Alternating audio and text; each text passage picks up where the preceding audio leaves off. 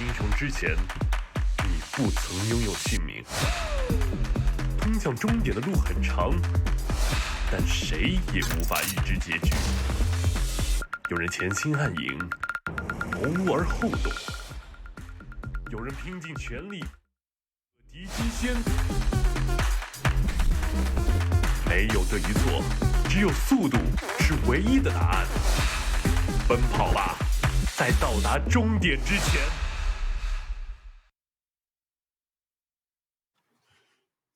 Welcome, one and all, back here to Division 1. Oh, Division 2, excuse me. We're still going to Division 1 later. But we are here for some 2 or 3 Dota here in the 3rd season of the Chinese DPC. And of course, we're going to be having YBB taking on the side here of LBZS. A very interesting matchup for several reasons, but we're going to talk about it in just a second. My name's Sneh. I'm joined here by R Cryptic and Nef Sensei. A very American cast today, so y'all outnumber me. Nef, how you doing today, good sir? Excellent. Did you know I'm actually from Canada, Snare? It's all America to me. It's North America. It's all the same, you know. Yeah. He's fair North enough. American. He's North American. If you would prefer, Nef, one of my academic friends sort of refers to Canada as an oil company with very good PR. So we could call it that if it'll make you feel better. Fair enough. Your friend wouldn't be that wrong. Well, that's Alberta anyways, but I don't want to get into Canadian geography or politics for that matter. We're here to talk about Dota, specifically Dota in the Chinese region, LBZS and YBB today. I am excited for both these teams. Unfortunately, they don't have the best record, do they? No, they do not. But we're going to get into it in a second. R Cryptic, how are you doing, sir? And also, yet again, why are you styling on us with this drip, man? The drip check every day with you is spectacular. How are you doing, and where on earth did you get that shirt? I'm doing great. I'm very excited. We got a long day of Dota ahead. Probably hopefully a full 6 games today, so we'll see. But yeah, I don't know. The drip never ends here, man. I just have an endless supply of sweet shirts, and I don't know. I see them and I buy them. That's like pretty much my rule.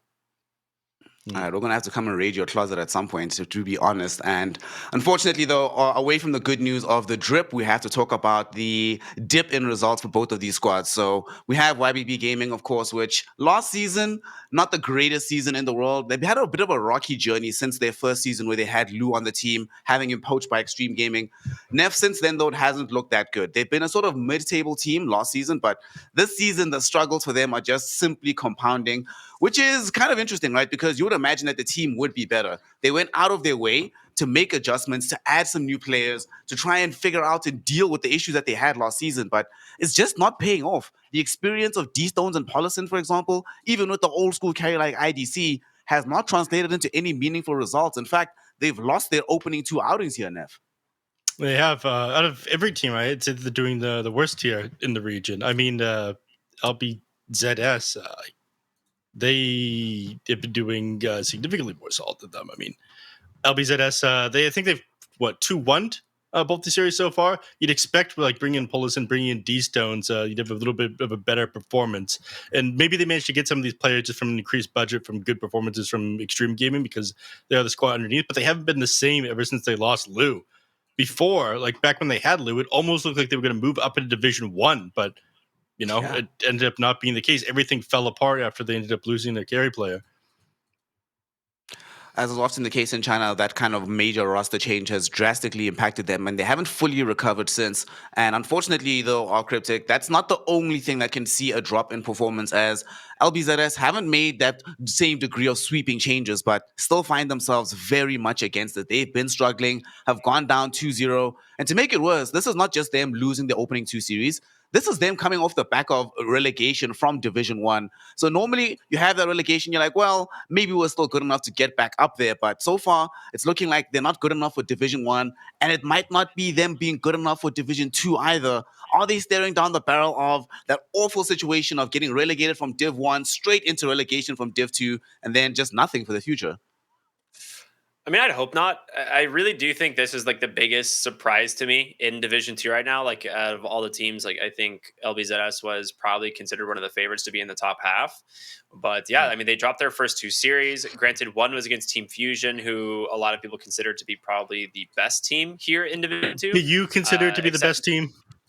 except maybe IG. I think those are the two like real standout teams that people look at. But then they also lose the series to CDEC 2-1, and that one was surprising. I mean, I was casting that series, and CDEC definitely just played better. I mean, it was a little bit of an outdraft in a couple of the series or in a couple of the games, but CDEC all around had a cleaner game. It was that being said, like it wasn't clean from CDEC either. Like it was a real back and forth when it probably shouldn't have been. But yeah, LBZS dropped it, and now they're down 0-2 to start out their season, which is, I think that like I said, probably the biggest surprise to me. I did not expect to see them at this point. I've got good news for you, though, Ricky, and you, Snare, for that matter. At the end of this series here, neither of these one of these two teams will not be 0-2. One of them has to win a game. That's a good point. No other option. You have to win. Like after this, we are going to be having one of these squads, whether it be LBZS that we're seeing on the screen just now, or the side of YBB, finally finding a way to put themselves into a winning position. And I'm actually glad that the insert that we just saw of YBB ended with IG. Ricky, he replaced the longtime offlaner for LBZS, Molasses, who didn't always have the best performances, but was one of the staple points of the LBZS team along with CatU. Now that he is gone, what do you make of IG? Do you think, like, it feels like the team balance is off right now, LBZS? Like, they don't have that full cohesion that, for better or worse, even if they weren't winning games, it was at least present at times. Now what? What's the plan now with this new player, IG? How do you rate him as an offlane player?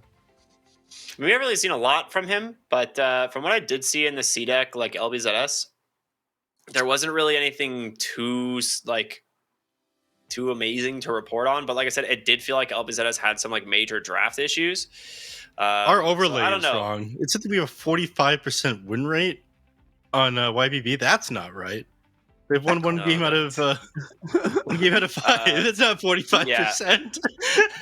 I don't know, Matt. Maybe it's just NA maths right there, boys. Yeah. Double check your math, Neff. You might be wrong. This one's correct. Yeah. I don't know. LB, like I haven't seen enough out of them yet to like really say whether or not I think he is like the reason they're having any issues. To me, it was more of like an overall team issue, whereas the drafts didn't seem super convincing, and then on top of it, their team fights seemed a little bit scattered, or just not cohesive in some way. And I think if they can overcome that, LBZS is still a very strong team. Like these guys have experience playing against a lot of the strong teams from Division 1, but they still are plagued by their ability to actually close out games. That's why they have one of the longest game durations on average, if not the longest game duration on average. This is like right up there with the longest game duration overall, like even from last season coming into this one, because it's still mostly on the same patch. So they really do struggle in that department. Unfortunately, though, Neff, we're looking at these stats from YBB. Still long games, still not that fast in terms of how they move out of the laning phase. I mean, we do have at least some good rune pickups here, especially from the mid lane with some changes in the team. But overall, it feels like YBB, even with all the changes they've made into the roster, hasn't made a meaningful change in how the team approaches Dota, nor has it been a meaningful improvement in how the team actually plays the game itself, Neff. No, I don't see any improvements, and maybe that's just the fact that they're trying to, what's the word I'm looking for here, mesh a little bit better with their new teammates and adapt to like a different style. Maybe 7.31 just doesn't suit them that well. When I saw these guys previously, like 928 especially, this guy was super sick on heroes like Weaver, Nyx Assassin, but he's been playing a lot less of them lately. And maybe that comes from the influence of playing with this new roster. Maybe when they have experienced players on their team like D-Stones, he doesn't feel as comfortable picking things that he wants. It could be any number of things. I'd have to see more of their games in order to get a better grasp of them here, but you are exactly right. They don't feel comfortable when I watch them. Unfortunately, we have seen so many times how much comfort has an impact in this game. One of the things, though, gentlemen, that I want to talk about these two teams, given that there are teams that are sort of on the fritz, right, and that are still really redeveloping their identity, it's going to really come down to a lot of support, a lot of comfort picks, let's put it that way, in terms of the draft to make sure everybody has the best shot of playing the game. You just mentioned now some of this Weaver that we sometimes see from 928. Another thing this team often has in the back pocket, we saw it the other day, the D-Stones Invoker. Unfortunately, though, for D-Stones, a lot of the hero picks that he has in the meta and in the pool aren't necessarily the best heroes in the current meta and in the current patch right now. Is there a way around this, Cryptic, to try and figure out ways to still pick comfortable heroes even if they're off meta, or do you just have to bite the bullet and grind out these pubs until you're comfortable on the meta heroes? Yeah, I think if you aren't practicing the heroes that are strong right now, you're pretty much destined to fail. I don't think you can get away by just having like a couple set of comfort picks that like aren't really strong in the current game. If you do that, I think you're setting yourself up for a mediocre season. So my guess is they're definitely practicing, what is strong, what they've been seeing played throughout the different DPC regions. That being said, China is like the last region to innovate in terms of hero picks. Like they're always going to be the ones that play what they know is good and what they are good at. And once they see it elsewhere, they then perfect it here. So it's one of those things where unless it has like made it too far into the DPC, they probably won't be grabbing a lot of like out of the blue hero picks, stuff like that.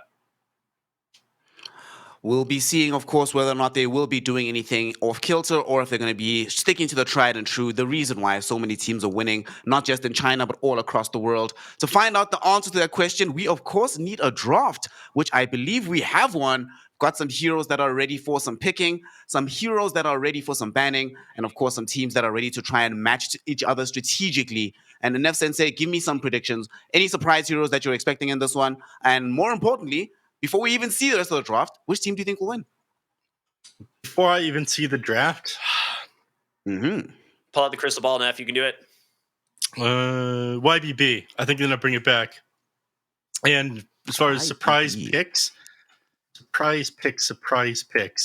was something that like isn't normally picked up that I think that we'll see this game? Let's go for a Slardar. I think you're correct. Slaughter. All right. I could see that. Our Cryptic, you got anything for us? Surprise picks, and what do you think is going to be the winning team here?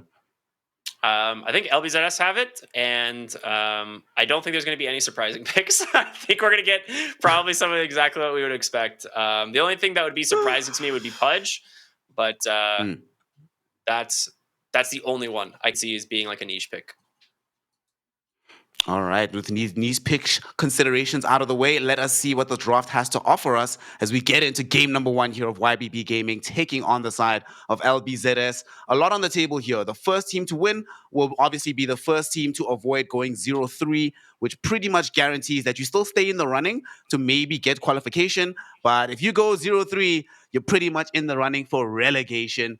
And of course, no surprises here in Division 2. Not only do we get this Dawnbreaker, but looks like we're back to the Division 2 meta of last season, boys. Early pick Medusas. Let's go. 45-minute games. I'm so ready. Hey, man. I don't want to say that. Arguably the best carry. Even still? You think Medusa hasn't fallen off at all? Yeah. No, not even a little bit. I mean, this hero is literally first picked banned in NA in pretty much every single competitive game. And it's not that surprising. We've seen it a ton in China as well. The only regions I think that undervalue it right now are probably Western Europe. But to be honest, yeah, Medusa is arguably the best carry in the game. There's just no one that comes close to this. Dawnbreaker is super broken, so it works great together. Yeah, I was actually about to bring that up, is that we've been seeing a lot more of these very high sustain strats that have been coming out. One of the more famous ones that we've seen in China so far has been this DP Treant. Dawnbreaker has been involved in many of these games. And, well, this is, we were talking about this when we saw this emerge the other day from Aster Aries, whether or not this is going to become a more staple part of the meta. And I believe your exact words, Cryptic, was there's no way the other teams are not watching this game and going to try and crib this exact same strategy. Looks like your prediction came true, my friend, because we do have this Pudge third pick, presumably going to be occupying the off lane here, right? It doesn't have to. It definitely doesn't have to. Like the way you pick Pudge is you pick it into teams that don't have like very high physical burst damage. And like Medusa is not that. Like it's actually something that Pudge kind of excels in. Like she does have a lot of damage, but it comes out a little bit slower and it's like more team based. And as long as you can build tanky, he gets Vanguard. He's a natural Crimson Guard builder as well. It's actually really good at reducing the Medusa's damage in the fights. So it could be off lane. And there's been like the couple like one position Pudge picks. I think those are substantially worse though. So likely to be off lane, but not guaranteed. Neff, what do you want to see to keep this Medusa alive and fighting? Obviously, she does have the backup of the Stormbreaker to assist her during these engagements, but we want somebody to start some of these fights for us. And, oh, well, there's some damage magically with this Leshrac, but generally speaking, when we see Leshrac, it has some kind of battery behind it. We don't have really a battery here, and Dawnbreaker needs to be reserved for this Leshrac. So what do you make of this Lesh pick into the Lion? Tons of magic damage to be sure, but does this really help them on the side of LBZS to advance the game of this Medusa? I mean, the heroes other than the Medusa all play very fast on the side of LBZS right now. That's what I think. When I look at this, like, yes, they're going to be decent at making space for it, but you're exactly right about not having that battery. And I'm not sure battery is the right word. You want something that can keep the Leshrac alive when it goes into team fights. So a lot of time you see it paired up with things like an Abaddon or an Io in order for it to be able to survive or get out of fights if enemy teams try to focus them down. They don't have that, and that's not exactly what Dawnbreaker provides. You do have your ultimate available, but I think it's such a huge cooldown, it's not really that easy for Leshrac to play around that one. And, it falls back to that magic damage thing that Ricky was talking about. Just casting another game where, Pudge is more than happy to build first item Hood of Defiance. He's got Flesh Heap as well. He actually plays very well into all this magic damage coming up from LBZS right now, and you don't burst down a hero like Tiny with magic damage either. It just has way too big of an HP pool. So I think that you're lacking physical damage coming up from LBZS right now. You're actually in a decent place with your draft here on YBB. On the bright side, though, I guess that if you are LBZS, you at least have this Lion, so you have some degree of catch against the puck. It is a very unfortunate, though, that that's the only real catch you have against the puck. Without that, she's pretty much free to skirt all across the map and have very good ins and outs to these fights, which could prove to be problematic. Our Cryptic, we've seen many times that these Dusa drafts have difficulty playing these games where the opponent just never sits still. There's always dragging you in and out of the fight, repositioning heroes, preventing them from actually sticking into one position. Hell, we're probably going to see more than once this game. She's going to get dream coiled, hooked out of it, and then just immediately get popped from that. What do you do here as LBZS for your last pick? And for YBB Gaming, Neff just mentioned it that they are looking favored in the draft, and unfortunately, it's looking even better now. They get themselves a Keeper of the Light, although this is going to be a support instead of the core Coddle. Or do you think they're going to do something very strange here and running this Coddle mid, off-lane puck or something? Or is it just going to be a bit more cookie cutter from them? It should just be 5-position Coddle. You could run like the 5 Tiny. We've seen it occasionally, and then Coddle Pudge off lane. With support Tiny nowadays, we're seeing a lot of people just go tree grab level 1, and you just run a hero and just click them 5 times for like 125 damage, which is pretty good. It's pretty good, it turns out.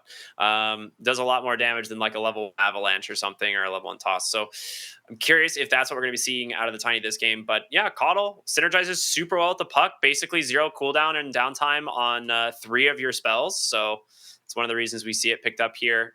Also helps out the Pudge quite a bit is he does like to build a mana item, but if you have a Coddle on your team, you just no longer have to. So you can play a little bit greedier with your item builds. And I think, overall benefits YBB pretty heavily. I think right now, like, why LBZS have like no actual way of dealing with this Pudge, which is not a hero you can let go unchecked in a draft. It's one of the reasons. Who did we teach?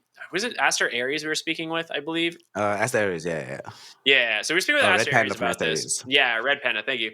And he was talking like, Pudge is just one of those heroes where, like, if you just don't counter it, he can just win the game by himself. So we're going to see if LBZ has come up with something here, and it's got to come from maybe you run an offlane Dawnbreaker and a new support type thing, but I don't know. It seems really difficult. Mm-hmm. Who's your new support here, though, Ricky? You think you go back for something like an Abaddon or an Oracle? I think you already have like good save on the Dawnbreaker. Abaddon actually wouldn't be bad here. Abaddon would be very good. So yeah, I'd actually be very happy with an Abaddon pick and then offlane Dawnbreaker, because Dawnbreaker right now does a ton of physical damage and can actually deal with the Pudge. And not to mention, her ult is fantastic at dealing with Dismember. So, and keeping the Medusa alive. I'd actually really like to see that. Offlane Dawnbreaker into Abaddon, I think, would be really sick. That sounds pug. Back up for the Leshrac, ways to be able to get some of these dispels off, and just a strong hero that can get in front of the Medusa in the laning phase. Seems legit to me. We'll see if LBZS pursue that particular direction, but overall, they definitely need some more sustain here. They get the Phoenix. I mean, Sunray is some sustain. They don't really have an egg hitter on the side of YBB. Everyone has some very pitiful attack speed overall. And it's not the worst thing given that they did need some team fight. But they have no real ways here, Neff, of keeping some of these heroes positioned around the Supernova. And not only that, IBB has ways to run away from it. You can drop the Quail on LBZS, sort of get out with the rest of the squad after you drop ults from Keeper of the Lights. I don't know. How do you feel about this Phoenix, fam? Do you like the Firebird here at the very end? I do. The Medusa Phoenix is a classic, man. This is a tale as old as time. If the enemies hit the egg, even Medusa sitting underneath it, stone gazed, everyone gets stuck in place. They get stunned by the egg after the stone gaze ends. It's decent. And it provides a little bit of healing. This is a solution that some people used when big healing heroes getting banned out, like when you see Oracle banned, or what's the other one? I don't know. When Oracle and Omni were getting banned quite a bit, people would just run Phoenix and then rush Holy Locket and then drop Sunray on people. Damn, that's a good. There's your backline jump. Holy Lockets. Ooh, there's the backline jump. Spectre at the end. Oh my god, this feels like a good Spectre game. This feels like a very good Spectre game. Oof. All right, who's going to take this one? Give me some good news. Make me believe against the Spectre right now. I mean, I don't think you have a way of dealing with Pudge still. And even though LBZS are really good at playing around the Phoenix, they've picked it in 5 of their 6 games so far. And 3 of their games that they won were with the Phoenix, I think.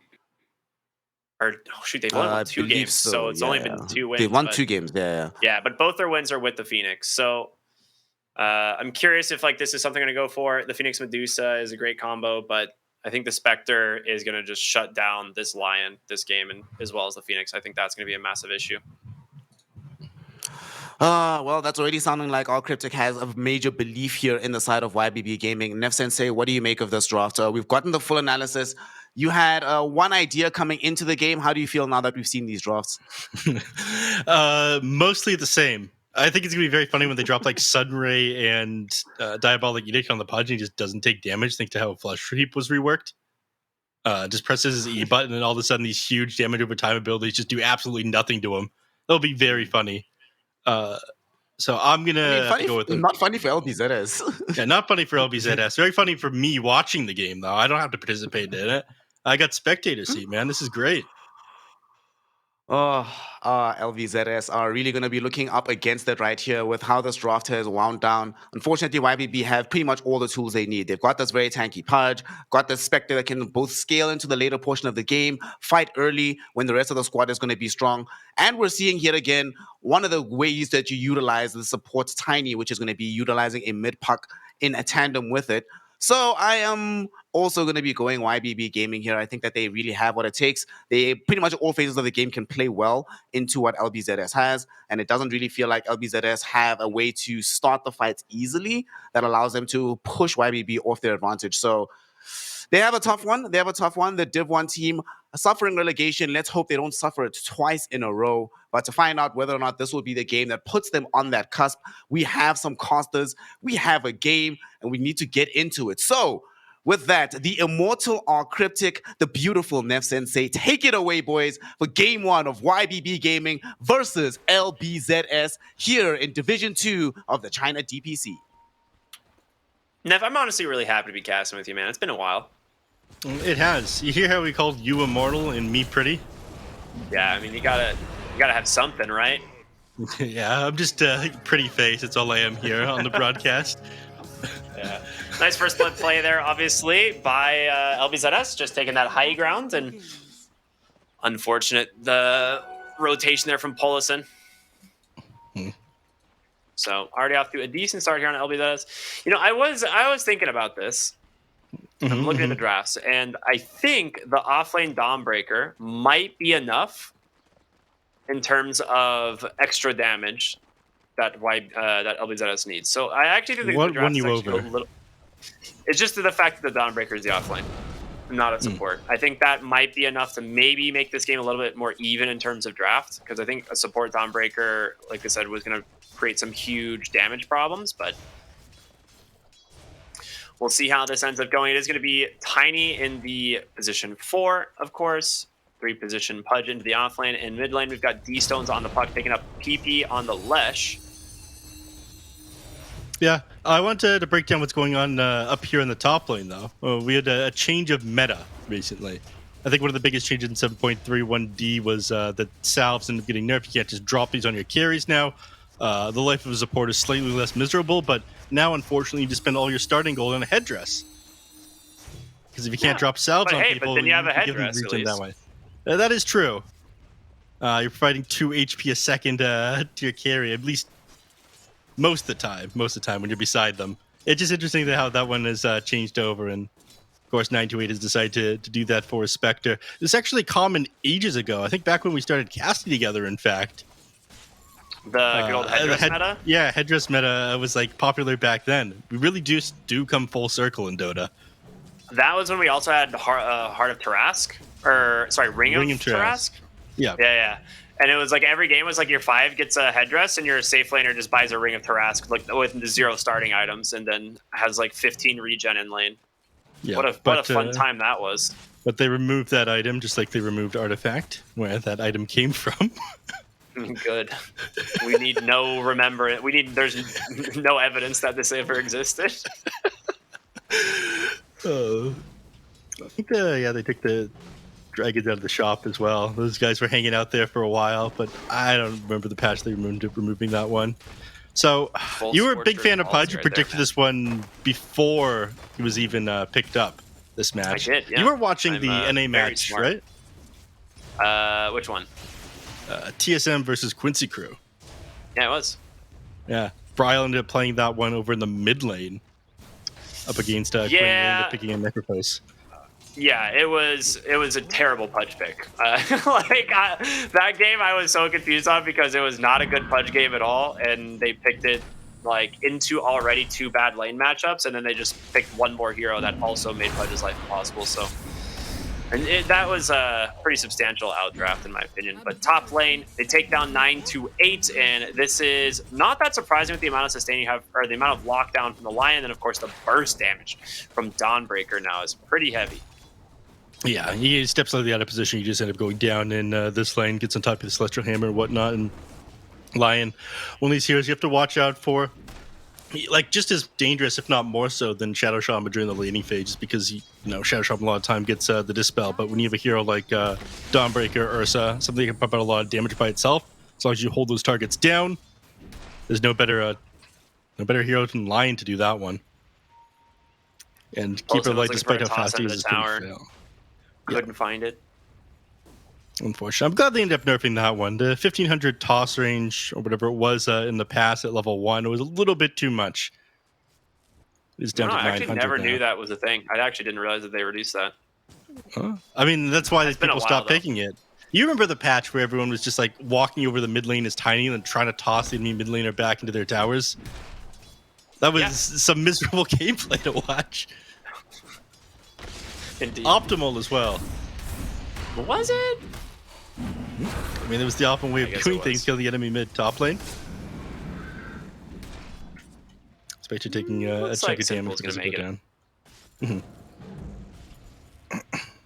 So, but overall, Ricky, I feel like there's not going to be a ton happening in this mid lane. I mean, anytime you see like a Puck in mid lane, he's pretty much just like Puck just farms, and you can see it right now on like the CS chart. Like Puck is currently at the top, and you're going to see PP just probably going to do the same. But whoever rotates out of this lane, like if you rotate out on the Puck, you just lose your tower to this Latrak eventually, and that's something you have to be very careful of. Yeah, he's got 2 points of Diabolic, so he's putting some into this one. So he's got the option of just like running down the enemy team tower if Puck ends up stepping away. So let's be a little bit careful about that one. We're at the 5-minute mark. He does have the Dream Coil available, so you think it's definitely not worth it for him to move elsewhere and try to find a kill? Because usually you put like a. Sorry, go ahead. So you could right now, but your only rotation would be to the top lane, I think, where you have like Coddle to follow up your coil with like a lot of Illuminate damage. But even then, it's not super easy because Dawnbreaker is pretty dang tanky. Like you don't kill the Dawnbreaker, but you might kill the Lion. Yeah. And I don't know if that's good enough or not. Yeah. Yeah, I mean, Spectre is here that's going to be able to provide too much damage when they do go for this gank. Keep it like decent, but not Spectre. We do see Polison wrapping behind the tower here. He doesn't have a Smoke of Deceit on him, so finding this kill onto Leshrac is going to be a little bit difficult. But if he makes a wrap around, they actually don't have any Observer wards down. So D-Stone potentially drops a Dream Coil. Polison tosses him out back to D-Stone's side of the river. They could find this Leshrac here. It's doable. Yeah, absolutely. Man, where's that wildcard fan bundle when you need it? That one is definitely my masterpiece. It's an online video game with real people. So you can't just pause it. It's all right. The teams will eventually start picking up more. Once there's the opportunity to be spammed a couple more pro games, it'll catch on more. You'll see. Yeah. I think that one's doing pretty well, though. I am surprised that these Chinese teams don't have any fan bundles in the game yet. Yeah, that was very shocking. I don't really know how that happens. Maybe they just. I mean, there was a couple teams that like submitted stuff that also just didn't get into the game either, and there was not necessarily rejected either. So, yeah, or at least that's like the rumors from some of the teams. Yeah, I mean, I take those things with a grain of salt based on some other things that I've heard that didn't end up being true from teams, but it's possible they just didn't have anybody to go over different languages for some of these ones. They would need like a dedicated Chinese speaker at Valve to probably review the Chinese bundles. So hopefully those get added to the game pretty soon. I'm really waiting for the Beast Coast one personally. Beast Coast always has good stuff. Yeah, their art is always amazing. Do you know who has like some of the best voice lines in Dota and they just like got denied somehow this time? Whomst? Dogchamp. Oh yeah, that was like very sad. They the voice lines that they like have had the last 2 seasons, they like resubmitted this season and they got declined. They said they were too toxic, which is like so weird because they've been in the game the last 2 seasons and they just like were like, oh yeah, no fan bundle this time for you. What can you do? Those things were popular as well. Every team used those. Dude, they were so good. The Awoo and the barking, like those were so good. Mm-hmm. Though I tried to release, I tried to add a monkey noises one, and that one got rejected for being too toxic. So, you know, to be honest, we're all better having that one not in the game after having heard it. It was pretty good, and I did it in a single take. Yeah, pretty good. He says, pretty good.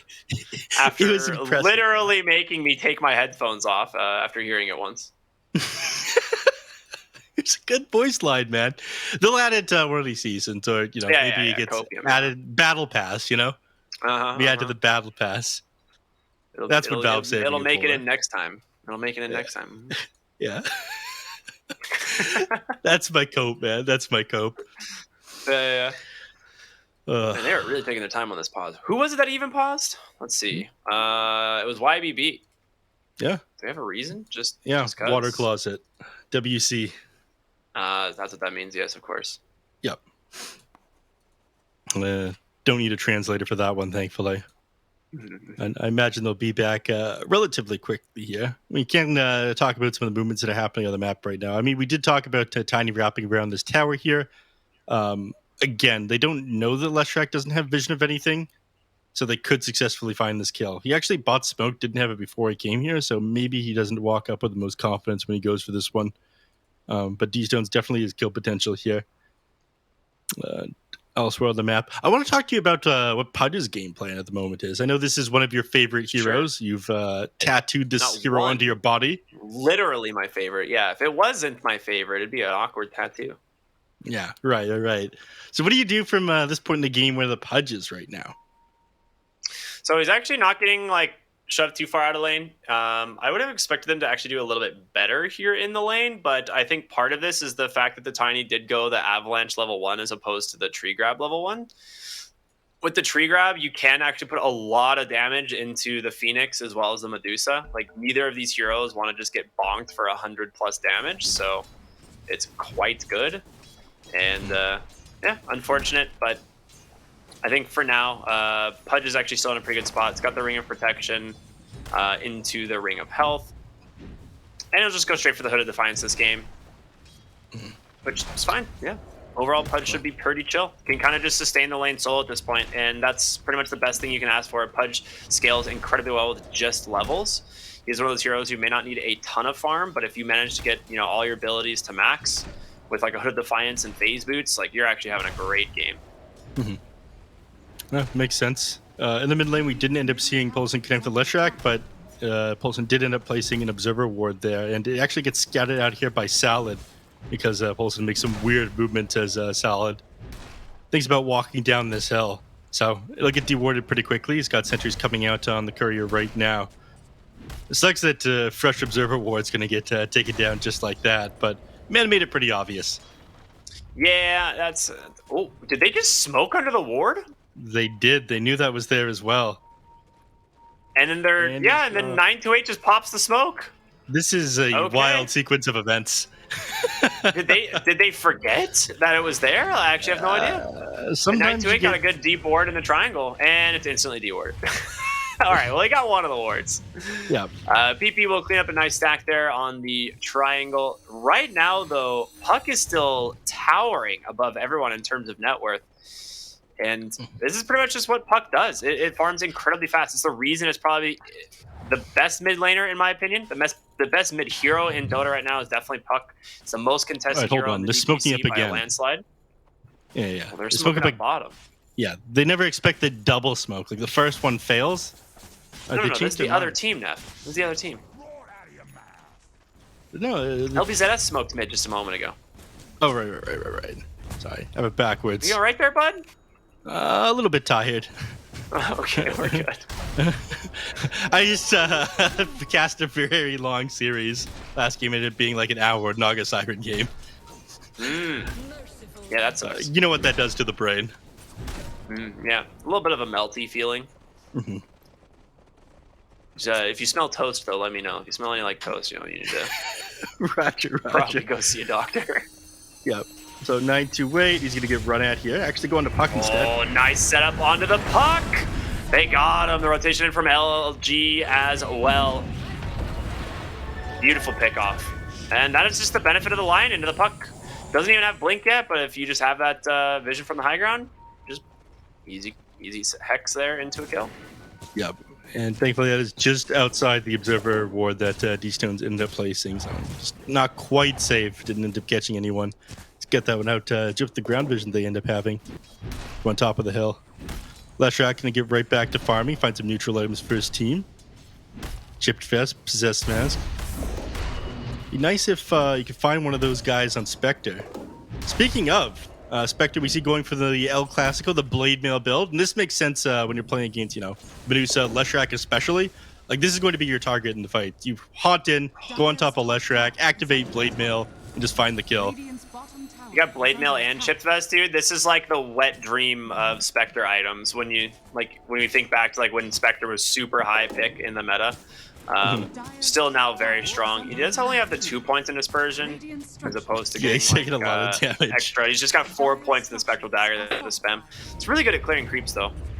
Yep, it is. And he'll just have his Blade Mail finished now. I mentioned the game. Needs a little bit of reach. In fact, he's just going to head back to base. He's probably going to try to haunt out onto something, see what he can find. Ideally, D-Stones. All right, never mind. I'm going to say D-Stones could just TP up to the top lane. They find a kill alongside with the haunt from Spectre. But the bottom lane looking kind of juicy here. Yeah, Pudge, 4 points in Rot is very scary now. The 2 points in Flesh Heap's enough to reduce a ton of the damage combined with the Hood of Defiance. So Polison's actually going to find the bird. Avalanche comes through, so no dive into the Dismember. And YBB are now on the board as they try to take their own tower bottom. I mean, we did see PP rotate top with the help of LG. They just made really quick work of the top tower. So YBB just trying to even out that game. Dude, Spectre is just so poor this game. He's poor now, but he got the Chip Vest and the Blade Mail, so he'll probably catch up reasonably quickly. It doesn't help that Leshrac made a trip through the jungle there and ended up clearing up one of the stacks that Spectre had, made by the Keeper of the Light, though. But he'll get back, and one of the benefits of having this Chip Vest and Blade Mail this early is you are capable of clearing out Ancient stacks. It'll take a lot of damage for it, but you're capable of it. You just buy yourself a salve. You'll be fine. And he's actually queued up the Radiance this game on the Spectre.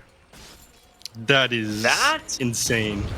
Yeah, this is not an item we've seen for a while. They will take down the Pudge bottom. Great rotation there from PP. He did not manage to get any spell off, so no reduction in the damage taken. And double kill for the Lesh. All right, LBZS looking very good so far. 1k net with advantage. Activates the Blade Mail just for the Lightning Storm from the Lesh rack. Only 2 points of that Lightning Storm as well. Imagine he's just going to walk away here. No way he ends up completing this Radiance. He's going to need to play faster than this game. I mean, that's half the point of going for the Blade Mail, right? I mean, It's usually just when you fast go play. Spectre into, like, this lineup, you're better off going for, like, Manta, Nullifier, and then, like, a Scotty Basher. Like, you want those types of items when you're playing into heroes like Leshrac, Medusa, so you can just stay on top of them, get in and out of the fight. But Yeah. guess I mean, how do you opting for survive? Radiance. I don't know. How do you survive, like, getting like, stunned up, controlled by the Lion, the Dawnbreaker, with the Leshrac on top of you? Like, you need either HP items, you need Manta Style to help you farm faster, to blow people up. I really don't think, Radiance for these drawn-out fights is going to be the play for Spectre this game.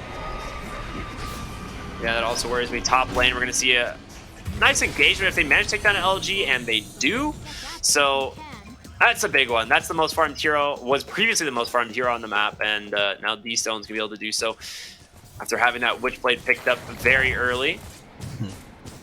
All right, so down the bottom lane, Leshrac was starting to approach the Pudge, then turned around. He's got 4 points to Diabolic Edict right now, which is pure damage, but that is completely blocked by the 4 points in Flesh Heap that the Pudge has. So he actually wouldn't be able to find a kill onto him and turns around. Yeah. That is very funny. Like, previously, like, Pudge, like, would have obviously taken a decent chunk of damage, but with the slight buff to Flesh Heap this patch, I mean, it's a lot. Oh, they're going to find the Spectre into the triangle here. He has the Haunt, but the stun into a hook from Pudge, and there's going to be the Haunt trying to make space, and loud noise is coming through from the Spectre as well. Drops the egg on top of him. Aiden trying to do what damage he can here on the Pudge. Doesn't care too much about the egg. It's going to be PP that cleans up Paulison on the backside, but Pudge is still alive and healthy. Hook in 2. Do have a coil in 1 as well. Does come out, hook off the mark, but they're just going to be able to chase onto the high ground here. And Aiden just runs right by him, does not care at all. Pudge just soaking up all the damage in the world as he's just got that Flesh Heap active. They do lose the puck, though, to LG, who just happened to grab him with a nice Starbreaker. Pudge, hook off the mark, is 928 there, was not giving him vision at the moment, and they got it back now. I mean, that fight actually went pretty good for LBZS. I thought it was going to be way better for YBB, but it ends up being a 2-for-2, an even trade across the board. And now you have a Pudge problem. Yeah, you have a Pudge problem. You lose support, you lose mids, but A unit is way too big. We saw in that last fight, he ends up just walking in the middle of all these heroes. I mean, the Diabolic Edict doing nothing to him. The Sunray, which, previously counters out tanky strength heroes like Pudge, ends up doing very little to him either. This Flesh Heap buff happens to be incredibly good for this game. Yeah, that's what I was saying. If like you don't pick a hero that like actually deals with the Pudge and can like reliably kill him, he's one of the heroes that can actually just solo carry a game. Yeah. So I'm curious how they're going to address him. In my opinion, right now, it's pretty much Dawnbreaker and Medusa are your only sources of damage to actually kill this Pudge. Once he has like Aghanim's BKB, it becomes very difficult. Yeah, but I mean, once you have those, then Pudge can start addressing you. I mean, at that point, he's going to be reasonably farmed. He's going for this Aghanim Scepter build. He's going to be huge. This farms, yeah. This thing is going to farm incredibly fast. Massive AoE damage as well. Yeah. Find Paulison. Not a huge kill. It's just on Paulison, but yeah, there's your Ags done now on the Pudge. 15 minutes. Phase Boost, Hooded Defiance, Aghanim Scepter. This is what happens when like Pudge was essentially left bottom solo because they couldn't apply pressure to kill him, right? Between the Phoenix and the Medusa. There's just no way to do so. And yeah, Pudge, like I said, just needs levels. Once you have the XP, you can farm incredibly quick. And this is going to just snowball even further for the Pudge here with the Aghanim Scepter. Yep. And there it is. Now it is done. I mean, this thing is doubly effective. It does actually provide the regen reduction, which of course reduces the healing from things like the Sudden Ray, Dawnbreaker's ultimate and the Dawnbreaker Eternal Shroud that Leshrac ended up getting is his first real item. Yep. It's no joke. 25% is very strong. Yep. And, we'll couple very nicely with the Spirit Vessel the Keeper of the Light is working on, as Keeper of the Light does almost every game he's picked up. They wait around for Pudge, but he walks away. He's going to come back. Salad shows himself. I mean, bad part is he has no great way of getting on top of Salad. Good part is, this AoE on the rod is pretty big. He does need to be... He can't, play entirely free, because if he just gets hexed into a stun, they do kill him, right? Your tankiness comes from the Flesh Heap active and the Hood of Defiance. So if you don't actually get Flesh Heap off, you can burst him. That is the biggest fear he has right now on the Pudge, which is why he's playing a little bit safer. And he's just kind of farming up towards his next item, which, like I said, probably going to be the BKB, the Blink, or even a Lincoln Sphere this game. All very good. Yep. Smoke up here from YBB. They're going to run into And LG, BKB but LG just got the completed by BKB. LG. Yeah, that's huge. Yeah. They saw it, they're like, all right, new target. Go somewhere else. We Guess can't we're kill going here home, anymore. boys. Back it up. Dyer's We'll run into Kagome. Or Polosin sees him, Ooh. but gets hit by a... He sees it, he sees him. Yeah, he pings that one out, realizes, all right. like, there's a I ward definitely here got the or nice split here. shot. Yeah. Oh, they It's miss in it. one of two places, so he'll get it. Yeah, there it hitting is. both spots. Yeah. Spud shot down the hill there was pretty funny. I don't think that happens at the Dragon Lance either. Just 17 minutes, tier 2 neutral start dropping now. Manta Style is completed. There's another shawl for the puck. Not a bad find. Do they pass it over to the Pudge, or do they keep that on puck? I mean, you give that to Pudge 1,000%. I mean, you're not Maybe the this game he's wants more armor, actually. Do they have any other tier 2 items? Not yet. They just hit to 17 minutes. Okay, he'll hold off on it. I think right now he actually... The only way he dies is to physical damage, so the negative armor off of Nether Shawl might actually be too much to deal with. Alright, nice grab in the mid tower. They finally managed to take that one down, but a smoke out here from LBZS. They do manage to get their hands on the Spectre. The chain stuns are there, but can they actually kill him? Nice push back there. Okay, this is getting absurd, Spectre. Kagome going to continue the chase here. Does have that Stone Gaze active, but he's just going to TP out in the wall, but PP finds him. All right, a 1-for-1 trade, but taking down the Spectre, a much bigger win here for the side of LBZS. The question is, can they get more? Avalanche to toss from Polosin. In comes the puck. They just burst down that Lion.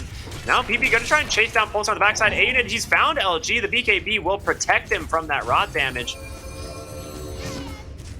Aiden still looking for more. D-Stone's no coil, so they cannot find the Lesh. Yeah. A little bit unfortunate they just popped that BKB, just, getting got on by Pudge by himself with a dismember, but this Aghadom's Rod is no joke in the early game. That burns through the majority of your HP. What was this? 220 damage per second that he would have taken there if he didn't end up popping that BKB. That did end up being your first charge. But all in all, I don't think that went horribly for LBZS, because the name of the game right now is, keeping this Spectre shut down, letting Medusa further accelerate. And it's exactly what you're doing at the moment. I mean, 3,000 net worth advantage right now on the Medusa compared to the Spectre. And still hasn't changed this item build. Has the Sacred Relic Talisman Evasion for that Radiance queued up. I mean, I'm not a huge fan of this, but... No, I mean, he is locked in on this for sure. He wants the Radiance into Aghanim Scepter, and I think the idea here is YBB plan on just taking it late, and they do definitely win the late game, by a landslide here. There's a lot of things that they're going to struggle with to deal as this game goes on. You do have a Medusa, but Medusa is not the end-all be-all this game, so... Nice dive there in the top lane. YBB, grab a kill, and D-Stones will just clear up the rest of the top wave so they can try and start pushing this tier 1 tower. Hiding pretty far back right now. Nobody on the enemy team, or none of the important targets showing themselves. LG showing himself now, and way pretty close to his tower, so he'll hop out. Now Leshrac is... yeah. They can see the whole top lane. They can. I mean, they're not, despite the fact that they can see the whole thing, there's not tons of information from this. It's just LG they see. It's enough. And LG out of spells, forced the BKB once again. Yeah. They're actually rotating in a lot here. They want these kills, but Tiny's already out, and D-Stone's it's Puck, man. You're not going to find them. They forced 3 extra heroes to the top lane, 2 TPs. Yeah, and I would say that YBB got what they wanted. I think they knew they weren't going to be able to kill that Dawnbreaker. They just saw there was Village safe to go on her, so you force it to pop that BKB. That's the first 2 charges of this thing, the 9 and the 8 second, essentially wasted here on the Dawnbreaker. And this thing is in 90-second cooldown now, so now you have a pretty big window of opportunity to look for a kill elsewhere on the map. Yeah, speaking of BKB, A-Unit has his, and like I was saying, this is a massive jump in like team fight potential for a Pudge. You just get that full duration dismember, other than I guess the Stone Gaze or the Egg, but also has a plate mail and the Blink Dagger queued up after that. So just wants to get a little bit more armor to be survivable against these Medusa Dawnbreaker like hits, but other than that, still looking pretty good. Top of the net worth by a pretty good margin, 1,500 gold above the Medusa. Yeah, Medusa will catch back up. I'm just not sure how well Pudge is going to scale into like the super late game. I know he does do reasonably well, but without extra flesh heap stacks, you don't even need him. You'd wish this farm was going to the Spectre, though. You would like the extra flesh heap stacks, but let me tell you, brother, but Pudge is in the top 3 of best heroes in the game at level 30. There's your Radiance. He's haunting him. Boy, what a setup there. The coil into the hook, gonna snap that one. LG comes down with the Egg and the Stone Gaze, but Spectre just gets popped for joining the fight. It is BKB about to expire, but he's still managed to keep himself alive. The silence there onto the Phoenix. He can't cancel the dive, and Polison able to toss away Kagome, but he is out of mana. You need to get Medusa out of here and quick, but I don't know if it's gonna happen. Pudge gets popped by the Finger of Death there from Salad, who also comes forward to try and save the Medusa and might regret that one, as it's gonna be a double kill for D-Stones on the Puck, doing work in this fight.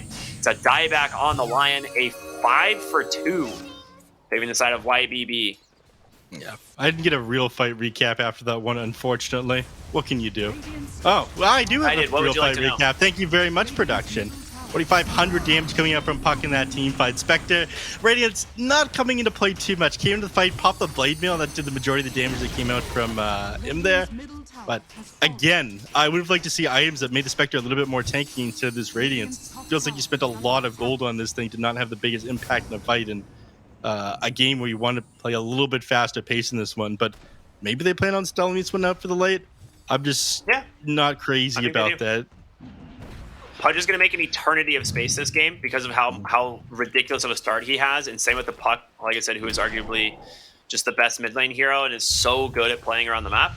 So all you have to do on Spectre is just farm, and she's not super far behind now with the Radiance, and should be able to recoup some of these losses pretty quick.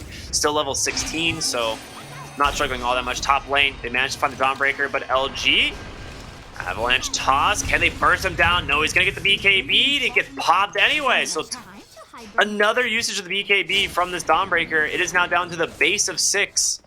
Yeah, 6 second, 90-second cooldown. Not great. This is the Basher queued up next, as interesting, but not off to the best start now on the Dawnbreaker. Is just like pop that despite a reasonably quick BKB and hasn't managed to find the most uses out of it. They've done a great job at playing around this thing, so perhaps that's why they end up letting it through, because a lot of time we just see Dawnbreaker as banned out and teams don't know how to deal with it. But YBB, they seem to have learned to adapt now with a 7k net worth lead, and I do believe that Spectre is getting closer, closing that net worth gap between her and the Medusa. It was 3,000 last time I looked. We're down to 2k now. Yep, and it's going to continue to do that bottom lane. They managed to get on top of BP. He gets the BKB off. A-Unit has his own if he needs it. He will go ahead and respond. So some PP for us, some spells for us, but overall, they're looking for more. Polison sees himself get dewarded here. I'm sure he's just going to go ahead and do the exact same thing. Yeah. 928 as well as Polison. We'll clean that up, the Observer and Sentry. So back to farming they go. The D-Stones is so farmed on this Puck, man. He's got his bots, Kaya, Witchblade, Blink. He's on his way to his Lincoln Sphere, which is absolutely essential to this game. It's such a good Lincoln's game. I mean, I feel like this is the kind of game you want to BKB on puck, but Lincoln's coming out first just so you don't get instantly disabled. Right? Yeah. Lincoln's first for sure, but I'm thinking that you probably want to BKB as well. They see Kagome. Avalanche. Ooh, all right. You missed the hook, but you got the toss anyway. He does get the Stone Gaze. Plus the ult in from LG. A lot of damage. The Spectre shows up to the fight. Is she able to survive is the question. No. Salad blinks forward, gets him with the finger of death, and Pudge will die here. Just in a couple of auto attacks. It's going to go to the way of LG. So far, a 2-for-1. D-Stones has to get out as well. A great response there from the side of LBZS. Yeah, if you don't get that instant disable off, then it is way too easy for the boost. That was such a sick initiation there from the Dawnbringer, but the Stone Gaze disable into getting the 2-man Solar Guardian was just too much to deal with. I think as soon as like you don't manage to get that December off in time, you walk away there. Yeah, absolutely. They end up this losing. Is again like Spectre showing up to a fight when I just don't think he needs to, right? Like Spectre is super close to an Ags, and now has died like 3 times this game. I mean, 2 times recently in both of the like last 2 fights. Does a lot of damage on the Spectre just because of Dispersion and Blade Mail and Radiance, but I don't know if the fight really goes any different if he's there or not. Yeah. I think he figures like the way back in the game, the way catching up to Medusa comes from participating in kills, but easier with Shadow Step than it would be committing these haunts for this one. But that is going to be his next item, Aghanim Scepter. Well, enabling him that Shadow Step, but still 2,500 gold off of that one. Well, we're talking a lot about YBB and their win conditions and whatnot, less so looking at things from LBZS's perspective. Silver Edge being worked on right now from the Medusa being absolutely necessary up against the Spectre. Yeah, it's very good against Spectre. Yep, and I break the Dispersion to burst her down. I got to touch on it, but just before they initiated Medusa in that fight, like seconds before that team fight started, she completed the Eye of Scotty. Oh, yeah, that's so huge. Yeah, so I mean that was an unfortunate timing. They probably like saw her earlier, like okay, this is an easy kill, and she's something way more tanky, and she was out of mana at the end of that fight there. Chrysalis now done. Man, Pudge got Cloak of Flames. That's just like the best feeling ever. Bottom lane, LG has the BKB, but going to be found here by the Spectre. He's going to try and TP out, or rather ult across the map. Didn't have TP available, so forced to use that Solar Guardian, which is going to hurt. I mean, that's been a big part of LBZS's team fight. We could see YBB try and take advantage of their beelining towards the mid lane. They want to smoke and fight. Yeah, the Spectre haunt this time, so I like this decision a lot. Who's their target now, Neff? Target probably the Leshrac first. Actually, Lion is always first, man. Always Lion first. Then maybe Leshrac, then Medusa. But it's exactly like you say. This is the best opportunity for them to take a team fight. They saw them commit the Dawnbreaker ultimate to get out and the BKB there. These are massive tools for the side of LBZS. They're about to get a super sick initiation as well. A counter smoke. If they just kept going forward here, they would have ended up catching them on the low ground. They might find them anyway. Ping that one out. They did end up seeing the puck orb across, or his orb there. He'd wrap around the high ground. They don't quite meet with each other. Just didn't have the confidence to keep going there on YBB. Coddle Courier actually just scouted a ward to get placed, so they know exactly where they are. Yep. It's actually pretty funny. So both teams having an idea of what's going on, but no fight happening, no fight breaking out. Spectre does hit that level 20, so the extra 350 health is going to go a long way on this hero. Yep. So he is now 50 gold from that Aghanim Scepter. Mid lane, though, Kagome just starting to beat down this tier 2 tower. There's going to be the close snap. The blink, the hook does connect. They pulled him in. They've got to be able to save him here, and it's going to be on the back of the Dawnbreaker ulting in. Phoenix able to get the egg off, and unfortunate for Aunid, he's taking a ton of damage. Does get the BKB, but re-stunned up, and there it is. He's going to fall. Kagome out of mana, though. Can he get out of the fight? Spectre, the haunt was spent. But his BKB, yeah, but his BKB got off a little bit late. He'd been hit with the majority of the stuns and whatnot by the time they activated, or by the time he popped that one. Yeah, he didn't do it before the dismember, right? That was the issue. Yeah, got cut quite a bit short from the Lion there. Mm-hmm. But I don't think the Medusa goes down there regardless. I mean, she was getting topped up decently. But at this point now, we have a Medusa problem. She does a reasonable amount of right-click damage. She's too tanky for them to instantly blow up. They don't have any hero that's amazing at bursting people.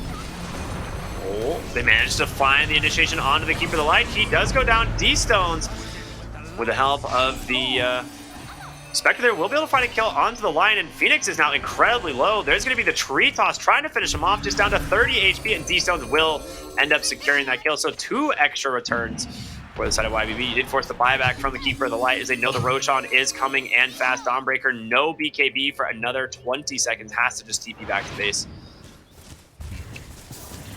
We'll be able to come back in another couple seconds, so if they choose to take a team fight. Olsen's setting up like he wants to go into the Roche pit, but he absolutely does not. The only thing that would enable him to do that is Manta style being complete on Spectre, just be able to the Roshan with the Desolate, as it does apply full pure damage, but I think they take it too slow without. Without the Manta. The Manta is your Roche taking potential on Spectre, right? 3 instances of that Desolate per attack, but mid lane they are smoked up. Olsen does get vision. Oh, Salad instead is going to try and start the fight himself here on the line. The hook does come to save him. D-Stones, he's got his eyes on the backside of the fight here. He's able to get on top of Salad, and in comes the Spectre to try and finish him off. The Glimmer Capes will actually keep him alive. The Radiance Burn does finish him off, so they do get themselves 1 kill.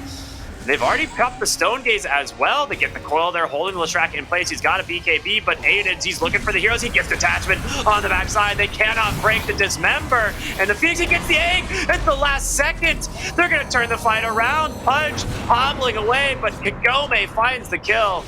A 1-for-1 trade once again, but now Kagome on the run. All the spells expended here from the side of LBZS. Pulse with a nice toss through, but a nice pick off once again. Kagome trying to stand his ground here, 1v3, LG doing his best to assist him, but is it going to be enough? D-Stone's doing so much work here on this puck, the fight that never ends. LG finally going to go down as D-Stone's just toying with his food at this point, and Sinful will come in to finish off the Medusa. YBB finally get themselves a very convincing fight. Yeah. I want to see that fight recap, man. That was a super sick play. The Spectre managed to weave in and out of that team fight. It is unfortunate they didn't quite manage to blow up that Phoenix before he popped the Supernova, but regardless of that, the fight ended up still going super hard their way. Spectre finally being able to survive long enough to be able to pump out damage and finally matching what D-Stones is providing. Yeah, finding the quickening charm on the puck, I mean, that's just such a feels-good ability. Like, having that extra cooldown reduction. He's got the Arcane Rune bottled up as well, and now we're going to see an Aegis go the way of YBB. I'm assuming it goes to the Spectre, based on what we can see in this game. Yeah. So Sinful's going to have that one, and of course, Shadow Step, almost always off cooldown because of the Keeper of the Light, which works out real well. Yeah. Another thing to highlight in that last fight, I mean, the illusion off of the Lion, just so we could disengage, not have to commit too far forward. The fact that they got the Lion at the very beginning, tries to drop the one on the Lion, doesn't end up hopping over to him. You hit it with a Hex pretty quickly. But this is the optimal target. You can start on him in these team fights. Barely misses the coil there. D-Stones was trying to pick off the Lion himself, but quick reactions from Salad there, actually gets off with the blink. Nice dodge. He's got Aghanim Shard queued up next, so maybe he's a little bit worried about the amount of magic damage coming out here from the puck. It's just really good against Spectre, too. You can triple life drain the illusions, instantly pop them. Yeah. Plus, keeps yourself alive a little bit, you know? Tanky in the fights. Wonder distance. He's under a ward there, but we don't really have any follow-up damage, so. Also with now a recently completed Lotus Orb. D-Stone's making his way over. He's got a haste rune to play with, but they do lose their ward on the high ground there. It looks... LG does a ton of damage. You say they want to back off. Look, PB's going for an Arcane Blink right now. Do you think this item's still good? On which hero? Leshrac. It's the mana cost reduction, debuff amplification, and cast point reduction. So you can get all your spells off pretty quickly, but this feels like such a luxury item that is definitely a waste when you're still carrying a Null Talisman around. Yeah, I feel like Bloodstone is just like one of the best items in the game for Leshrac. But either way, opting for the Arcane Blink, so see how that ends up paying off. Yeah, I'm not really sure what it's entirely for. There's no way he Lesh completes doesn't that really- item. I mean, Lesh doesn't really apply a lot of debuffs, right? It might increase the stun duration of Split Earth slightly, but that's about It all lets I you get can your see. Split Earth off faster and stuns for longer. It still applies the cast point reduction. So it's I possible guess they if just you want had to the get shard, it's actually pretty good. It's pretty good if you have shard, I think, because then you just get that Split Earth like instantly, and it's going to stun them longer and allow them to potentially just chain stun the second one. Yeah. The only issue is he doesn't have the shard done. Yeah. Oh, Avalanche in from Polison. They take down the Phoenix right away, but they also find Salad as well. The Haunt comes through. Nice spike for the moment, but burned down by the Pudge. They're looking for more. Spectre's got his eyes set on the Lesh. The D-Stone's Puck here in pursuit. The question is, do they have the damage to actually finish him off? And it looks like the BKB is going to come out from DP. He's going to try and TP home to dismember from A unit to cancel it. He actually saves the Spectre by tossing him out at the last second. Well done by Polosin. Yeah, only just hit level 20 as well. Yeah, For that he talent. can rejoin that fight in any moment. Oh, Oh, God. that's sick. Yeah. He's just gonna like head back home, shadow step back in after this one. Is Looking for town LG post bottom. girl. Yeah. Oh, he's got a Hex here on 928. Does he get the vision? He does not. Okay. Instant TP out. Yeah, it comes out a little bit too slow. How this guy get afford a Hex, man? Dude, I don't know, man. It's Keeper coddled, of the Light, dude. It's just Keeper what of the the hero Light does. is wild, man. Keeper of the Light is wild. Forced, like Trink Boots, Force Staff, Sight of Vice. What a build. What a hero. Speaking of wild, we got the Shiva's Guard finished up on Ayuden now, so he has a lot of bonus armor, but also another form of healing reduction in the form of the aura from the Yeah, Shivas. maybe that's why he didn't end up going Oh, Bloodstone. they found Salad. Nice initiation there from Polison as he's able to get himself a really nice pick-off. Inspector just trying to provide some vision for the moment on where Kagome is. D-Stones goes in, forces the BKB from LG even. Not what you'd like to see there. Kagome is going to be forced to pop the Stone Gaze. There's just too much. He was going to get hooked. That's what it was. He was about to get hooked by Pudge. I think he had no choice. Now they don't have her high ground though. They have nothing for the high ground. Phoenix gets caught. Avalanche toss. The silence is enough to prevent the egg. They've lost the Phoenix without a buyback even.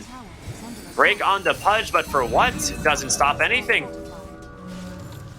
They can't do anything about this one. I mean, they take buildings incredibly slowly. The Tiny can kind of do some damage to them, despite the fact that he lacks attack speed, but they've absolutely no way of stopping them. There's no way for them to take a fight in this. They wasted their Dawnbreaker ult. She popped her BKB. They use Stone Gaze. They have no real tools. It doesn't even matter that you lost the Aegis. They don't have to get back, and they know it now. Kills them. Yeah. They're going to go in. They haunt to force him back. Zoning with the Spectre. Yeah. There's the Avalanche, the toss. They found the Medusa, and her mana pool is just instantly gone. Pudge with the BKB, Dismember, holding that Medusa in place. The Dawnbreaker doing what they can do. It says PP comes in, big split Earth onto 2 with his BKB, trying to chase down the Spectre, but the toss out from Polison. He's going to be fine. The Pudge with the Lotus Orb, able to keep himself nice and healthy. The hook off the mark, but the damage is done. 3 buybacks forced, and you lose nothing on the side of YBB. I don't think they realize, but break does not work on Flesh Heat. You can't break it. It's not a breakable ability. Yeah, it's because it's you activate it, right? Yeah, it used to be breakable actually, and then it was patched.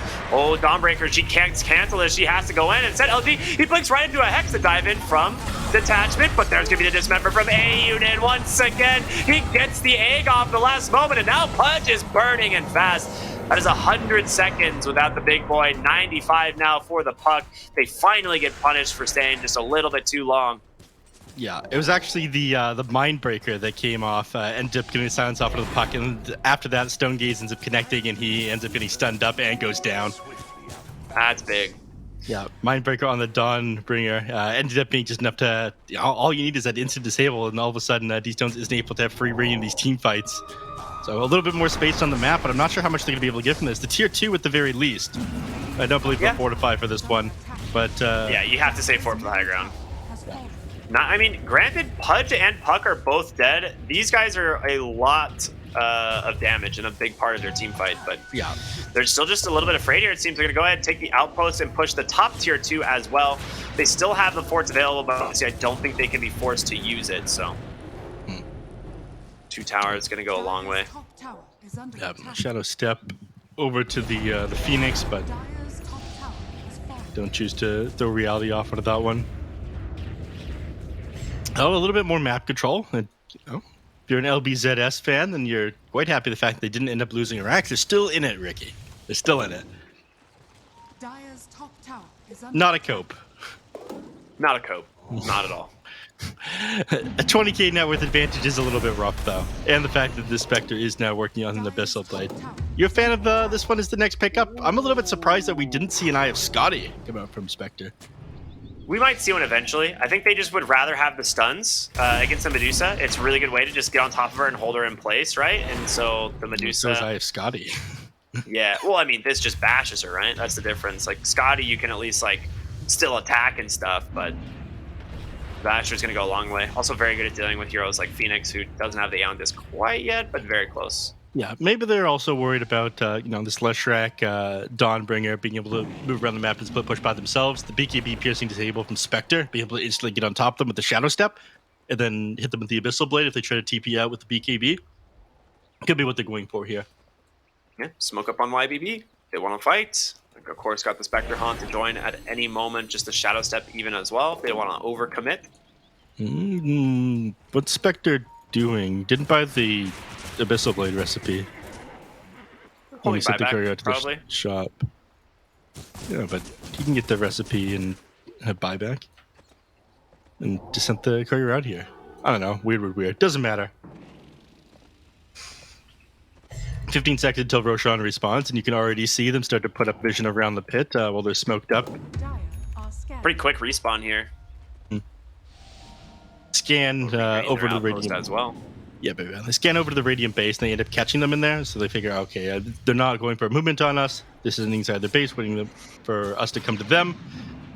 But immediately after that, they walk out. Now they do see them. Medusa farming over the triangle, Dawnbreaker in the mid lane. They're going to catch them out here. Phoenix, he's going to die for this. Avalanche toss into the silence, or just even the Hex alone is good enough. But Tiny, he's been caught the hook out from Aunino, will be able to save him. They pop the Stone Gaze, and this is a big commitment. Dude, Salad instantly popped all of the Spectre Illusion, but he comes in now with that Shadow Step, but Pug's come too far. He's going to be forced to use his Aeon Disc.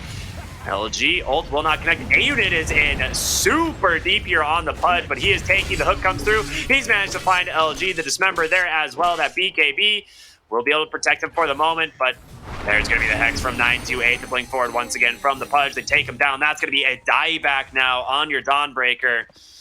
With Roche up, you either go there or you just trying to end the game. ABB looking like they're going for the base.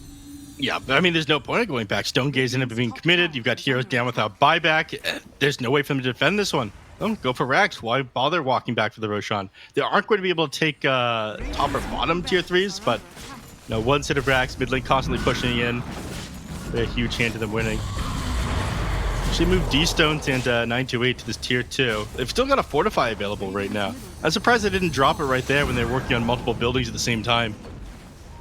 You just don't have any way to do anything, right? It doesn't slow they're gonna get that mid-rax anyway. Maybe wait until your other 2 supports are up. So they have Fort now. I'm assuming they'll probably use it here, but maybe they'll just get this one up. Rely on Fort to have tower flag for this next team fight, maybe. Yeah, well, they're going to use it to try and clear up the creep wave, but the heal from Coddle. They are just not confident. Look how far back they're sitting right now. Leshrac's down here on the bottom lane. What is it that he's sending out? He didn't have a TP. Oh, no. All right, he will join now, but there's the blank, the stun. They get the Finger Death onto the Spectre. 4 stabs him forward. Unable to save him. The Pudge fails with the hook there, and now they're going to try and chase him down instead. Spirit Vessel is out. He can turn on with the BKB. A 4-hero coil into the Haunt. It's the worst case scenario. They toss the Medusa out. She's stunned up forever. Kagome now isolated on the backside of the fight. And that is 4 heroes dead without buyback, and likely the game is Polison just dancing on him here on this Tiny. That's a team wipe. The GG comes out, and YBB will take game number 1.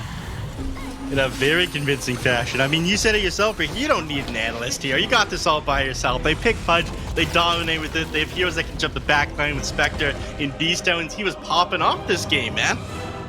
Yeah.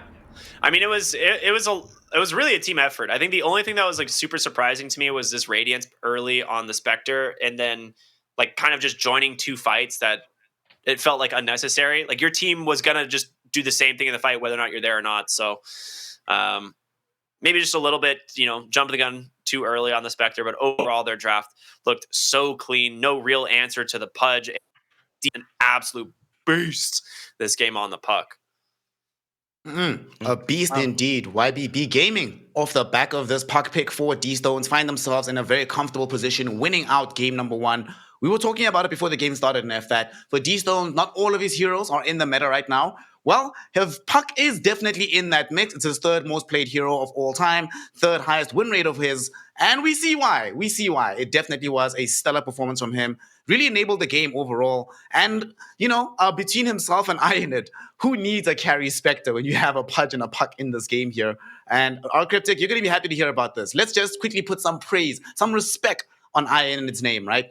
Not only did he manage to find this early Aghanim Scepter, 4th fastest in the patch, 5th fastest of all time since the rework on the Ags, but he also got the fastest BKB on Pudge ever.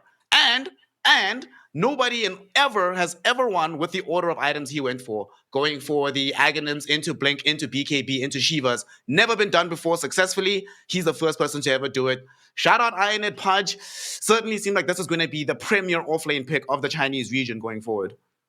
Oh, that might be a little bit much. You're getting a bit ahead of yourself here, Stan. The premier pick, I think it's a little bit too bizarre, unconventional for that, but it did do pretty good this game.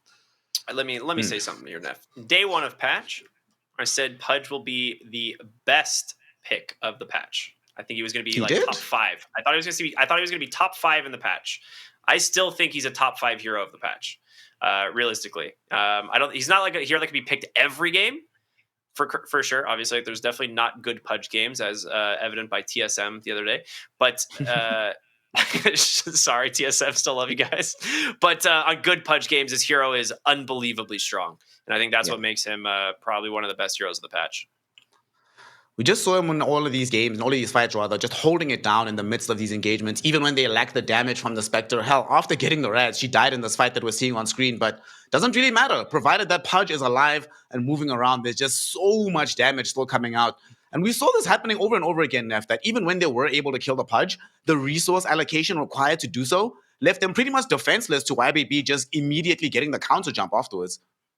Yeah, it happened time and time again. This is the one time that things actually ended up going their way. I mean, chain stun don't come out on time properly in Kagome. IF Scotty just end up getting completed, so she is incredibly tanky, and I can't burst her down. Dawnbringer ultimate ends up coming in, and one fight that they end up getting absolutely crushed on. But the rest of the time, amazing team coordination. There's so many times where LG was just forced to waste his ultimate because they got a good disengage or committed onto LG to begin with and forced to use the BKB and ultimate in order to get away from them. Team play was amazing by YBB this game, so they are looking a little bit better than the previous series that we saw them. LBZS are going to have their work cut out for them in game number 2. I mean, the team coordination here from YBB in some of these fights is incredible. Yeah, I'm not sure if we'll see Pudge banned out, but I was impressed.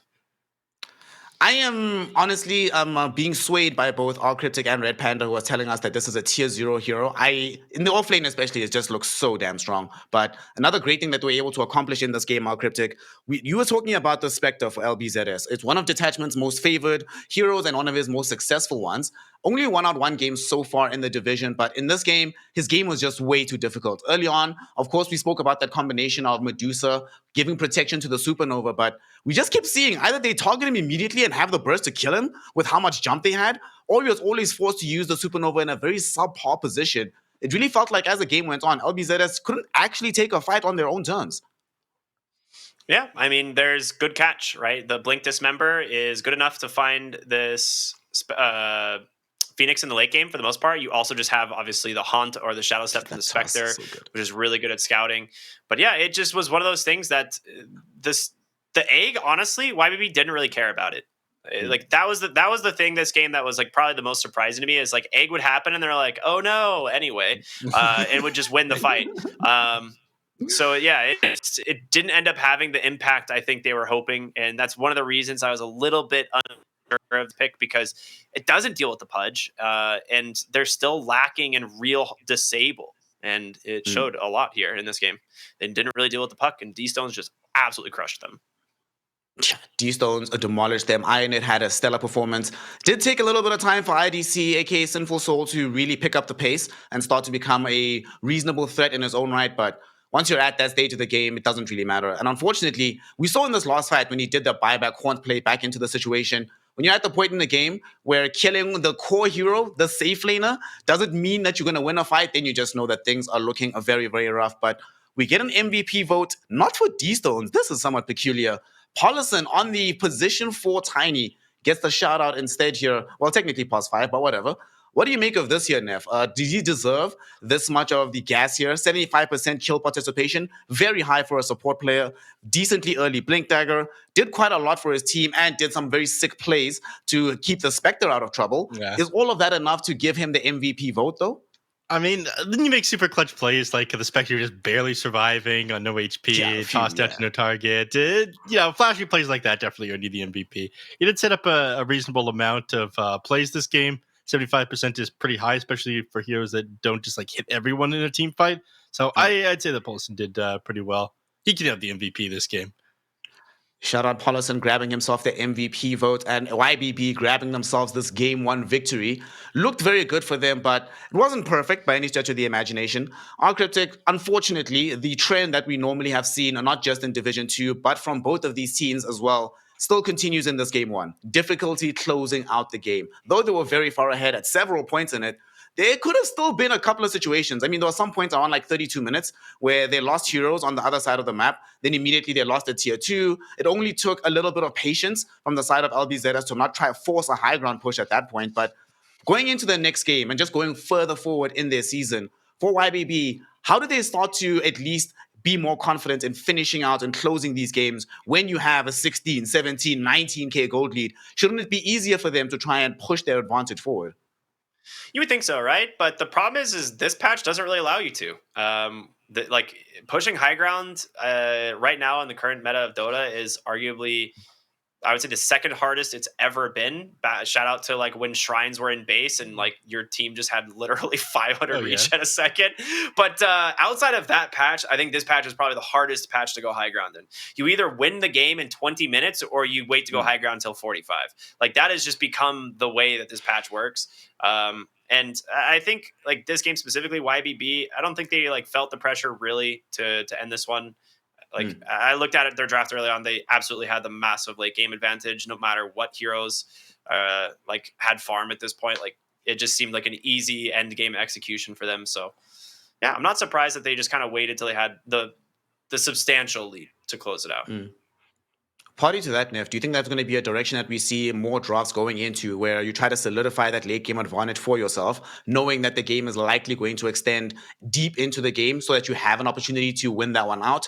Or is it going to be, like Ricky mentioned, if you can win in 20 minutes, you're going to try and draft in that direction just to try and get it over and done with as quickly as possible? I think it'll be more like what Ricky said. I mean, the games have been kind of fast depending on who's playing. I know that when me and Ricky have been doing some games in North America, teams like Nouns end up playing incredibly fast, especially with the patch 7.3 when it first came out. Shut up, but on average, the games are longer than they were in 7.30. So we see like faster fast games and longer long games, if that makes any sense. When Shadow Shaman and things like that get picked up, it's still reasonably quick with pushing high ground, but you have to be a little bit careful when you're playing against heroes like Dawnbringer and Medusa and Phoenix. So you build up more of an advantage while keeping the enemies boxed in the base. I think part of this just comes down to these teams playing disciplined Dota and having structured DPC, that they're less likely to make these mistakes right now. And that's more why they're hesitant to go high ground, because they know better. Not only can they do better, but they know better. And as a result of them knowing better on the side of YBB Gaming, they take game number 1. We'll have to see if LBZS can come back, a little bit of different drafting, some different plays inside the game. For the love of God, please address this off-lanes pudge. Deal with it. Get rid of it. I don't want to see it. but we were going to be seeing whether or not it will make its return for the third time here in the China DPC, or if it's going to be LBZS figuring a way past this drafting prowess of YBB. With that, we're going to be taking a short break, and when we return, game number 2 in this all-important series, YBB Gaming versus LBZS, 1 up right now for YBB. We'll find out what's going to happen next right after this.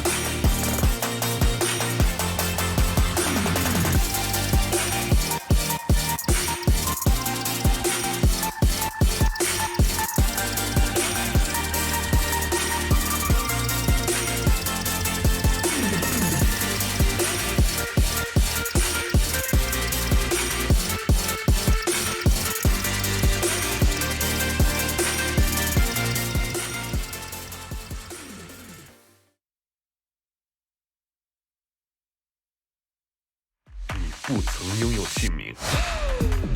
通向终点的路很长，但谁也无法预知结局。有人潜心暗影，谋而后动；有人拼尽全力，克敌机先。没有对与错，只有速度是唯一的答案。奔跑吧，在到达终点之前。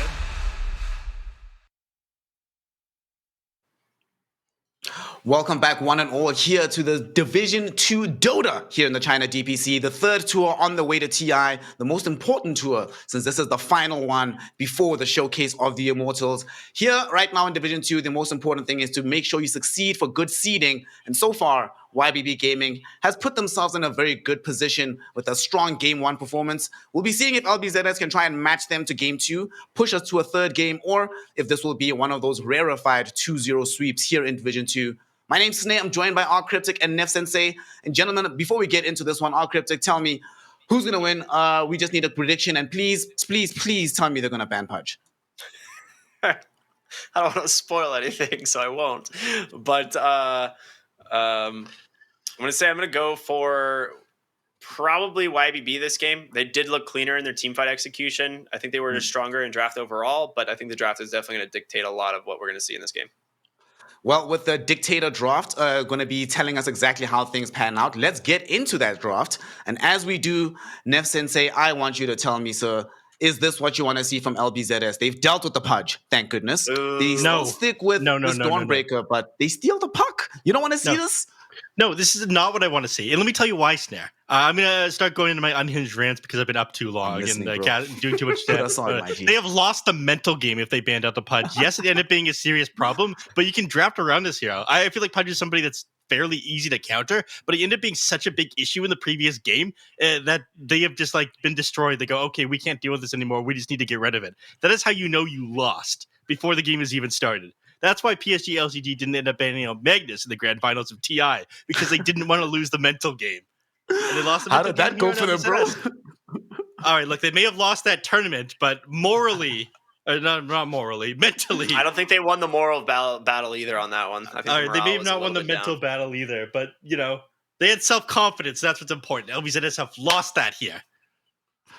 Well, on the bright side, though, they have stolen away one of the more powerful weapons. Yes, the puck, the puck, was banned out, but they take away this puck hero. Like I said, one of D Stone's most successful heroes. His other super successful heroes are the Invoker as well as the OD. Obviously, he's not going to be playing OD in this one. He's playing Void Spirit. Has a bevy of games on this. Not the most successful overall, though, Ricky. And what do you make of this? I mean, we had a discussion the other day about which heroes are going to be highly picked in this mid lane. And you said that you believe that Puck is currently the out-and-out winner of the mid-meta. And although Void Spirit is up there, it's not nearly as good as the Puck is right now. Does this mean that early on you're favoring LBZS draft more than you're favoring YBBs? I think they have a much stronger opener for sure. The reason Void Spirit is still picked up a lot is actually exclusively because Puck is picked up a lot. This is one of the few mid lane heroes that offers decent catch for the Puck. The Aghanim Scepter is an absolute menace for you to deal with. It forces you to have to go for a Yule Scepter, sometimes even a BKB, depending on the game. So it's the main reason we see Void Spirit as being like one of the other more popular mid laners of the patch. He's not bad by any means. The Witchblade build has been kind of the predominant build for the mid lane recently. It is very strong. Tell people why. So Astral Step applies on hit modifiers, which means that it applies the Witchblade right when you connect with them, and you reduce them to basically base movement speed of 100 between the slow of Astral Step and the slow of the Witchblade. It makes it absolutely the freest setup for your Remnant to hit your full combo. So yeah, it's just very strong. It's very good. Yeah. Also, the fact that null talismans were changed around so they don't provide you mana reduction anymore means that an item that like scales upward from the early game, like Witchblade, is even better than before. I think a lot of times these people would build like 2 null talismans before. Now you much prefer going the Witchblade as like your early stat item. It gives you like bonus damage or whatnot. So damage, I armor, think it's become everything. Yeah. What more does a hero need? What more does a hero need indeed? Gonna need some backup though. No hero is an island. You need to make sure that you have as much in the arsenal as possible. Of course, LBZS will not be playing with this Tiny, which helped a lot to ensure that the puck always reliably had all the damage out. And this is peculiar. All right, Hoodwink come out. We haven't seen much Hoodwink at all. Don't think we've actually seen it in China just yet. I don't remember seeing it. And overall, in the entirety of the DPC, it has been present. You know, it's not like it's completely unpicked, but not really as much as we saw last season, boys. So talk to me about what are we going to be expecting out of the young squirrel here in this game? I'm going to tell you this is an annoying rat, and the lineup at LBZS is super annoying to kill. The Dawnbreaker has too much HP. The Puck is impossible to grab. They need more stuns with that. And this Hoodwink is constantly going to be hiding in the trees and doing 1 billion damage if he actually manages to get his hands on it, people. It's a miserable line to play against in LBZS. I think they're just trying to be as annoying as possible. That's my thoughts. I think Hoodwink is really strong. She was like getting picked a lot. That's not what I said, but kind of. I mean, I agree with everything you said. I'm also adding this a very strong hero. This hero was picked up a lot towards the end of last patch. It started getting a lot more attention. I think people realized just how good the kit is overall. And from the support, being able to just pick kills with Sharpshooter is so value. So Coil is going to make that just that much easier.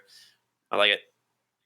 It's the second time that LBZS has decided to play this hero, but only has a 40% win rate overall here, Nev. So the hero still does have a lot of strengths, but I think it's probably going to be a lot stronger in tandem with the puck that Ricky was mentioning, right? That big circle with another circle on top of it with Bushwhack, then you put in Sharpshooter. Looks like they're setting up for quite a bit of team fight on the side of LBZS with this. Yeah, I mean, we get it. Circle is your favorite shape, and it's great in team fights. But you can obviously get people very easily inside the Dream Coil with a Bushwhack. Yeah, and I think in the laning phase as well, Tiny, 0 base armor hero, ends up getting absolutely destroyed by somebody like Hoodwink, who does reasonable amounts of right-click damage, has decent animation, and does physical damage on Acorn Shot. So it punishes the Tiny quite well. But it's not going to be a Tiny one. It's going to be a Juggernaut position one, which is starting to get a little bit more popular. This is a hard lane. The Juggernaut and the Grimstroke together, potentially. Yeah. That's kill. I was looking at the same thing and just being like, my goodness, this does not seem fun to play into. If they are indeed going to be running this Dawnbreaker in the offlane, even she is not going to enjoy life versus this Grim Juggernaut. We've seen this combo time and time again for a reason, and it gets pretty strong, but it also means later in the game, they have some additional reach with the Grimstroke as well. Ricky, you're talking about the nature of using Astral Step versus this Puck hero. Now you also have, in tandem with that, this young Inkswell seems like there's quite a bit that YBB can accomplish, and they can play fairly quickly once this early mid-game hits. But LBZS ensuring that they're not going to be left completely off the pace, getting this Monkey King, which I presume is Kagome's hero. I don't think, is this 4-position Monkey, or is it safe lane for you? Kagome. It's one of his best safe lane heroes, so it's got to be Kagome's Monkey King. Dude, Kagome can play anything in the safe lane. Remember when Kagome was playing Quap in the safe lane? I do, but I'm just saying Kagome is one of it's like Monkey King is like one of his favorite heroes to play. Like he plays this hero all the time. That is true. So it makes sense. It's also a great matchup into the Juggernaut. So I think overall, like he's not too worried. The Wukong's command combined with the Dawnbreaker's ult is very strong.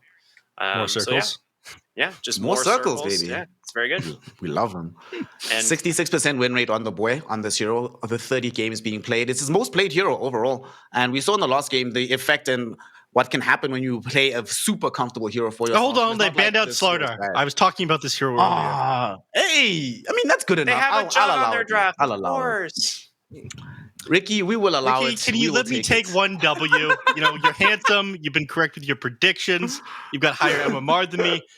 You won't even let me have this Slardar ban. All right, you called the Slardar ban. I'll give you this one. You'll give this one. Yeah, take it to the bank while you can, sir. Cash that check. Thank you. God, this is good. I like the DK pick. It was good. All right, LBZS. They needed probably an offlaner here, but it could be the LG Dawnbreaker again, and then picking up another support, which would be the 5 here for LBZS. What do you think they're aiming for? Is it the support or the core here? I just want to see a circle, honestly, but it does feel like they need to get a support. So honestly, even though it didn't go well in the previous game, I wouldn't be too upset seeing the Phoenix being reprised once again for the side of LBZS with detachment. I think this is a better game for Sunray than in the previous game against the Pudge. They have enough as well in this game to actually hold heroes in position so that the Supernova actually goes off, unlike in the previous game. And we still don't have that great of a egg-hitting specialty from YBB. They have quite a bit of reach still, so that's still going to be an issue for detachment, but I think it's easier than in the last game to actually have a meaningful impact if you do drop the Supernova this time around. But it's going to be Mars. All right, so they are putting this Mars off lane. Well, you know what, Neff? I will leave this on to you to explain to us because I'm just happy we've got another circle. I'm good. I'm happy with that. I mean, the only logic I can see behind this one is they want like more control for team fights, but it's not amazing against a lot of these heroes. I mean, Juggernaut's able to just like get out with a spin. I feel like Juggernaut does reasonably well against the Mars in the safe lane as well.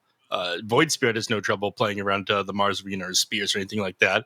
So I'm not crazy about this last pick, but from a drafter's perspective, like Mars makes a lot of sense all the time, and you'll see like when Kezu was on Quincy Crew, for example, he falls back on Mars a lot of the time because this hero always allows you to make plays and does reasonably well in the safe lane no matter what happens. So it's a very reliable hero that provides a lot. It is decent at defending high ground. You can usually make plays happen with the Mars, so people fall back on this a lot if you're not sure what to pick, and I think that's what LBZS went for here. With that fallback, though, our Cryptic, it is LG's most played hero in the offlane as well. So LBZS definitely going all in on the comfort route in this game. Is it good enough, though? Yes, there are a lot of things that allow YBB Gaming to play around the Mars. But are there circumstances where this Mars can still have a meaningful impact in this game to force a game number 3 against the side of YBB? Yeah, I mean, Mars is always able to have impact. Like, for the most part, he has one of the best team fighting kits in the game. He's been the most contested hero in Pro Dota ever since he was released for that reason.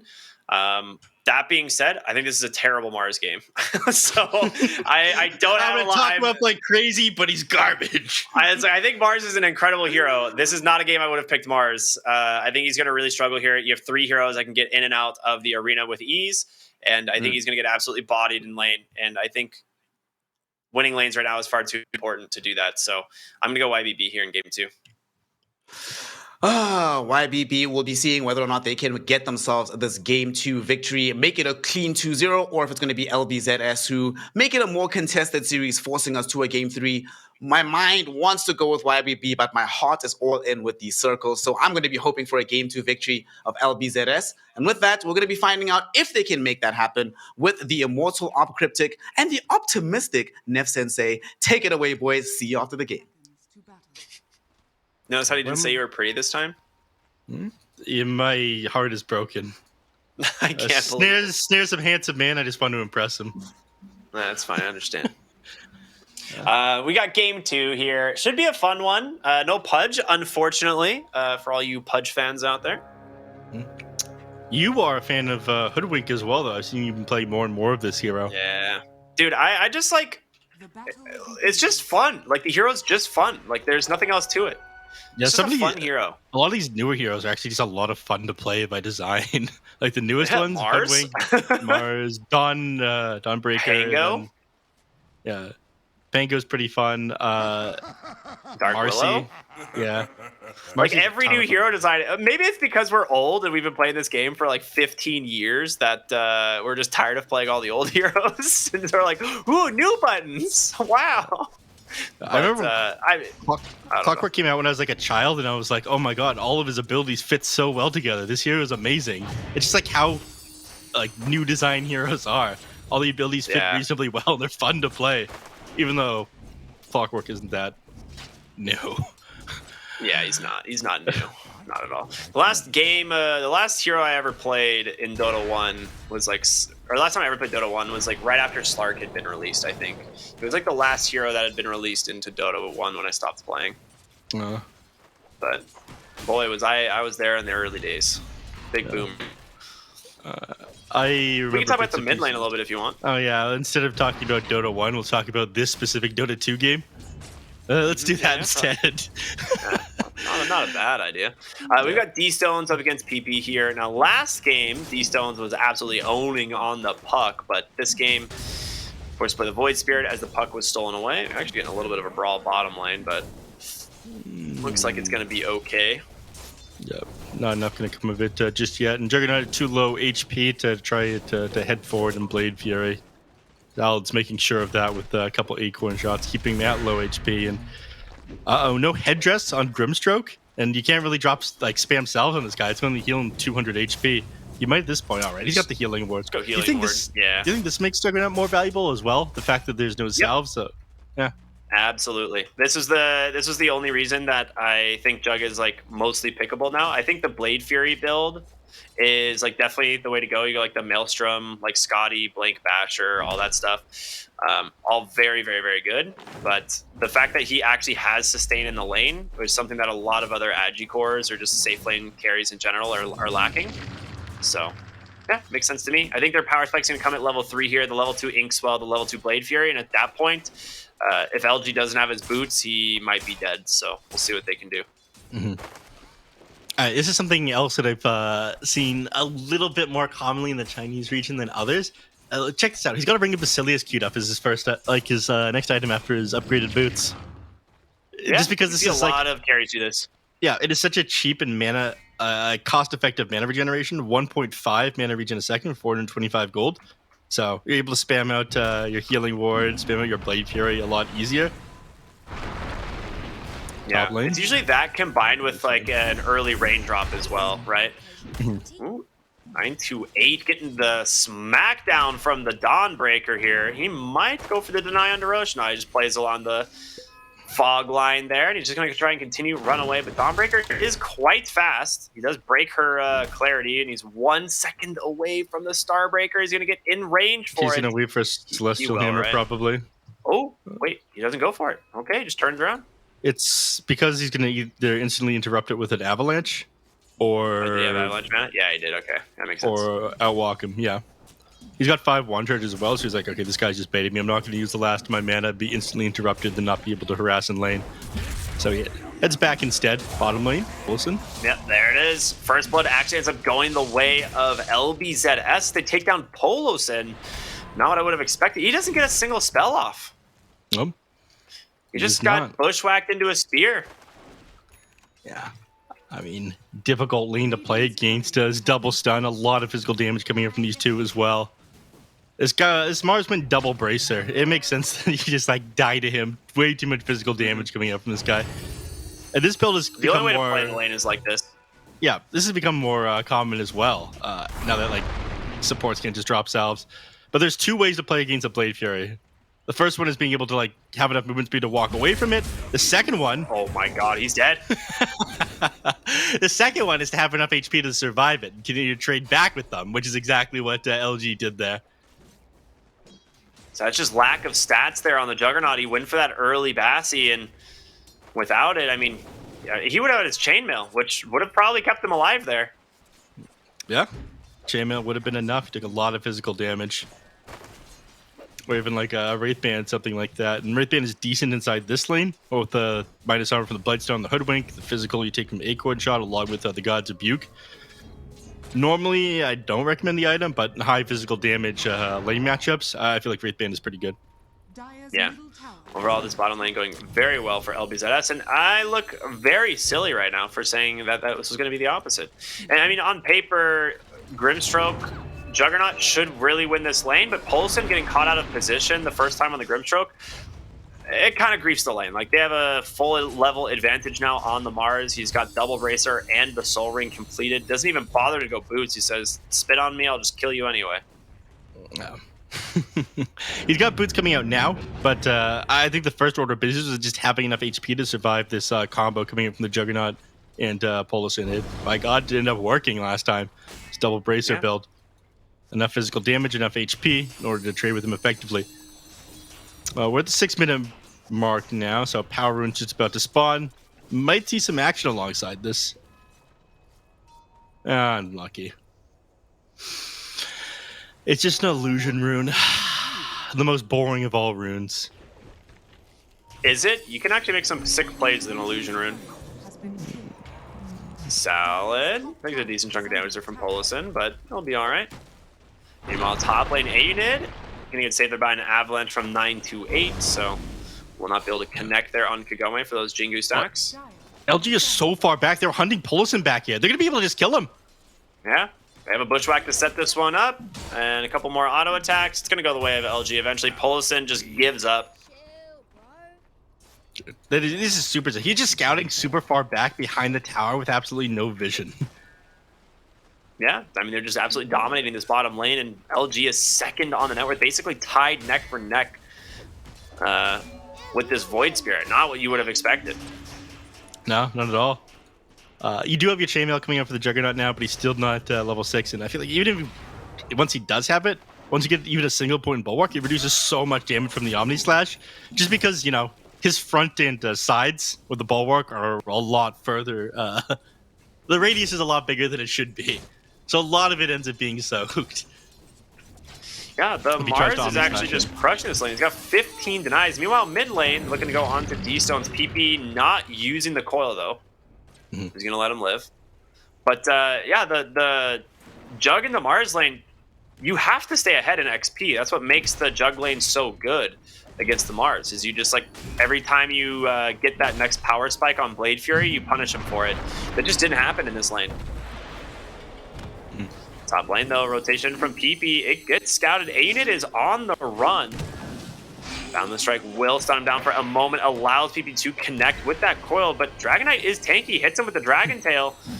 And 928 is here. He's got an avalanche. Oh, he gets silenced. D-Stone grabs an arcane rune, though. The spear will pin Tiny to the outside of the arena. Very interesting interaction how that one works. As D-Stone's going to try and maybe go for a Roach deny, but it doesn't end up working. 2 kills for LBZS now in the mid lane, 0-5.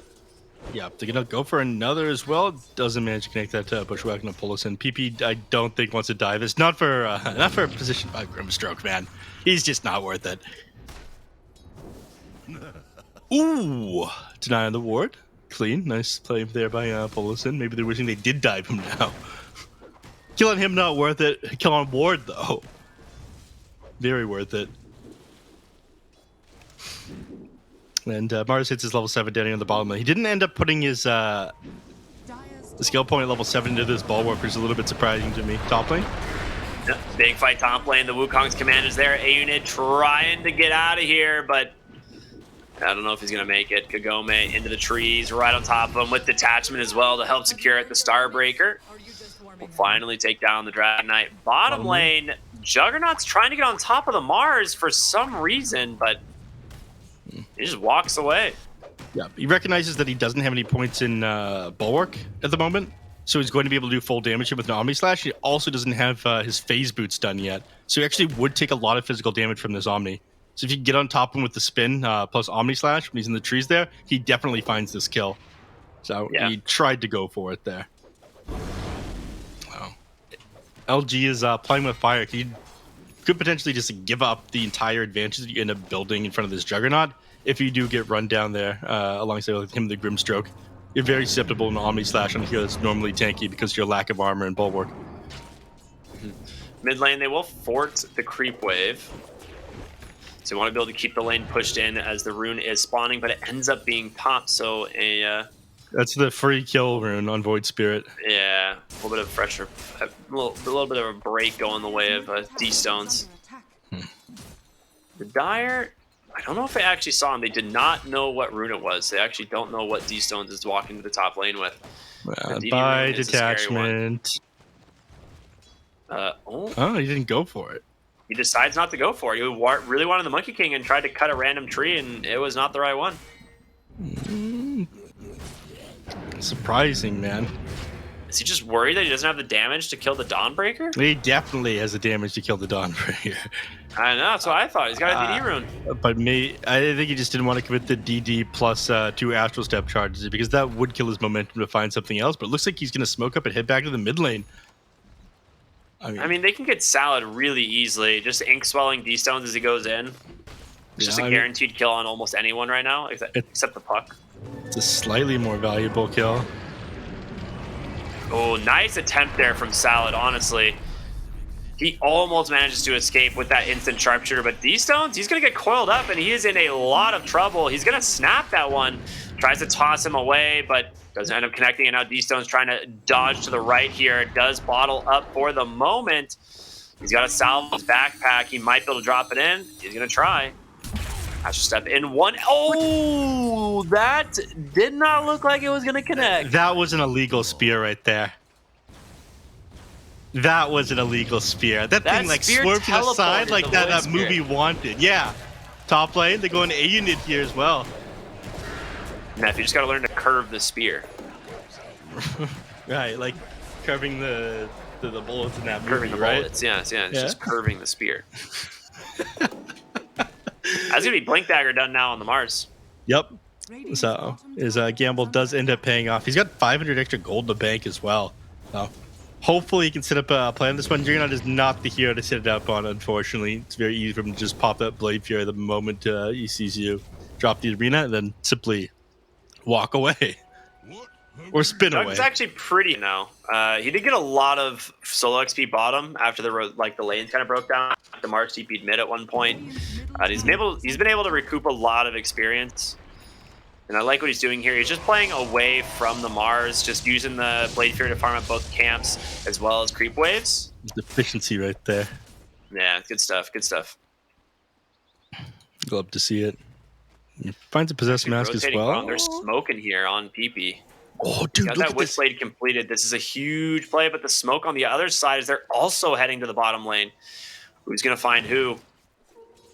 Oh, smoke's going to get popped. They see Silent on the backside. PP goes in. He gets the coil. He gets the signs. The spear's actually off the mark. He might be able to get out of this one. He's going to go ahead and pop the Blade Fury. They get themselves a quick kill there onto the Hoodwink. And with that one, Sinful is going to survive. That spear not connecting actually ended up being a pretty big deal.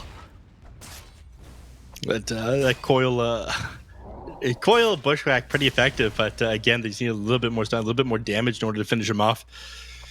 He's gonna be able to finish up his Maelstrom now. Honestly, he's managed to recover reasonably well after an awful laning stage. The Mars just ended up dominating, and that's back in Juggernaut's favor. The question is whether or not he can deal with Kagome, who is on his way to the Battle Fury. He's only about 900 gold away, and that's a huge timing. Oh, they found the jug. Okay, well, what can you do? They didn't have a vision of this. Salad just he just threw a random bushwhack up onto the high ground and found him. I mean, fair enough. Now they're just gonna go for the tier 1 down to the bottom lane. Puck making sure mid lane is shoved in, so they're not able to take advantage of that. They do a 1-for-1 trade. Now, LBZS off to a much better start this game. 2K net with advantage here, 14 minutes of the game. 2 kills to 9. Everything's coming up their way. Yeah, they're looking very good here. It does get harder Dire's middle tower is under attack. for LBZS once Dragon Knight hits his timings. This guy went for a Hand of Midas. He is not really participating with his team. He is 0-2 right now. Once he gets Blink Dagger and Dire's top he's trying to put pressure on the tower. This is a very dangerous move. I'm pretty sure he just died to LG here. I mean, considering everything, A-Unit's DK is not that far behind in net worth. Like, he now they actually all is pretty die. dang farmed. Yeah, he's gonna pay for the greed here on the tower. There's gonna be a Spirit back, Starbreaker into the Sharpshooter. Sal's gonna secure that one. Coil comes out of the duck, but obviously he's just gonna Blade Fury this one. Polison is here, does have the Inkswell to play around, but there is still an arena to worry about. The Bushwhack. And there it is, the blink forward. He's got the arena onto the Grimstroke.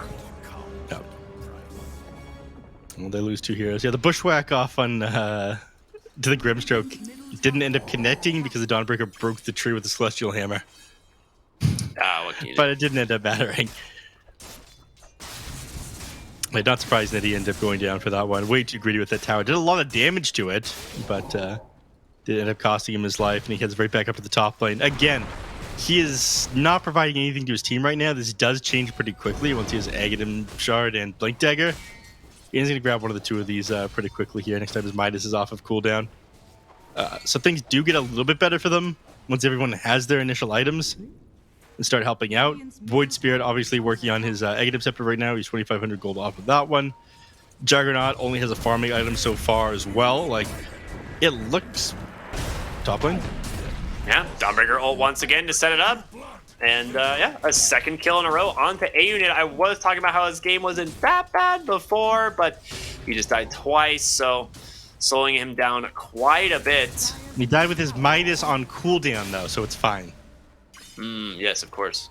It's a 5k gold lead at 2-12. It is a very good start to the game here for LBZS. And honestly, I like their late game prospects even more than game number 2 or than game number 1. So Polson is finally grab in killing the the bottom lane. Oh, man. That's the blink reveal from. Oh, he didn't even have a blink. He just walked. Yeah, they just caught Just him with an walking him. avalanche It's on the that wave. easy. Yep. Yeah, it was a nice prediction play there from the supports. They knew he was going to be down here, so. And now Tiny does have a blink, so that's going to be something to be careful of. Dire's Yep. bottom tower is under attack. So, like I was saying earlier, though, it does get a lot easier once they're to these first couple of items, because at the moment, despite the fact that we're post-laning phase, they really have, like, nothing on the side of YBB. Yeah, they've lost Polison again. A-Unit stuck inside the arena, gets executed. There's going to be the Omni Slash. Doesn't actually manage to finish off anyone in the Blade Fury. Onto Salad will do it, but he is out of spells now, and with this puck, he just does way too much. Spear even as well from LG. The Blink reveal, the Avalanche, the toss. He tries to get on top of the puck to finish him off, but it's not going to be enough. But here comes D-Stones. That will do it. They managed to take him down, and Sinful survives through it all.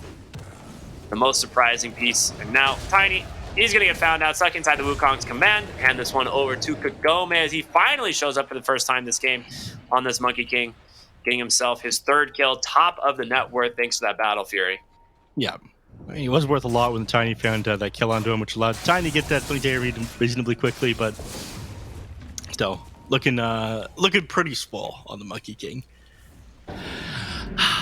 I sound like a crazy person, and I keep going back to this point that things actually don't look that bad for YBB despite how far behind they are. It legitimately will get better pretty soon. You'll see, and I'm not crazy. Okay. I'm hearing you out here. I'm hoping. I want this to be a little bit of a closer game, but it's starting to feel like LBZS is running away with this one. You'll see. You'll see. Everyone will see. Oh man, this feels. Oh, they do get the ward. Okay. I was like, are they about to smoke? No, 928. He knew there was something over here. He gets the D ward. Yeah, but I don't think they should go forward on this one either, now that they've gotten the D-ward off, because they have to know that everyone on LBZS expect them to be coming up here. And yeah, Puck shows himself, Mars shows himself, they ping it out there on Powerful, and they go, yeah, okay, we made the right call backing off there. It does give the chance for Void Spirit to finish up this Aghanim Scepter that we've been talking about. He also just got himself a Grove Bow, a huge damage boost for this hero. Yeah. Top lane, though. The arena silence comes out onto the Juggernaut, and he gets sniped by Salad. Dude, it just feels so bad until he gets the Manta this game. Yeah.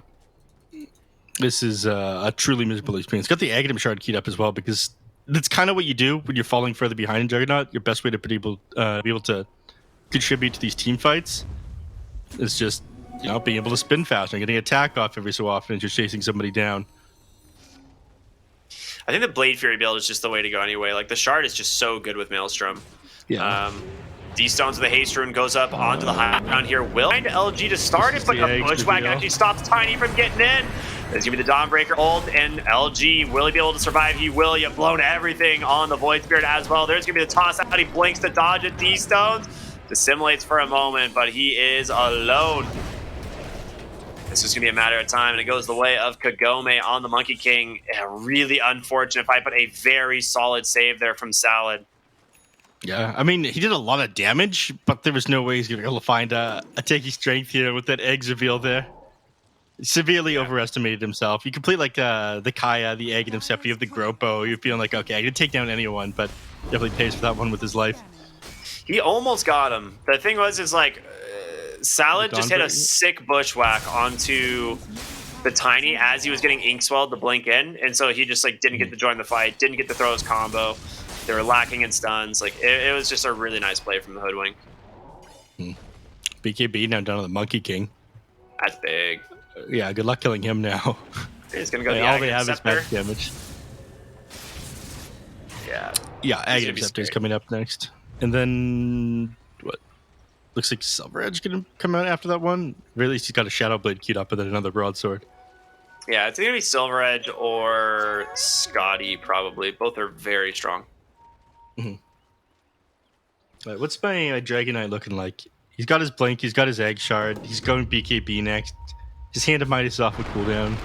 Well, they do find attachment bottom. I mean, they would love to get the Monkey. Wait, he 15 HP. He's gonna get out. He didn't use the Shard. Detachment's out. The A unit forgot the Fireball. Oh, and now A unit stuck inside the arena. They lose 2 instead, and it's about to be a third as D-Stones sniped by Salad once again. Oh, what a disaster. That is YBB's falling rough. apart. Yeah, exactly like you mentioned, didn't end up having the damage there. The Fireball never ended up getting dropped. It's huge DPS that you're losing out on. Now down 6k net worth. I mean, Juggernaut's farming while this goes on, but that is not enough. You can't afford to be taking losses like that. Not after you're completing a lot of these items that I was just talking about. The Blink Dagger on Tiny, the Blink Aghanim Shard on the DK, the eggs on this Void Spirit. I mean, this is rough. Yeah, we get the tier 2 bottom, and then the creeps passively take the tier 1 mid, so the fort will come back, but they get outpost and 2 towers. I mean, that is about as good as it gets. You do have to find their way back to Juggernaut, but yeah, it's about it. Aeon does not complete on the fast. He hard completed it instead of assembling it in the middle of a team fight, which was a little bit bizarre. I think that's fine. Like, I don't think it really matters all that much. The only thing that's going to pop it right now is going to be like the DK stun anyway, or the Void Spirit jumping him, so I don't think there's anything else. He's going to go ahead and pop the Haste Rune, find the Grimstroke, and an easy setup here thanks to Salad as well. So PP grabbed himself another kill, and short to be a D ward as well there on the high ground. Wait, they just smoked under the ward instead. They had to know that was there. They watched him walk up. Yeah, I mean, they pinged that one out. They absolutely knew that one's there. They're just walking straight up to the top lane. No, Juggernaut. Juggernaut needs to leave now. Oh, he's got a Manta. He gets the Blade Fury into the TP. He's going to be out. Yeah. EHOME overstepped a little bit, looking for him. Gotta let that puck lead. I mean, maybe the Juggernaut gets out anyways, even if the puck does lead. He does have the Manta style completed now. So, not so easy anymore, finding those kills. And now setting up in the top and hoping someone TPs here. They've got Hoodwink behind one side of the tower, Mud King behind the other. But they think better of it. I mean, Kagome is level 18 here on the Monkey King. He is so dang farmed. is under attack. Bottom lane, Aunid wants to put some pressure on the tower. He's got to get out of here and fast the puck, DPing in. You've got Salad here as well. They do have the damage. We know that for a fact, and it's coming. Sharpshooter to connect, and Salad once again. Radiant's They're gonna wait tower is under up here for them to come. Oh, he's gonna do the Shadow Amulet trick? I mean, it's not that useful in Group Stroke. You see Monkey King. I mean, getting a kill off to any of these people is insanely difficult. They find the Hoodwink, which is going to be the easiest target. Ooh, PP's out of mana. He just jumped straight in. Yeah, He's going to regret this one. There's going to be an A on this, but yeah, he's held in place. The Omni Slash comes through. The Soulbind doing work. D-Stone's jumping around, but a perfectly timed spear. He's got the Jug in place. The Avalanche Toss will finally be able to finish off that Dawnbreaker, but you got out on the puck. D-Stone's unable to rejoin this fight. Dude, it just seems like everything falls apart for YBB. Just when things start to go right for them. I mean, They just GG'd out. That's it. They GG. There was tons of time left. They just didn't have anything left in them. It was 7-24. I mean, tier 2s are still standing right now. I think that they're just super tilted. They have to be after a game like that. That is insane. On the enemy side of the map, they GG out. We don't see things like that very often anymore. That had to be a tilt. I honestly don't know what else it could be. Yeah, you take the fight in the enemy triangle. It's not like LBZS is going to get anything out of it. Like, yes, they get a little bit of gold and experience, of course, because the fight didn't go quite their way. But it's not going to turn into a tower. It's not going to turn into a Roche. Maybe they see these BKBs Dude, and just figure I don't things are know. too far gone. I mean, it was pretty far gone. Like, they were really, really down in net worth. I mean, when this game ended, it was, 10,000 at just the 25-minute mark? But... Dude, I don't know. That is the most surprising GG call I have seen in the DPC so far. You know what that was, our Cryptic, right? That was you not being a believer. Because Nev Sensei knows the power of these circles. Power of the circles is just too damn strong. And LBZS, my goodness, it really started from the laning phase, though, where they just could not catch a break early on in that game. Already, we were talking up that lane, Nev, with the Juggernaut and the Grimstroke, being like, yeah, there's a lot of potential that can come from these heroes, but it just fell apart so quickly. Yeah. I thought it would be like an insanely good lane, but Algier played about as well as he could. I mean, he ends up building these double bracers, too much HP for them to burn through, and then just stands his ground when the Juggernaut tries to go on him, turns it around and finds a kill, in fact. Right? Like, that should never happen, honestly. Yeah. Like, there were a lot of things, though, in that game that should just never really happen. And unfortunately, most of them ended up happening when they were trying to go for moves on the side of YBB. But our Cryptic talked to us even about this mid lane. The Void Spirit, didn't look too terrible at some point in the game. But as soon as they started to try and connect moves, he just either kept dying himself or leading his team into disastrous situations. And time after time after time, they'd go for these jumps. And YBB just couldn't crack it. Was it a lack of damage? Or were they set too far back by how there was a performance on that Juggernaut? He didn't have enough early items, as well as the fact that, let's keep it 100, Ironit didn't have the best performance on this DK this game. He was Execution-wise, 0-7-0 and he had 2k hero damage. Oof. Yeah, that's pretty bad. That's not good. That's not good. I will say this. I think D-Stones actually played very well in the mid lane. He actually managed to beat PP on the puck. Like, he was higher net worth all the way up until about 9 minutes when the lanes had essentially spilled over. Your bottom lane, I think, is the big issue here. Something happened with Polison and Sinful that shouldn't have happened. They lost a lane that they were definitely favored in. And then Aunid, this DK. The thing that's really weird to me is if you're going to pick a DK into a puck game, you should just put the DK in the puck lane. Like, it's one of the only heroes that is just such a substantial advantage over the puck in the mid lane, and it's very weird to put it in the off lane here. I mean, I wouldn't even say that the mid lane was where the issues came from. I mean, we can look at that D-Stones. We look at 10-minute net worth. Like, even before that, it was definitely D-Stones ahead of the puck at the 7-8 minute mark. 10 minutes they were pretty much even, but Aunid just did not have a game, and he went for a minus for some reason. I wasn't paying enough attention to him in the early game, but I did mention this. Like, there was this timing where none of them had anything until the 17-18 minute mark. They lost so much of the map, so much momentum from not having any items to actually take team fights. So if you have a hand of Midas, if you have a Blink Dagger instead of a hand of Midas there, which is essentially the same cost, maybe you set up way more kills. Maybe you find kills on the PP. Maybe you get Kagome more. I mean, he just has a hand of Midas weird. instead of like treads 2 bracers. Like that's literally what this is. Like the Midas, like he got his blink shard timing at about the same time you'd see almost any offlane Dragon Knight get them, maybe like 30 seconds to a minute slower, which isn't that big of a deal, but you're missing a massive amount of HP. You would have strength treads, you'd have double bracer, and you would be a lot more survivable in this game, and you just doesn't have it. The goal for 15 minutes is Blink Dagger Shard, and then maybe treads as well. And he had just Midas at the 15-minute mark, and it was like pretty close to his Blink Dagger, but didn't have it. Yeah, I don't understand why the Midas came out, honestly. I mean, I suppose he wanted to be able to scale in this game. Maybe he felt that, well, Sinful Soul is not really having the best time overall on the Juggernaut, so they wanted some additional source of damage later on, but I don't know, it just really didn't work out, and it just slowed the game down for them. Or rather, not even slowed the game down, but it made it that when LBZS was playing this faster pace, there was no real answers coming in from them, and this fight was just heartbreaking. Detachment didn't die. This is where Ionet also didn't get down the Fireball after getting the shot. And they just end up losing heroes one by one by one. And to make it worse, he dies with Midas off cooldown. All right, maybe that's why that's where the tilt started. He's like, all right, boys, I died with Midas. No way, we can't play this game anymore. Yeah, dude, every other Salad time. literally just destroyed them this game on the Hoodwink, by the way. Like, oh yeah. You're like, oh, it's whatever. He finished with 7 kills, 4 deaths, like the most on his team, of course. But he has like 11,000 hero damage from the 4th position. And mind you, the most hero damage on any hero on the side of YBB was D-Stones at 8.6. So that's a problem. Like, you just spent the whole game trying to avoid any fights here.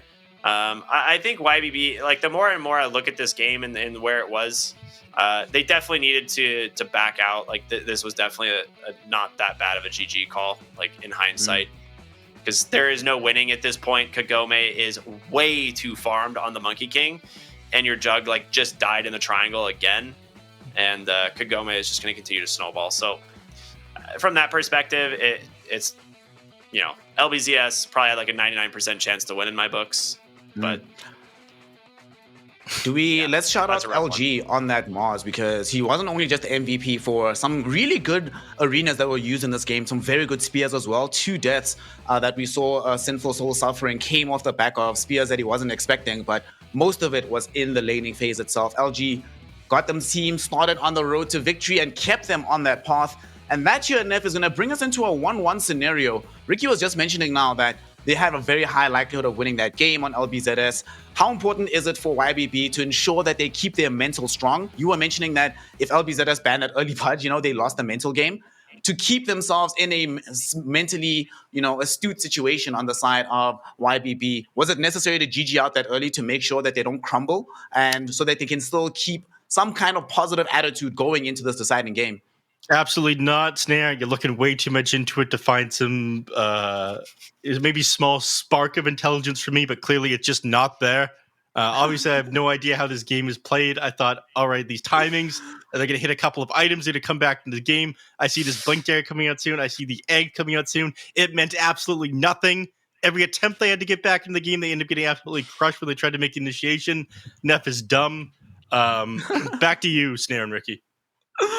Thanks, Neff. Neff just didn't have belief in the circles. That's why we even got them on our faces. But LBZS, with some very good team fighting and honestly superior play in this game number 2, will force the deciding game 3 here. And we have to all remember the stakes. This is not just your average Division 2 game. Whichever team loses, not only will they be going down 0-3, but they'll be the team that is certainly in contest for relegation. And suddenly it's looking very scary for your prospects of getting towards TI itself, because your seeding is going to be all the way jacked up. So this next game is incredibly important for the fates of both YBB Gaming and LBZS. So as we cut to a quick break, we are going to be hoping and praying that this is going to be a much more entertaining series in the third one. YBB stomped game 1, LBZS stomped game 2. Game 3, let's hope it's a more competitive affair. But we'll find out if that is the case after this short break here in the third tour of the Chinese DPC.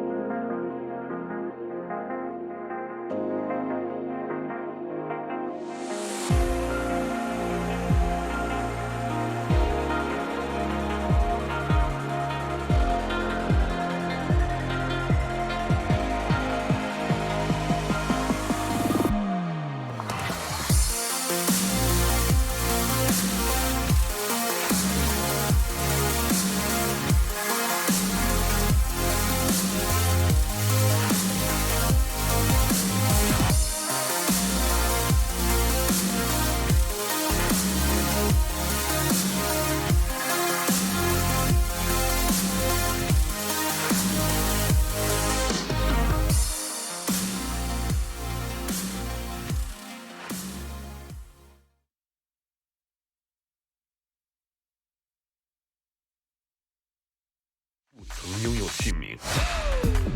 通向终点的路很长，但谁也无法预知结局。有人前心暗影，谋而后动；有人拼尽全力，克敌机先。没有对与错，只有速度是唯一的答案。奔跑吧，在到达终点之前。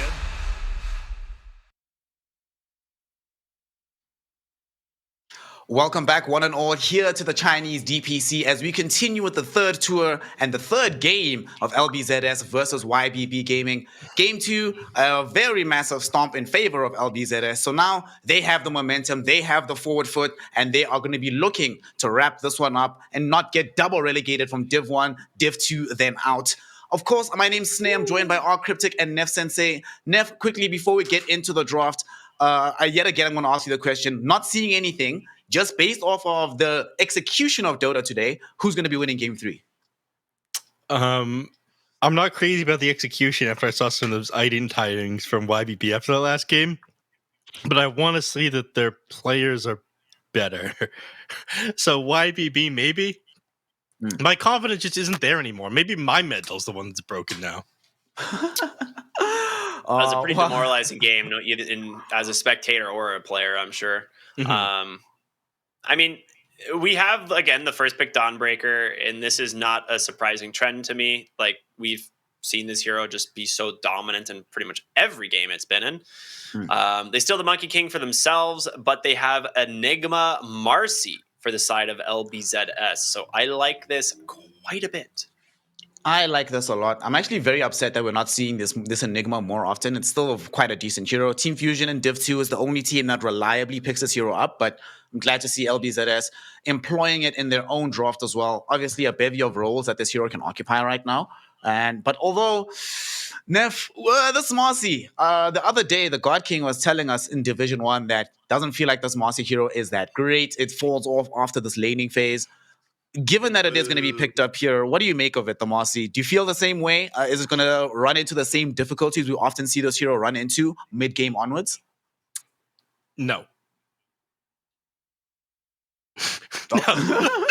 Just done. That's no. it. All right, listen. No, Listen, it's this all hero good. is incredibly fun to watch. I broke it down last time we were watching this hero, but the amount of like kill potential you have at just level 2 is insane. You have an ability that like gap closes, gets close to enemies, does damage, slows the enemies, and then you have a second ability that repositions people and stuns them at the same time. You have so much kill potential and does damage. You have so much kill potential just at level 2 with this hero. It is a ton of fun to watch, and you can argue, okay, it kind of falls off as the game goes on, but I think people just haven't learned how to play it well enough to make it like properly scaled towards the late game. The sidekick ability is a little bit weird, just the way that the hero kind of has to play as a core for that reason. But I think you do it the same way that you do like a Monkey King position 4 or 5, where you build like an orchid or something like that, silence somebody and then punch them down, kind of scale as like a right-clicking core while being a support. I think if people start to do that a little bit more, they'll lose the opinion that it falls off as the game ends up going on. I think it has enough potential in the early game that is very good. I think people a lot of times nowadays are just going 1-1-4, like in maxing a sidekick because of just a massive amount of damage and lifesteal it gives your carry. And it has a lot of synergies for certain heroes. I think the most kind of like surprising one that I've seen is actually Clinks, as it does provide full lifesteal on Burning Barrage, which is pretty cool. I mean, who cares? Hold on. Clinks is- Who cares about that? I mean, you Burning Barrage someone, you kill them. It doesn't matter if you're lifestealing or not. But I'm That's just a cool saying, he point. just tanks even longer. Yeah, the whole point is like in lane and stuff. Like if you get harassed or you take damage, you just sidekick him. And he Burning Barrages the lane and gets full health. Oh, Right, okay, like that is true. That It's kinda very sounds good. kinda sick. But then you're Um, running like the Marcy, which is a hero that has a lot of kill potential, with the Clinks, which has like no kill potential. Yeah, it's there's some things here and there, but I think Marcy, yeah, she's always going to be viable just because dispose and rebound and sidekick are all so strong, and until they find a way to nerf that in some capacity, she's going to be a top tier pick. Well, She is now, this is the second time that they've picked her up on the side of LBZS. So they did lose out their game against CDC with this hero, but they're having faith with her now. Obviously, we're going to have this core Enigma, which has been the primary place he's been enjoyed of late. On the other side, though, all right, I'm already with YBB. Neff, can you guess why I'm really favoring this YBB draft right now? Because the first letter of their name is Y. What? You're not going to say Mars Phoenix, bro? Come on. Sorry, you said, can you guess why? And that's the first thing I thought of. Yeah. The circles. They have the circles. They have all the circles, man. Dawnbreaker, Monkey King, Mars Phoenix. Love to see it. And not just that, Ricky just mentioned it. This is Mars Phoenix in China. This is the region that perfected this particular combination. So, of course, we're going to be expecting quite high play out of it. The question I have for you, though, Neff, because we don't know exactly where these heroes are going just yet, is Dawnbreaker going offlane, or is it going to be Mars going offlane? And if Dawnbreaker goes offlane, is there potential for them to still run this Mars mid?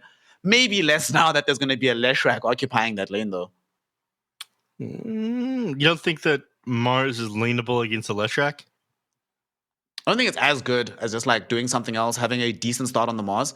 I kind of feel like when you play this Mars hero, you want a fast start to the game. There's not a hero that like plays slowly. So I would ideally not want to see it in a lane where it just holds steady and holds even. Put something else there that can, at level 6, level 7, start moving across the map. Obviously, Puck is first ban, but there are still some mobile heroes left in the draft. I wouldn't want to see this Mars just like holding position, can't really press the advantage, or if he starts going missing in the mid lane, comes back to like half his tower just disappeared from the Lesh. Well, they got Pango as a last pick now on YBB, so I got bad news for you.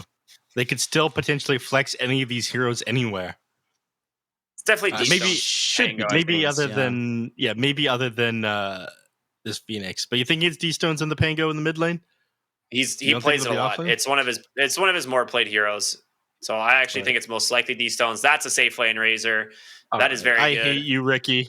I hate you so much.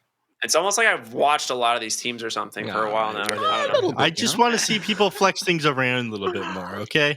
That's all I want. To be fair, Ironid, his most played and most successful hero is the Mars. We've seen D-Stones, like Ricky was mentioning, on this young Pangolier. Every most successful hero is the Mars. Come on. That's true, actually. It's a good hero. What must happen? Razor as this last pick, though, gentlemen. We didn't really get to talk about it all that much. What do we make of it? Neff, do you like it, seeing this Razor at the end of the draft here on the side of LBZS? Does it complement the rest of the draft? Does it go in with this Enigma and the push potential of this Leshrac? It goes with the push potential, yeah. I'm not crazy about it against LBZS's lineup, but I feel like it's reasonable with the tempo and the speed you're trying to match here. Position 3 Enigma is kind of confusing to me. But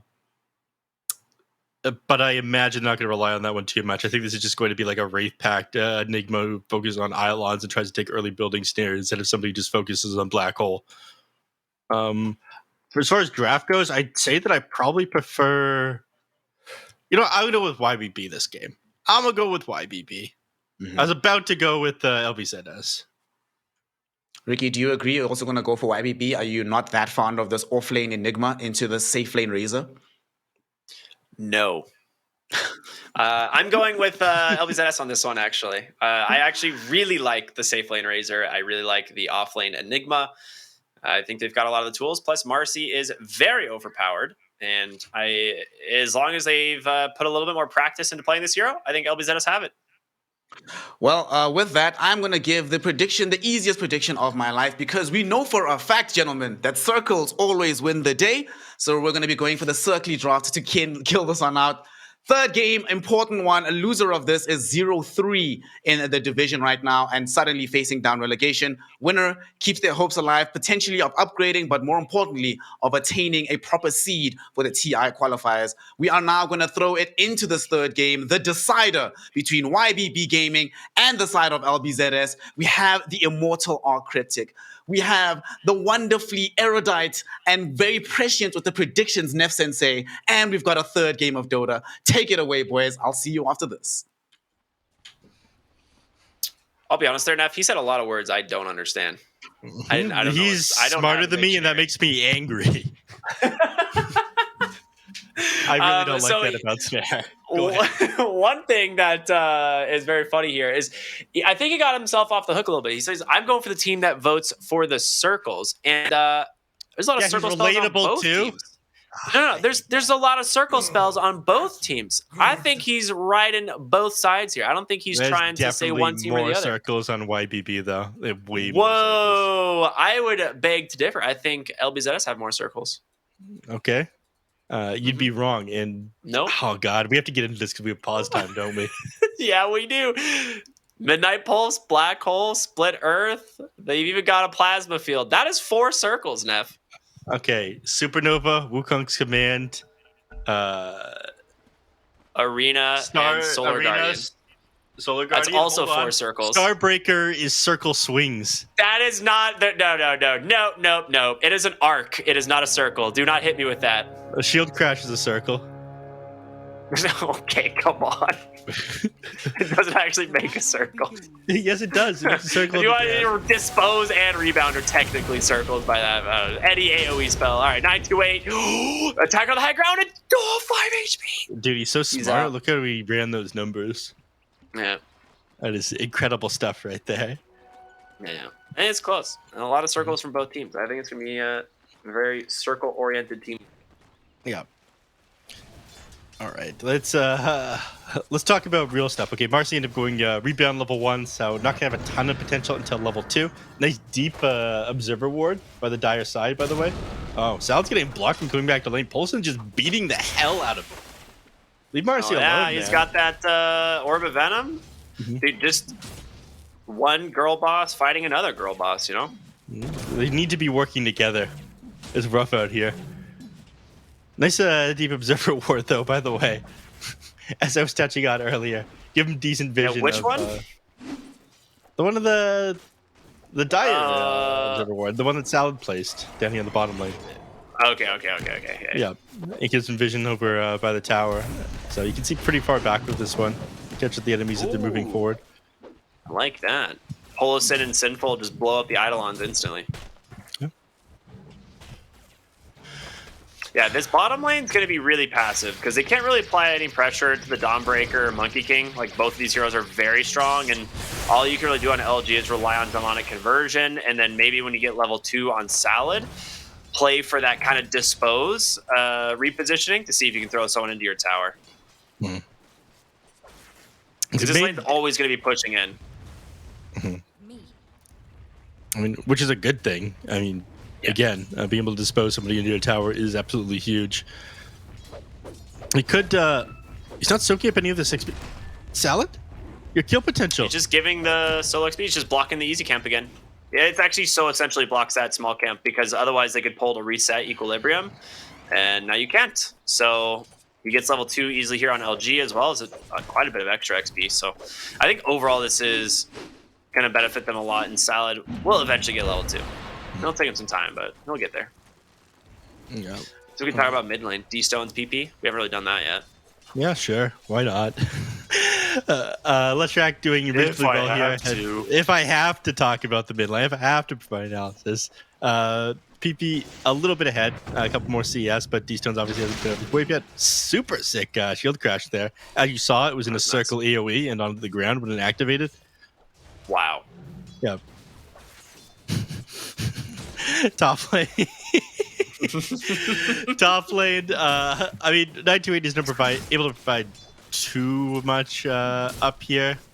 You have to be kind of careful. Razor will run you down reasonably easy if you end up wasting your Icarus dive. So a lot of time he's going to try to be out of lane. 928 is actually going to probably grab this bounty rune. Yeah, he snatches it from the Dire side. Attachment couldn't beat him over there. So he's not. This Phoenix isn't super useful in the lane. Neither is Nick Assassin, but being able to snatch the bounty is something that the two of them ended up forgetting about.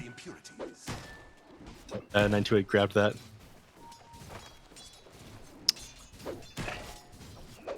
You have hit level 2 on Marcy now, but it doesn't look like Salad's going to be going for any kills. It is a little bit more tricky to make the rotation down to the bottom lane and find a Pango, as he does have an escape ability. But I'm kind of surprised they're being a lot more passive with the dispose, especially with where the lane was placed at. But Salad, I don't think he was in the right position a couple times. Like he was definitely like in a kind of a weird spot, and doesn't actually get the dispose angle. The supports hitting each other. Icarus Dive was used up in the top lane, but it looks like 928 is going to back off instead of playing forward at all. All right, never mind. Top. And they're going to find Phoenix. 928 without a dive. It's going to be... Oh, he just needs one more auto attack, but the attack slow from the Fire Spirits, is it enough? The EHOME is quite fast. He's one more auto attack. He's got the Plasma Field, so there it is. The first blood goes the way of LBZS. And, you know, this is what I like to see. A lane winning that should win, right? You see this Razor, Nyx Assassin into the Mars Phoenix, and they're dominating the lane. And this is kind of what I would have expected. That was kind of a bizarre movement there by the Phoenix, though. He'd use his dive to get away from the Nyx Assassin, just to, like, negate a little bit of right-click damage that he'd take, and he opted to go up from the ramp into the river rather than the secret shop route, which allowed them to set up that kill. And they did this while the dive was on cooldown. Like, obviously, he made that call on attachment. He's like, okay, he's already used Phoenix dive. We can just run him down now. Don't know why he's doing this one. Pretty hard punish. Bottom lane. Polison in a little bit of trouble. Rebound does come through, slow him. Inside the Midnight Pulse. Couple more auto attacks. It goes the way of LG there on the Enigma. So finally able to grab themselves something here in the bottom lane. Is they don't really have a lot of CS, but they have, you know, 10 denies on the Enigma. Yep. Good enough. You can stop Monkey King from being able to scare himself too much CS. Over in the mid lane, by the way, D-Stone has hit his level 6. Well, sometimes you get disposed into a split earth and dies, you know? Yeah. Nice call, though, Neff. I mean, he hit his level 6. PP hit his in the middle of that creep wave there. He probably felt confident enough to play a little bit further up there. That's why he was too aggressive. But again, it just makes it super easy for Marcy to find these kills. Talked about this at the beginning of the game. The amount of kill potential you have with Rebound and Dispose is insane. It was such a good rotation as well from Salad because it just like if they get the kill, it just guarantees the rune for your mid laner instead. And top lane, A unit spears up the Razor. D-Stones is going to make his first rotation top here with the Rolling Thunder. So dies mid, but puts it to good use as he gets himself a double kill in the top lane, catapulting his net worth back up. So that was beautifully done. Yeah, just a little bit behind Leshrac still. And thankfully, with 928 rotating in the mid lane, PP being all out of mana, he's not going to be able to pressure this mid tower and punish him from walking away, making that gank up at the top. All in all, not too bad. Here. Yeah. Nicely done. Let's check in on our bottom lane here. The Enigma. Oops, out. There he is. He's going to toss in the Dawnbreaker. He's got the Midnight Pulse plus that Malefice to chain stun him down. Just needs a couple more auto attacks, and he gets them with the Eidolons. And, he went for the Boundless Strike there to clean him up, but they split. That always feels super bad. Salad goes in, tosses in the Monkey King. They've got PP here as well. Can they close the gap is the question. 928 just showed up, and he's going to regret that one. I'm surprised that PP is walking away from the tower here. It's a lot of damage they could be putting on, but they did fortify immediately afterwards. So he's going to clear out this wave instead. It's probably preemptively expected that fortify to come.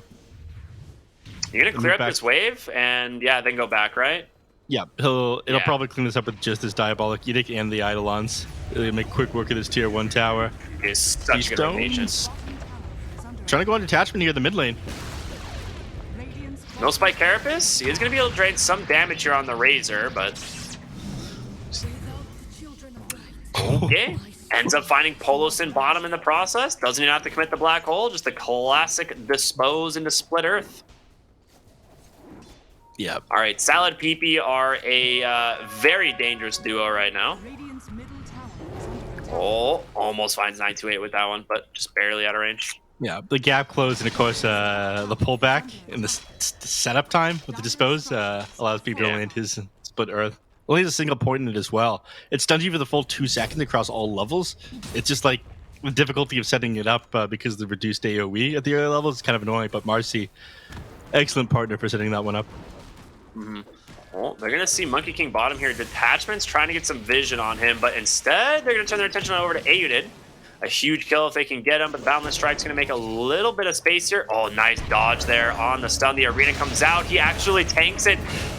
But that's going to be a beautiful rotation from D-Stones. A huge bait there from A-Unit on the Mars. Yeah, that was a nice try walking into the wall, activating Spike Carapace there. But, It's just yeah, bonk. no chance. Yeah, nice tree cut there. Speaking of bonk, yeah. Wax the tree down. Go, man. He's got him anyway. We can see the chase. 3 here, or is that 4 dead top? That was 4, right? Yep. Maybe. I No, think 3. 3. Dire's Yeah, That was 3. is under attack. 3 dead. Bottom lane, Enigma ends up building an Aether Lens, by the way, instead of Yeah, a Blink Dagger. I've been seeing this a lot. It's just really strong because Black Hole's cast range is so small that just having that little bit of extra cast range goes a long way, but also it allows you to play a little bit further back, like with Demonic Conversion as well as Malefice. Like all these abilities are super strong. Anyone else does that? Blink Dagger. That is true. Now LG's gonna walk towards them all slow like. These stones is gonna be able to get Eat away. it. Can't Oh, finish him just off. out of range. Yeah. 2 more ticks of that would have killed him. I think he's down to like 48 HP. Pure damage definitely would have done the trick there. And he gets away. He's making all these rotations here on the left track. The last one didn't end up connecting, so it does slow down his farm quite a bit because you could be farming fairly fast on the left track instead of making these failed rotations or even shoving the mid tower. And that tier 1 is incredibly important to take early, especially when you have 4 points in the Diabolic Edict. These stones are positioning so aggressively, man. I love to see this. Yeah.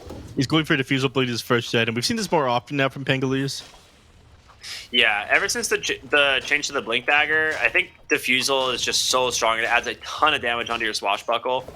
There's really no reason not to go for it. They actually have a smoked up, or an Invis rune rather, on 928 here in the mid lane. They will see him now as he walks under a sentry, so I'm going to play maybe a little bit safer here. Smoke over into the triangle as well. But Detachment, he's going to go ahead and pop that Vendetta and look for these heroes onto the backside. And BP kind of baiting here. He doesn't get the Spike Carapace off in time in a huge arena. The egg will get popped, but A-Unit stuck inside his own creation as he will fall, and PP cleaning him up, and LG finally comes in with a Black Hole. Ends up being a 4-for-1, a fight that was so close to being amazing from YPP. Yeah. But Unleash, man, that is a real good way to take down that egg. Yeah, instant attacks end up blowing that one up incredibly quickly. Electric putting on a lot of damage that last team fight as well, not being able to clean him up. And I mean, it makes sense for these tanky items. This first Hood of Defiance, and now going for the Eternal Shroud next. I don't think they have an amazing way of dealing with him. It's going to have to be the Monkey King, and he's not really participating for the next little while. He's going for Battle Fury as his first item, so probably not for another like 5 minutes or so will we see a solution for this Leshrac. 928 is simply dead, Dire's middle tower right? Simply walks away. No mana burn on the attachment. He's got 3 points in that Spike Carapace. One thing that you're going to have to be very worried. Wait. Oh, hold on. Salad, bottom lane. Caught in the river. Trying to make his way to his Razor. He's like, friend, please. I need you. No, he's gone. One thing that makes Marcy really good against Phoenix is the fact that Unleash, a lot of people may not know this, applies a basic dispel on cast. So it does get rid of the fire spirits instantly and allows you to get those attacks off, which is so good at dealing with the Phoenix Egg. Dire's middle tower is under attack. Is it the Rapid Strike instant or max attack speeds anyway, though? Bottom lane, A-Unit. Oh, they've got Dawnbreaker coming in. It's going to be enough of a heal to keep him alive, so it'll be just fine. What was the question? The instant attacks are all max attack speed on Unleash. Yeah. Yeah. So it wouldn't really matter. Yeah, Oh, because really? the Phoenix, yeah, the things are just like attack speed slow. Oh, yeah, I guess you're right. Huh. Yeah, the basic dispel is important for it though. Who cares? Nerd mechanics don't matter. But yeah, you're technically not. That's weird. Dire's middle tower is under attack. I don't know the finer details of that one, but the Wind Ranger one, for example, isn't max attack speed. It just gives you like 600 attack speed. So if you have enough attack speed slows on her, then she ends up attacking pretty slow. Anyways, not important. Polison currently working on keen object being sent out. Currently working on a Glimmer Cape right now. Kind of weird, but I guess you don't really have money for anything else. Magic resistance is probably going to be pretty important, so makes a little bit of sense. Dire's bottom tower Unit is down under the attack. bottom lane. I mean, he still doesn't have his Blink Dagger here at like 14 minutes in the game. I think this is the next major time that they're waiting for. Top lane, Polison ends up just going down. Yeah, not a heavy commitment to ever. As long as you have that Marcy +1, it feels like any of these heroes are going down. The 4 points Malefice is just so good. And once you get the Malefice done at the 10 talent as well, oof, it's so good.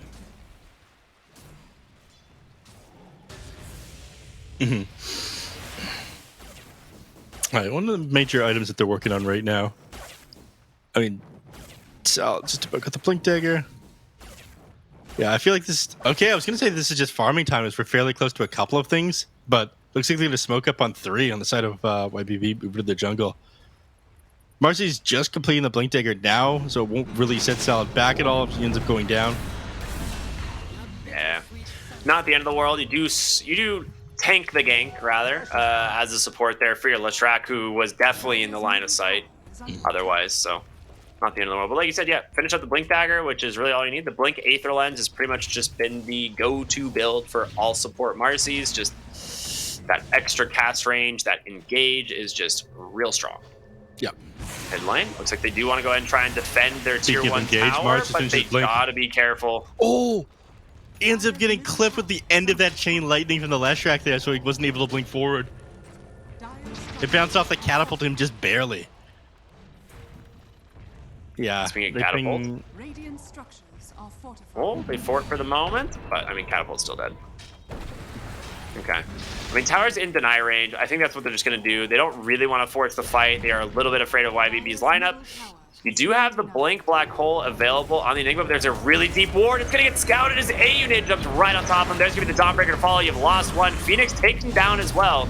Rolling Thunder from D-Stone's going to try and stay on top of PP's Leshrac, and he needs help and fast, but he's not going to find it. He is just getting melted inside this Wukong's command. So far, 3 dead for the side of LBZS, but Kagome is coming in on the raid. That, the Spear kind of tanked by Salad, and he can get the dispose, sends him back. Kagome actually just owning in this fight. He's able to keep himself alive, now chasing after the Mars. Can he actually get the kill, though? He needs one more attack, the Spear away, and into the Boundless Strike instead. A wipe going the way of YBB, dude. Such a sick fight there. Yeah, unfortunately, LG ends up going down at the beginning of that fight before he could get basically anything off. He's not really being able to contribute too much as this Enigma there. But it could have gone maybe a little bit more in the favor of YBB. That Pangolier ended up missing 2 of his swashbucklers was the tail end of the fight. The first time when he gets out of his Rolling Thunder, and the second time when he swashbuckles from the low ground up to the high ground on attempts to hit the Razor with that one. I think that one just comes down to like the weird positioning on heroes on the Z axis, where it doesn't really end up connecting when you go from high to low ground, or like skill shots and whatnot. I'm not sure if you're familiar with that one at all, but a little bit, yeah. Off of the Razor, definitely would have found the kill off of the Razor there as well.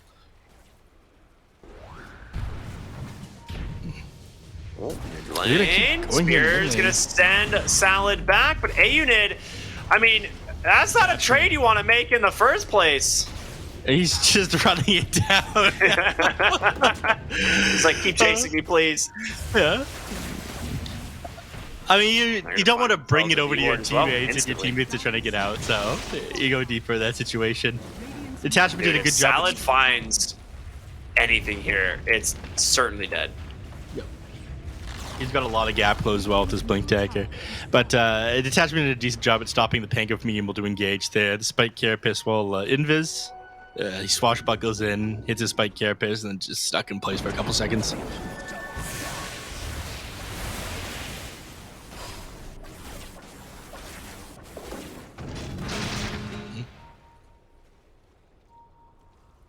All right, Enigma working towards his Blink Dagger. We're seeing some heroes move towards the top side of the map. They're definitely under ward vision. It's going to get dewarded here in a moment. 928, of course. We'll see that one. So nicely done by him. But I don't think they're going to get their hands on this Leshrac anytime soon. He does have... Oh, he's going to drop the Wukong's command, plus the Dawnbreaker ult, but there is a Yule's. The Chainstone comes perfectly disposed. Doesn't actually connect in time. He gets him with the Starbreaker. Oh, no. Disaster there for the side of LBZS, and the question is, can they get more here? The Dust did connect onto the next assassin. He's going to be able to ping-pong off the wall, and it's going to find detachment as well. Salad gets thrown in, goes for the black hole here, onto that Monkey King, and it's a success. So take those. They actually drop the egg as well. Doesn't really do much of anything there. Yeah, I mean, I think they realized he was just too far in at that point. It was a nice dispose, pulling him even further back. I'm going to safely black hole from like on top of the high ground there. The Supernova just to like, I don't know, hoping maybe disengage after that, but it is a very hopeful Supernova. Still, some punish from a team fight that went horribly wrong for LBZS at first.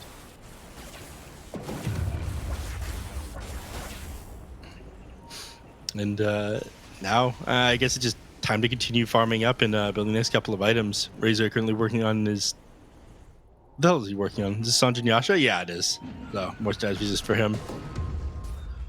Enigma able to be a little bit more useful here. It is nice that they managed to kill that top net worth hero. My King definitely needs the BKB, but even that isn't going to help him with these black holes. So I'm a little bit concerned for YBB going forward here. As deep as you can they always were. go for like a basher eventually on Pango and Monkey King and hope that you get those like long range bashes or something, but it's not easy. Yeah, it's probably just D-Stone's picking up a basher, right? That's going to be the solution.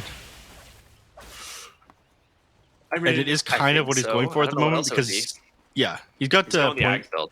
Yeah, he's going Aghanim Scepter, so usually end up going Basher with that one. So he's going to be burning a lot of mana down in these fights, and he's going to be... He goes for Egg Shard first. Guess he just wants Roll Up. Yeah, I mean, Roll Up's so good. It helped, like, the ability to just, like, instantly double stun a hero on Rolling Thunder is, like, pretty massive. All right, smoke up here from the side of LBZS. The Dispose will find the Phoenix. And they will get themselves a quick kill there onto the bird. That's going to be a nice initiation for Poulsen and an even better arena on the backside. But Kagome's got a BKB. They will be able to take down one. The question is, do you continue fighting here? Sinful is actually, he's got to be careful. They're going to go in. He gets stuck up on the high ground with the egg. The second one, but can they actually survive it this time? No, it gets chain stunned down. Sinful is stuck on the high ground. An ultra kill for PP on the Lesh. The buybacks coming in clutch here for each team initially, but ends up being way better for LBZS. Dude, they just disposed him up there. That was the Marcy. Yeah. That is so tricky to pull off. That is insane. Oh my god. Salad is the sickest Marcy player I've ever seen. He tosses Monkey King up for the high ground with that last team fight. That is absolutely whack. I mean, okay, a lot of this is due to the PP, like, just putting in damage that last team fight. He ended up healing up so much with the Eternal Shroud. He's like basically not damaged for a while. Monkey King almost managed to chase him down with that BKB that he popped, clicking away at him, but he just couldn't hold him in place, so PP just ends up like walking away from him. And again, it gets even more difficult once his BKB is completed on him. Yeah, the Wukong's command in the arena weren't lined up super well. There was only like a small percentage of it overlapping in the center. Good old Venn diagram type scenario, but... And because of that, PP just stood his ground on the left side of the arena, just outside that Wukong's command, and was like, yeah, I don't care, I'll fight you. Yeah. Once the BKB was active on the Monkey King, though, and he was like chasing me down by himself, then PP started to walk away. Because it wasn't putting in damage at that point. But he healed up so much with his Eternal Shroud. I'm kind of surprised Salad's actually going for a BKB instead of the Aether Lens. That's not surprising. I mean, it's something we talked about before the game. We said that, you know, Marcy kind of, or God King was saying Marcy kind of falls off towards the end of the game. But if you play kind of like people play Monkey King as position 4, where you go for some damage right-click items for BKBs to be in the middle of fights, then it doesn't fall off as hard. He still wants to be useful, and I think one of the best things that Salad is able to do in these fights is just like rebound on top of the Phoenix, pop the BKB, and then unleash it down. Yeah, she did get disarmed in the last fight by the Pango, and it was like made that egg kill a little bit sketchier. So the BKB is going to help her do that a lot. Yep. Oh, they actually just smoked right under a ward, and YBB is going to bait this one. A-Unit He's got the BKB. He's ready to go. Gets the Marcy right on the beginning. But here comes LG, the black hole on the 2. But there's an egg already there. And the heals coming through from that Dawnbreaker is doing work. But they get the Monkey King just in time. And they will lose 3 to start this fight. Olsen and A-Unit bail big as they'll have to TP home. Yeah, despite the fact that YP ended up having all the information that BKB recently completed on the Enigma, is walking in the middle of the fight and dropping that on them, there's nothing they can do about it right now. They need that Basher on top of the Aghanim Scepter. In fact, I don't even go for the Aghanim Scepter. At this point, Penger cheesens his items up. He goes, okay, I admit it. LG, you are an issue. I will go for the Basher now. Dude, Polison is going to be a little snake right now. The Glimmer Cape into the Roche. And he gets nothing, but he gets away with his life. He gets his life. He does survive. He does survive. He's like, oh, well, unlucky. What can you do? I'll just pretend like no one saw me. Yeah. We call that high risk, low reward. Yeah, of course. Wild that he did not die. It is so rare for people not to just like drop a sentry ward right outside the pit these days when they're taking Roshan. That almost never happens.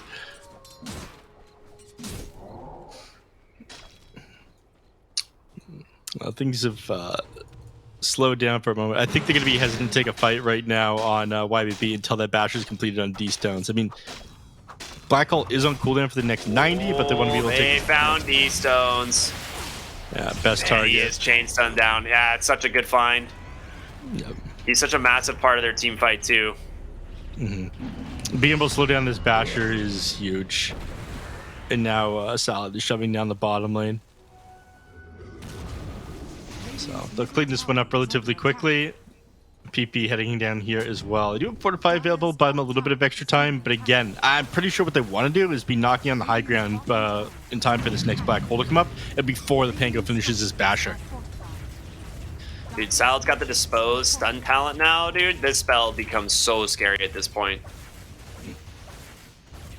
Dude, look at PP. He just like runs to the tier 3 and is like, I'll just cut the wave. Like, he just actually has no fear at all with this build. He's got the Yules, the Eternal Shroud, Kaya Sange, and an Aegis. Like, he's just chilling.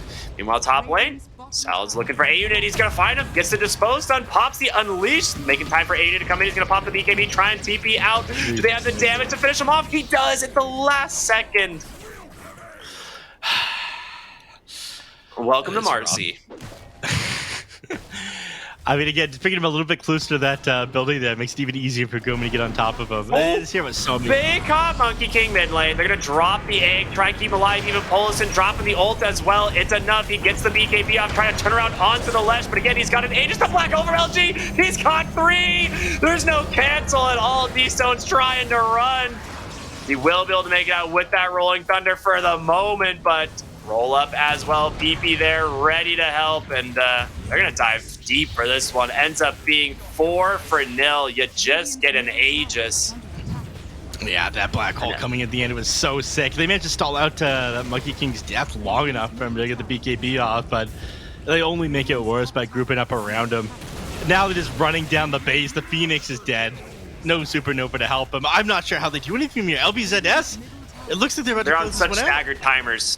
Look at their timers. They're like, you're gonna only have 2 heroes alive, and then it's another 30 seconds for the rest, so they should be able to get this mid barracks here. They do have fortification if they really want to try and keep this one alive, and they will pop it, so. LBZS decide to go for more is the question. It looks like they're gonna respect it. They will back off, but 20-32, a 13,000 gold lead. LBZS have just blown this game wide open. Dude, just 7 minutes ago, this game was a dead even net worth. Radiant are scanning. Yeah, I've turned this one around like crazy. Man, I don't know how they get back into this one now. I mean, you always will have super sick team fights that you can take. I mean, Mars's PKP Blink Dagger, you've got Supernova, you've got Wukong's Command, but they've fallen off so hard now. They were never supposed to be playing this from behind. Dude, not Marcy's just transitioning to an extra core. Yeah. She just queues up a Basher and also finds a Mindbreaker. So that's spooky. Oh, top lane. They can't do this. They get the Dispose. They find the Monkey King. he's just dead, right? Like, maybe they can heal him up again. They do. They get the BKB off, but again, he's still stuck here. He's trying to stand his ground against Sal, but he just gets beat to pieces. He's healing. Oh my gosh. Polosin now on the run, pops a Starbreaker, almost takes down Salad. D-Stones will be able to do so, but it's the backside of the fight. You can be careful of Kagome. His BKB spent aided, will be able to TP home, but 928 gets popped by the Spike Carapace as well as that Malefice.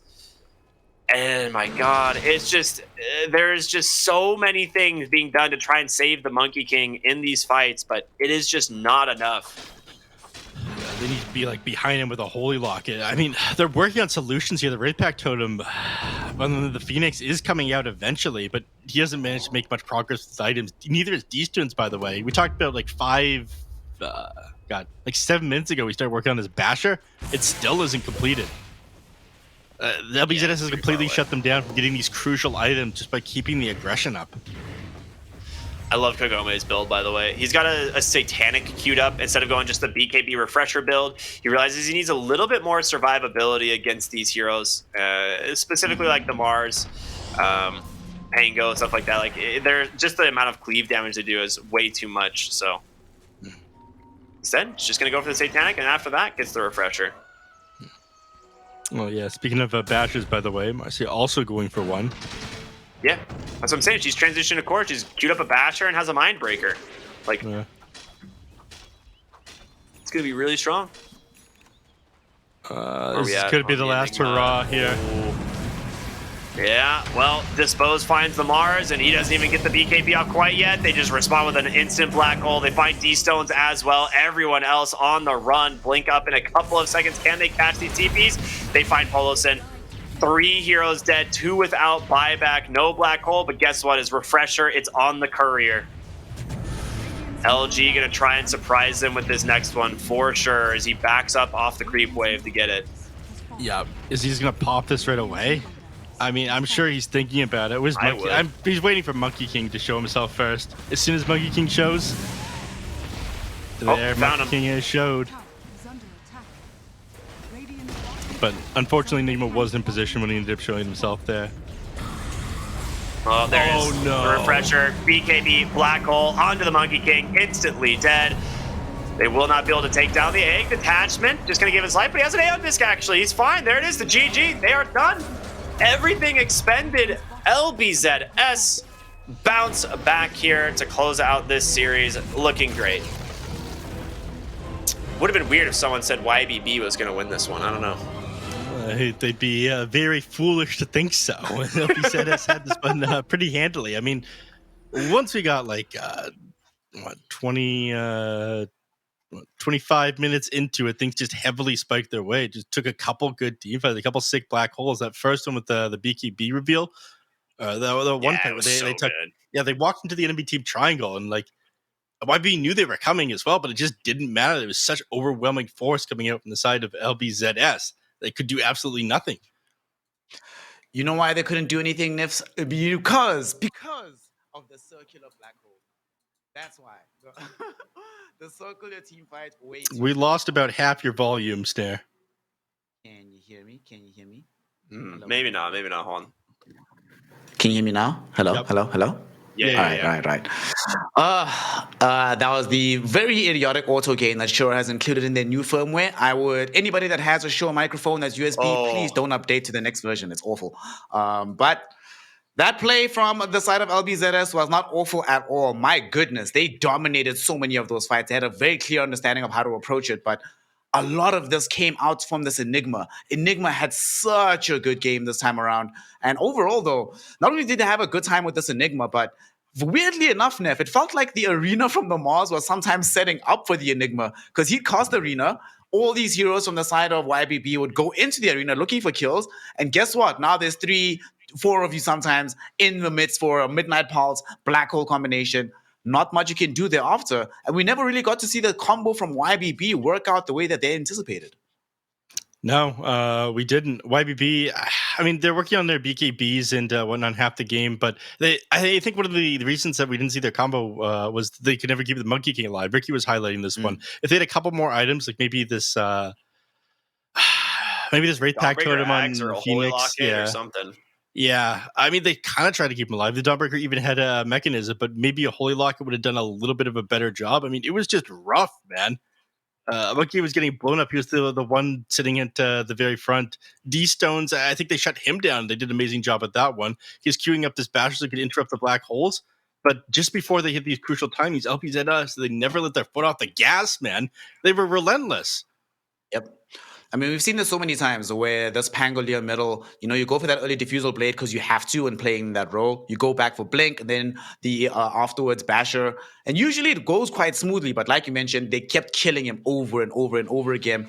And our Cryptic, unfortunately, this is the second game in a row where we've seen a subpar performance from a carry player lead into the team not ever really being able to control the game as anticipated. There were a couple of good fights here and there. This is the one good fight that really came out good from Sinful Soul, but the one thing that makes it so good for them is this is one of the few fights where he was the last one into the fight rather than the first one caught out by LBZS. Yeah, I mean, absolutely. What you need to be able to do is get a lot of damage out of the Wukong's command, and most of the times, like you said, he's one of the first heroes to die. He drops the Wukong's command, it is up for a second or less.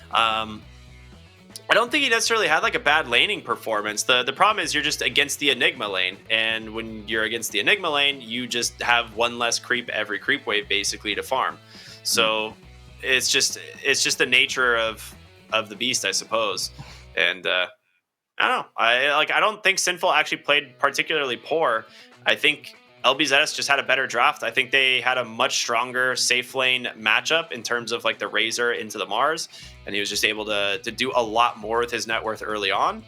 And then, like Neff said, as soon as you got the BKB on LG this game, this thing completely blew wide open. They take that one big fight in the mid lane, and suddenly, like, Rolling Thunder doesn't matter. Your reinitiation from Dawnbreaker doesn't matter. Your Mars Arena doesn't matter. Like, every single one of these big team fight spells was completely nullified by the BKB that came out on the Enigma. Yep. The Enigma BKB in tandem with this Razor BKB, just too strong for them to deal with. And Neff, unfortunately, this is not the first time in this day that we see this Phoenix unable to really contribute to these team fights, either having the egg immediately broken in these engagements, or by the time the egg goes off, all your core heroes are dead. Like, this is actually a very good example here. They get this black hole off, Iron It and Sinful Soul practically done. Sinful Soul dies, and now the egg pops, but okay, we don't care anymore. There's nothing you can actually do to follow up from this point. Are we now finally seeing the death of this Phoenix, or were there other things wrong with how YBB approached these fights, not necessarily just having the big egg? I think things happen a little bit too quickly for the egg to be good. I mean, the damage that ended up coming out from the black hole made it so, okay, the black hole just activates and kills everyone before the egg even pops. And I think that was just partially from LBZS having the initiative in a lot of these fights. They need to be able to take them on their terms for YBB, for this egg to be a little bit more effective. Yeah, they needed so many things to go much better for them, and unfortunately it didn't. Paulison did his best trying to buy this mechanism to buttress the amount of regen that they have in some of these engagements, but not only is it the latest mech on the patch for this hero, only bought twice to be fair, but it really did feel like too little too late at that point. LBZS were just a little bit too far ahead. And unfortunately, one of the other things that we kept seeing in this game, gentlemen, was that LBZS, when they like grouped up as 5, their ability to kill one hero and move on to the next was just so much simpler. They just didn't have to commit as many, like, the mental load of who to target, how to target them, and in which order just wasn't nearly as difficult as what YBB was suffering with. We just kept seeing them get run over. And at the end of the day, our Cryptic, it's going to be LBZS claiming that victory. Do you think this started already in game 2, though, with the mental damage that was inflicted with how quickly they were able to win that game and apply pressure to the safe lane? I don't think necessarily, like, I don't think YBB looked broken in game 3. Like, sometimes you see a team that like gets massively tilted from a really rough loss, and then they perform like really poorly in game 3. I don't really think YBB looked bad in game 3, like compared to any of the other games that we saw.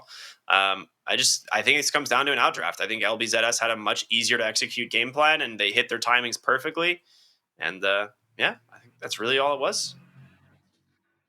Draft has determined so many of the games here in the Chinese region, especially. Given that the skill gap between a lot of these teams is so small, this can have major implications if you have this better draft. And to talk more about how this draft actually went for the side of LBZS, now that they've claimed their victory here in Division 2, their first one of this particular tour, we have Kagome on the line from the side of LBZS to talk to us about how this game went.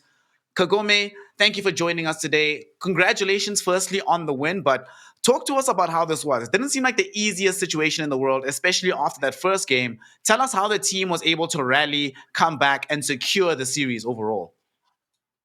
恭喜你们拿下这场比赛的胜利，然后来跟我们谈一下你们这场比赛获胜的一些心路历程。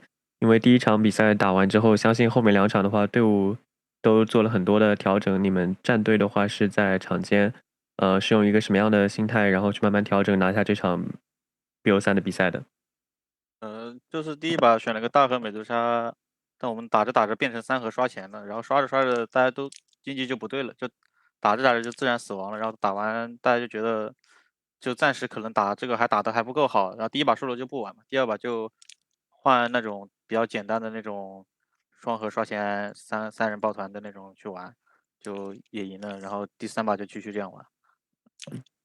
So first game we decide to go for a Dusa 4 Protect 1, and then during the game we start to all our 3 cars start to farming around the map, and suddenly the game went down for us.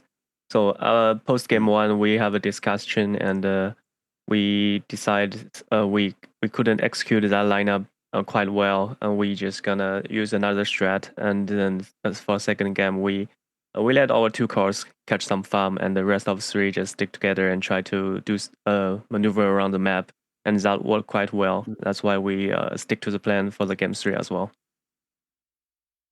That definitely makes sense. And speaking of how this series progressed, Kagome, in that game 1, you had to play up against this Pudge. And we've heard a lot from some of your colleagues here in the Division 2 that Pudge is a very strong hero in their estimation.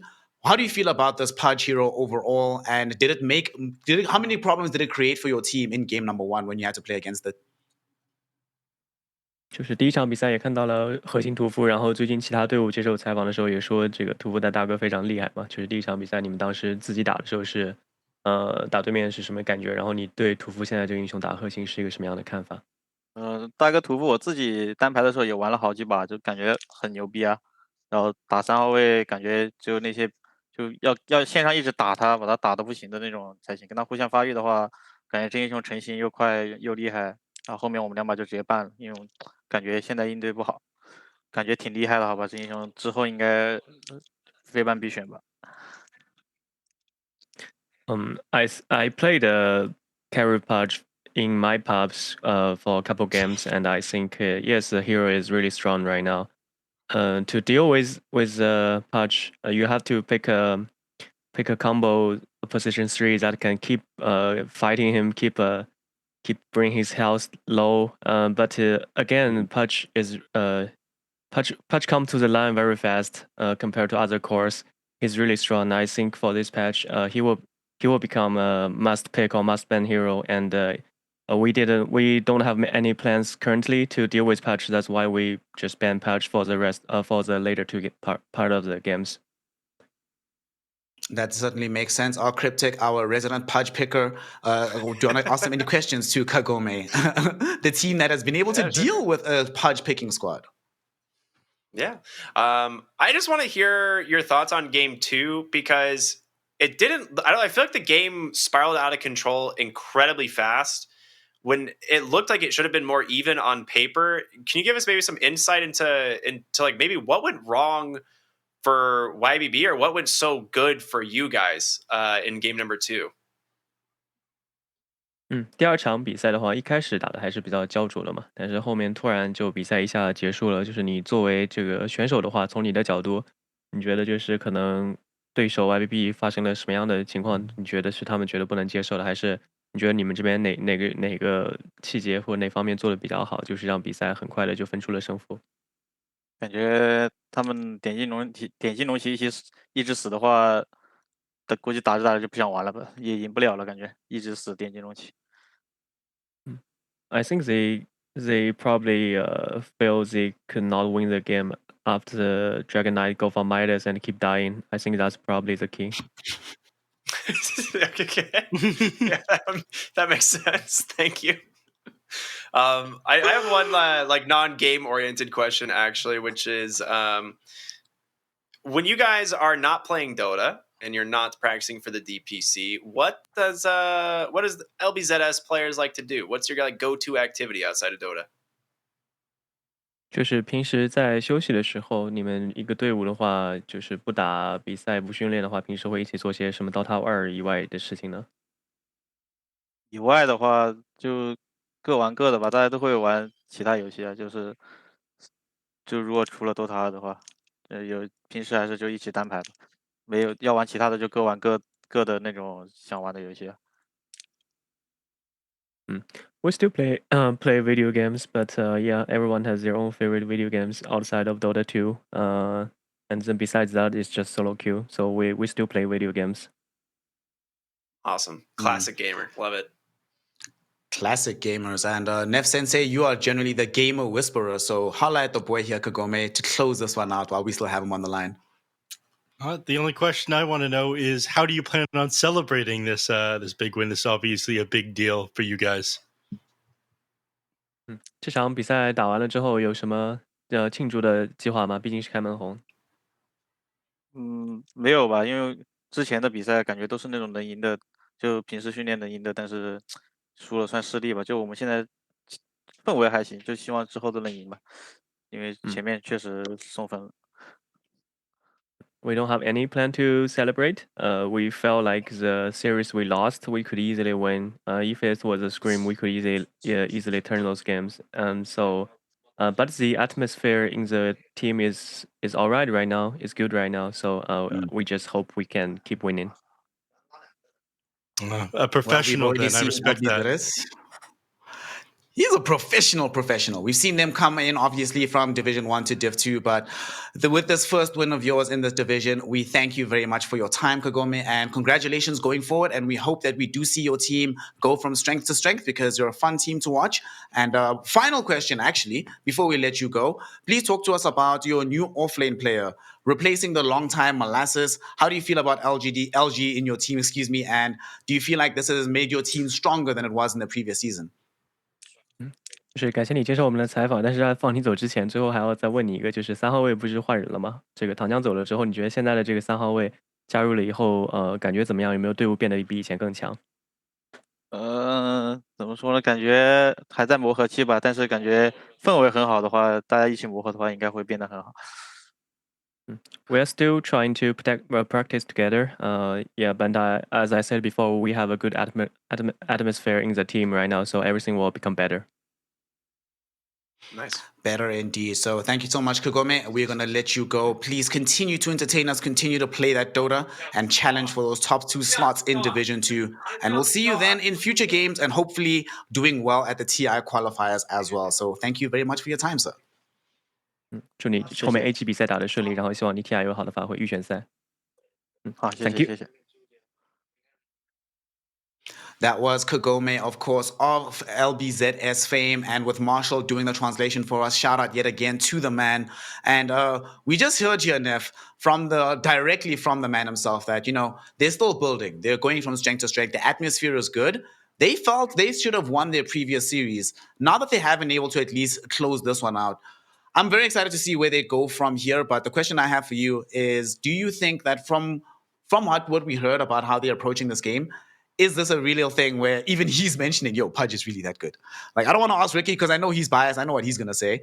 But should we have to reassess a little bit where even the team that just won against the Pudge team is like, yo, you have to ban it because we actually have no plan to deal with it? I think Say it, Neff. Maybe Pudge is viable even as a core. Say it. Maybe it's viable. Are you happy, Ricky? Is that what you wanted to hear? You've broken me. Pudge is a top tier pick. Boo? He's gonna be first phased. He's gonna be picked first. Pudge, unfortunately, he's not gonna be first phase, but it's just that good. Interrupt his stun. Everything he does is melee range. Like, he has a lot of flaws, Ricky. Okay, just like you. Are you fat shaming Pudge right now? Are you serious right now? Oh my gosh. I Not can't enough win. flaws, I can't win. unfortunately. Not enough flaws on that hero to be not pickable and not to be very highly valued, but enough flaws, or rather just it's good enough that if you just ban it, you are capable of beating teams that are very good with it, which we've just seen from LBZS. So they've now taken a 2-1 win here, gotten their first victory in Division 2. Unfortunately, that means YBB Gaming drops down 0-3, certainly in the conversation for relegation from Division 2. But there is still more Dota to come today. We are not done just yet. The Division 2 action might have concluded, but Division 1 is about to start with EHOME taking on the side of Royal Never Give Up in a very important game on that side of the bracket as well. However, we'll talk about that more after a break. So we are going to be closing this one out for now. It's been myself, Snare, joined by R Cryptic and Nef Sensei, giving you the Division 2 action of the day. And now, as we take a small break, remember the most important thing here. Go outside, breathe some fresh air, touch some grass, call someone you love, let them know you love them, hydrate, and be back ready and prepared for some more Dota 2 action.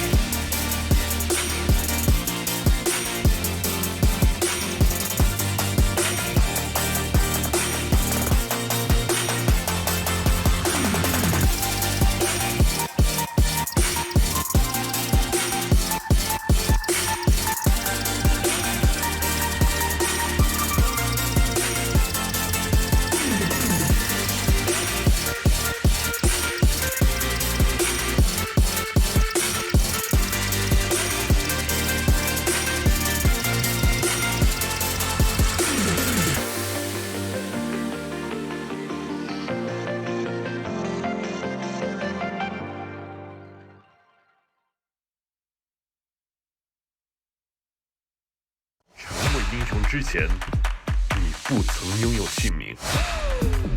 通向终点的路很长，但谁也无法预知结局。有人潜心暗影，谋而后动；有人拼尽全力，克敌机先。没有对与错，只有速度是唯一的答案。奔跑吧，在到达终点之前。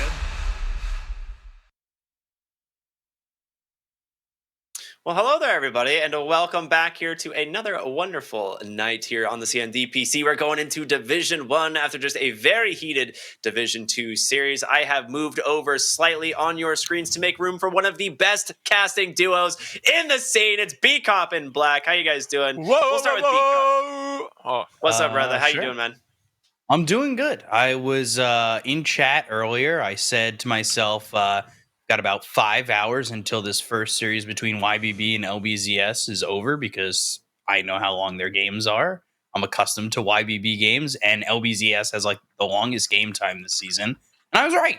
There's 3 games. They were pretty okay, I guess. And I don't know. I guess we all kind of had fun with that series. And now we're on to a better series, I hope. I don't know. I'm still... There's question marks with these teams. There's always question marks with these 2 teams. I don't know why. I mean, maybe it has to do with Echo and Ghost, but that who knows? Everybody's tied at first except for RNG, so maybe they're good. They're a first place team. They're looking good. Black, how are you on this fine evening? It's good to see you, my friend. Good. Thank you. Likewise. Haven't had the chance to talk to you in a while. But unfortunately, you know, my day hasn't been as good. I literally stormed the game as Pudge on my stream. I saw that. Then we watched the YBB game, and we were like going ham on him. You know, it's like, oh my god, he doesn't play Black at all. It's like, oh, yeah, you know, not everybody can be as good as me. It's fine, guys. Let's get into this series and talk about people that might one day come close to my skill level. I mean, Pudge is just a heck of a hero right now. He really is. He's just one heck of a hero. And I'm hoping to see a lot more of him.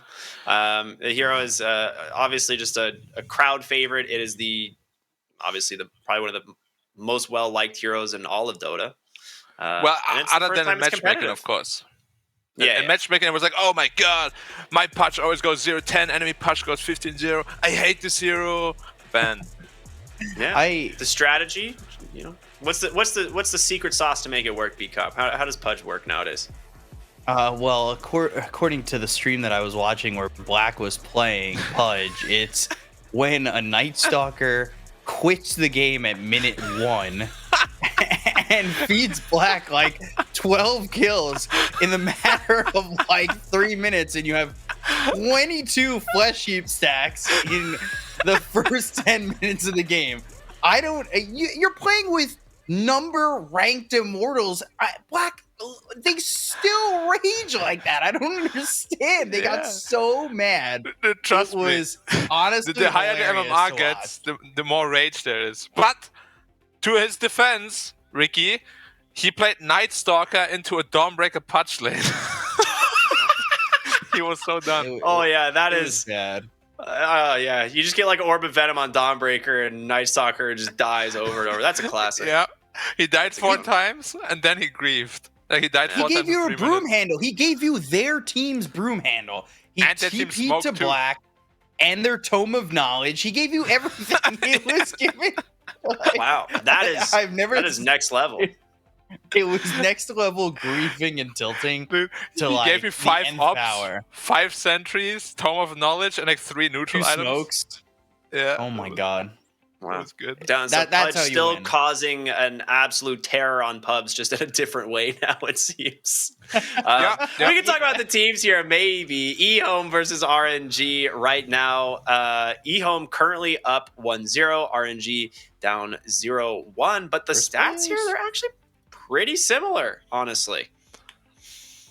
Yeah. I love the bottom stat, the viewer support rating. That's actually pretty interesting. I wonder if that comes viewer from like support goals. rating. It's from China, right?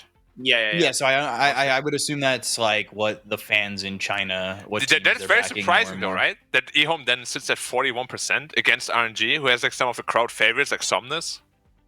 Well, yeah, that's what they 58 or 59% for RNG. That makes sense. I think a lot of people like Somnus as a player and they'll root for him But no matter when. They wouldn't also you have think it would X be, like, Nova higher? and Kaka. Yeah, well, exactly. Like 70% I or something think- is what I expected. If there was Secret versus another like not so good team, that would be like 80-20.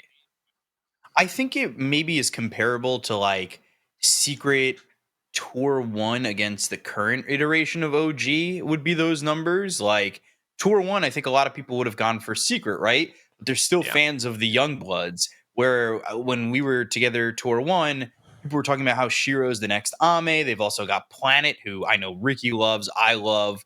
Black, I don't know about you, but yeah, I mean, Planet's a great player. Like, I think there's just a lot of Their best support player. for the younger. Yeah, I think Planet is their best player, and then Shiro is solid. He's great, and I think there's support for the young bloods on eHome, and I think that's why the numbers are so close. I think people from China, kind of like in NA, really want a next generation of players. We've seen the same names for a long time, and when you've got guys like Shiro who play relatively well, they made it to the regional finals in the first season. You back them, and they get a little bit more support than maybe Ghost on RNG, who really hasn't proven himself too much.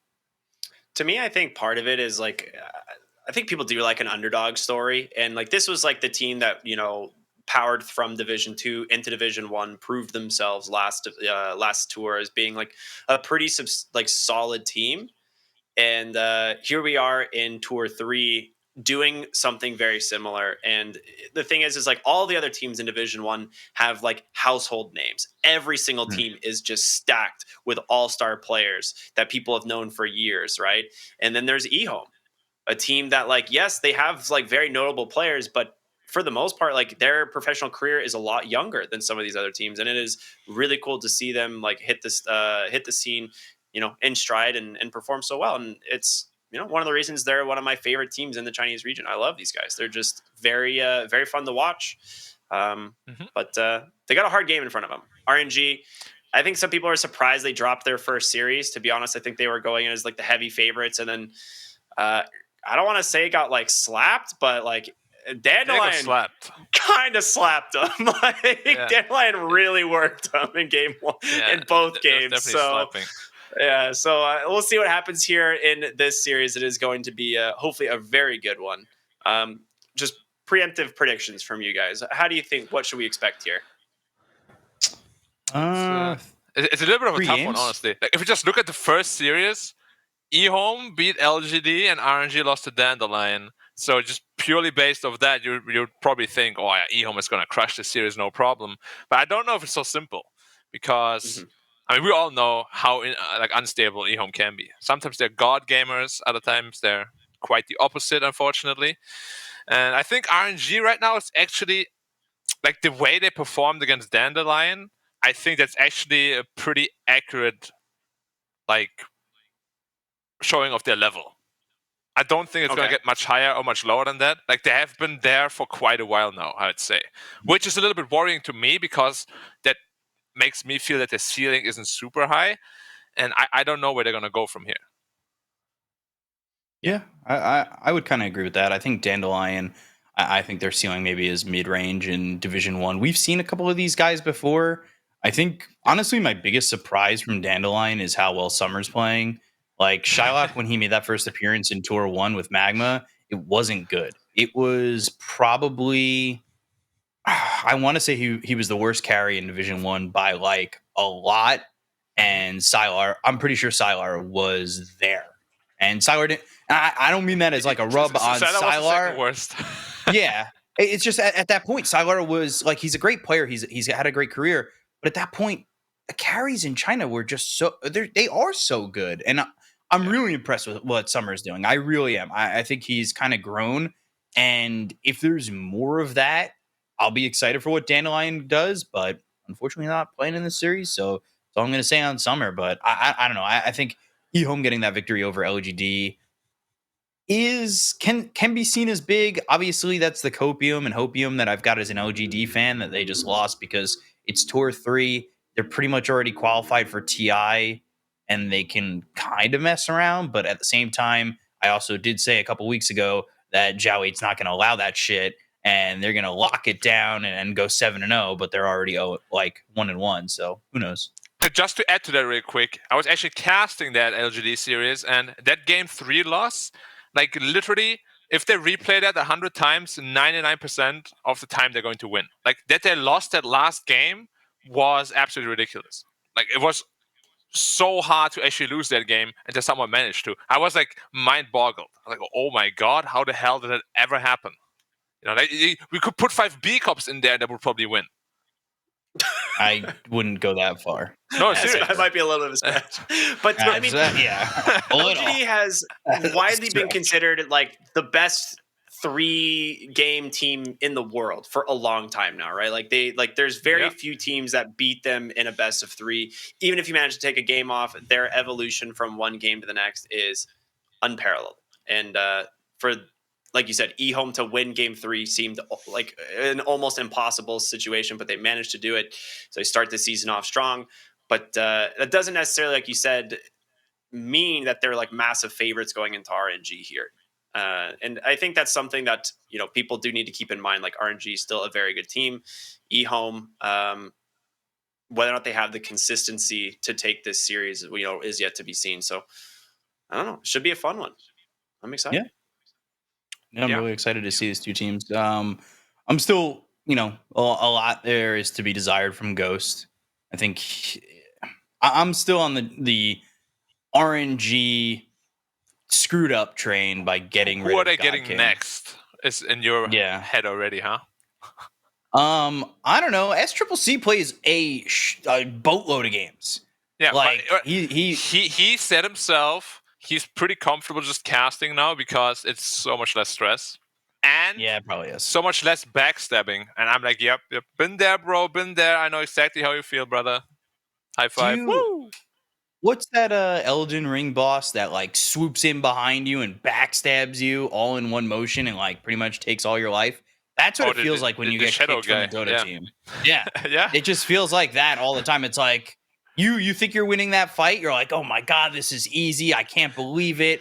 I'm hitting him like one more time and I'm going to win. Swipes right behind you, backstabs you, and then you're dead. And then you have to start all over again, potentially from Division 2 open qualifiers. Yeah, it's just way too stressful, honestly. For a person like SCCC to even be in that spot is pretty sad. I always do hope that he will come back eventually, you know, but I can understand his decision to not, if he chooses not to. Maybe? Stylar? I feel like Stylar is like destined to be on one of these teams, you know? For a month or two, It almost screams Before Stylar. we speculate anymore on some other players, how about we speculate on some picks as we're going to get ready to go into our first draft of our first game. We finally get to see what these teams are cooking up, and it's going to be a first pick Marcy.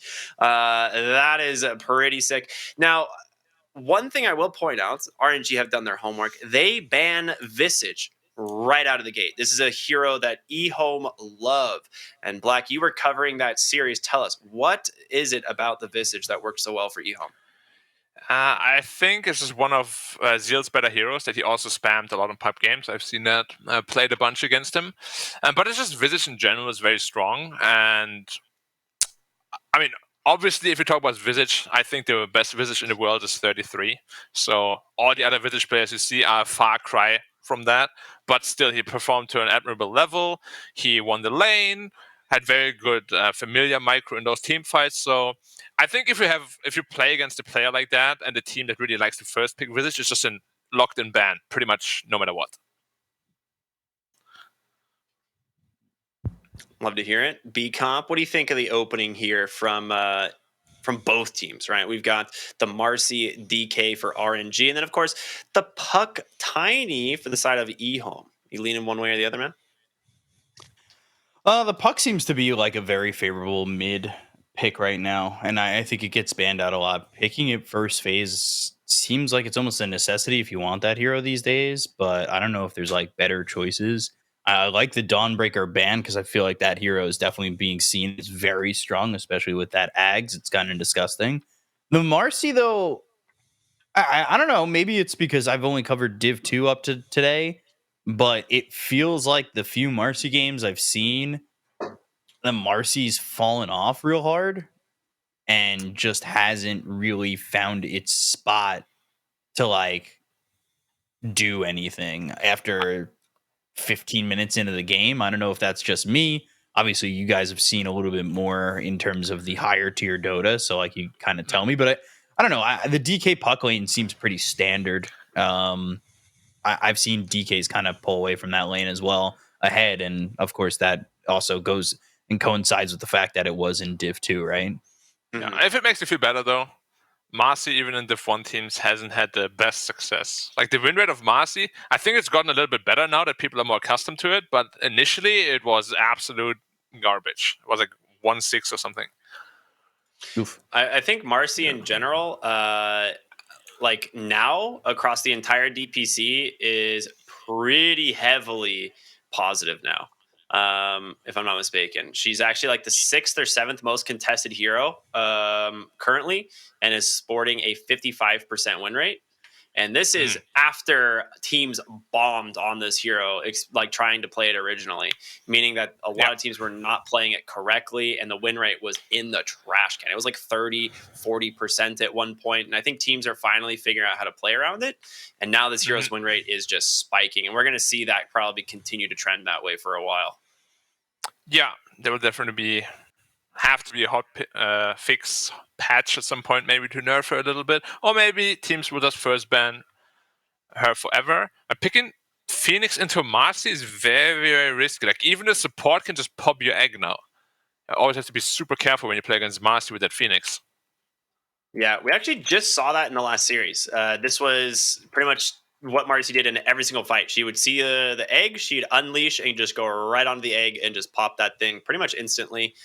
So definitely a bold pick, especially considering there's nothing really to protect it at the moment. They might go for the Medusa, which has been kind of like one of those top tier picks with the Phoenix. You just like pop the egg, then you pop, of course, that stone gaze, and then no one can really do either. You just kind of have to run away.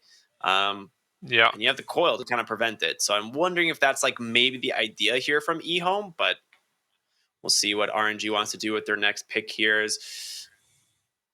I don't know. I feel like I want to see the DK go mid into the puck. What do you guys think? Would you rather see the DK in the off lane or just send it to the mid lane? I think the DK mid is fine, right? Like at least from the matchups I've seen, I know a lot from what I've been hearing is that like puck kind of does well in that lane, and it does, but like DK kind of holds his own, right? Yeah, it's not like you get outclassed. It's always a weird matchup, right? Because like you have this really strong laning phase as DK, but then as soon as puck gets Witchblade, DK just gets kited like to the next dimension. It's so hard to play DK suddenly. But yeah, the lane is good, and if you get a good game with DK, you get like a fast blink BKB. Puck can't really touch you at all. So it's just always a very safe hero, right? Chinese teams love to run it against the puck for that very reason. Safety and stability in their draft is very important in that region. Do you guys like this Prophet pick? It's a good egg hitter. Just pop BKB and click the egg. It's pretty good. True. It used to be a god. Do you still have that attack speed talent, or did I take that away? Yeah, he does. He still has it. Yeah, 25 attack 15. speed. Yeah, not bad. Yeah, I mean, I like Prophet. I just always feel like Prophet carry is underwhelming, but maybe he can prove me wrong. Maybe it's even an offlaner. We'll see. Go to fast Orchid, perhaps. Oh, well, that'd be interesting. Yeah, offlane could work. We don't really see it as much anymore. But I guess with like the problem is with offlane Prophet is like you have a really weak lane with the Nyx Assassin. Yeah, you do. Rubik. We'll so they're see. picking. They're doing what we wanted them to do for a long time, right, Ricky? Just leave that last pick for Shiro, enable him as much as possible. He's always like your game winner. So very good on them trying to enable him. I like the Rubik. That's pretty sick here. Some really good spells to steal. He's basically better Marcy if he happens to get the dispose. I don't know like if you guys... right? Yeah. Oh my gosh. I don't know if you guys have seen Rubik with dispose, but it is not balanced. Like dispose is a super imbalanced ability all to begin with, but then you just add like 400 cast range to it, and suddenly you're just throwing people 900 units, and they don't know what happened. Yeah, and then you lift them right after and throw them further back. Yeah. It's literally a reverse blink dagger. It's a little Uno reverse card. Yeah. Basically, screw a This- range. Is this Planet Rubik? It should be, right? Like, Planet, Yeah, that's one of his absolute best go-tos. hero. Like Yeah, that's- Planet's Rubik is absolutely insane. So that's Wait. why I'm Which sure it has. So to be. Phoenix off, it's- unless they want to pick their support last and run a tiny carry. I think which it's we have Tiny seen. off. I think it's Tiny 3. We've seen a decent amount of Tiny 3s come out of the woodworks lately. Yeah, tiny 3 can work too. I mean, yeah, it's pretty open. we've seen still. Tiny 5 in China, right? Yeah, Tiny Yeah, 5 not is like happening this in patch, NA as but- well. Yeah. Dubu Power was playing it toss. a bunch recently, and he just goes Interesting. tree grab level 1 with boots and just runs at the support and hits him with a big tree. It's very Yeah, I don't funny. hate that. It's So you It get actually like damage per hit. owned. It actually owned. Yeah, Yeah, 100 Tiny damage per hit number 5, 1 is Rubik not 4. balanced. And Phoenix 3, it could work. But they're very open. They're just going to adjust whatever they need to with that last pick coming out of RNG. They kind of need a one who can protect the egg as well. If they're gonna make the Phoenix 3, then they really want to protect that. Yeah, RNG's draft is a bit weird, honestly. Like, you can't see like super much synergy. It's, They have a lot Also- of catch. That's Yeah. all I see right now is just like a lot of catch. yeah, but no The damage. Yeah. The tiny puck has been a combo for a little bit because, we at least in the games I've covered, I've seen a lot of it just because you throw the dream coil down and snap it with toss. Yeah. Yeah. It's real good. That But combo that's is why really a lot nice. of times we see the Tiny as a support because you don't really need much to make that combo work. Yeah. But if you're going to play it as an off lane, suddenly you get that blink dagger maybe a little bit earlier and that Tiny puck could rotate. I could see that being the case. They're going to go ahead and ban out the Ember and the Void, just other heroes to protect that puck in the mid lane if they're worried that the DK ends up being flexed to the off lane. Which isn't the RNG worst with thing in their the last world. pick here. I mean, what do you guys think? Ursa. The DK can go either way. So what type of hero would you guys like to see? I mean, they just need pure damage. They need pure damage Yeah. dealer. Well, there you go. It's an Ursa. That is damage dealer for sure. Yeah, but it's very kiteable, right? Like if they pick something like a Medusa now, that could be we would put them on such a massive timer against. Dude, I mean, feels like it Troll has to be the Warlord Medusa. is amazing. Is I mean, PL worth thinking about here? Could also work. Yeah. I mean, It's good against the Prophet as well. They have so many options though. They could even put the Tiny as carry. I really don't know what way they want to go here and just pick a hero that really pressures the Ursa. I'm really.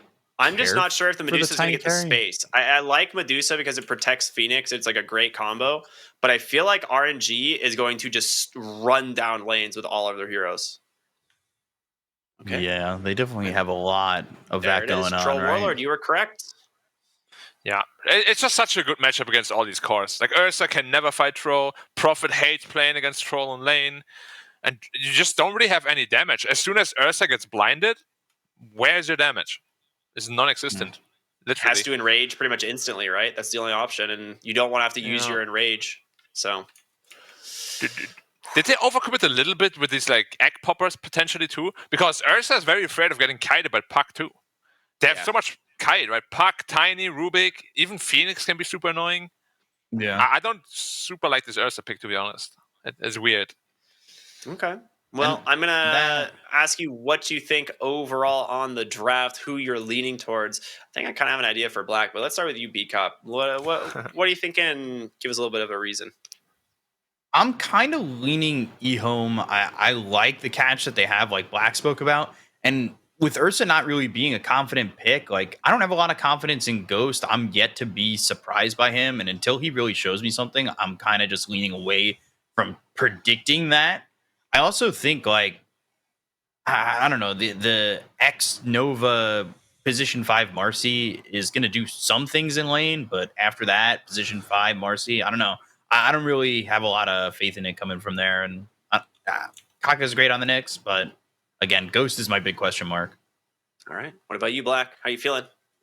Yeah, I think I'm going to go the same way. Mostly because the troll is just super hard to be answered this game. Like RNG needs to stomp the lanes and snowball super hard. And even then, they don't really have the team fight, so EHOME can still make a comeback. I like the draft quite a bit better.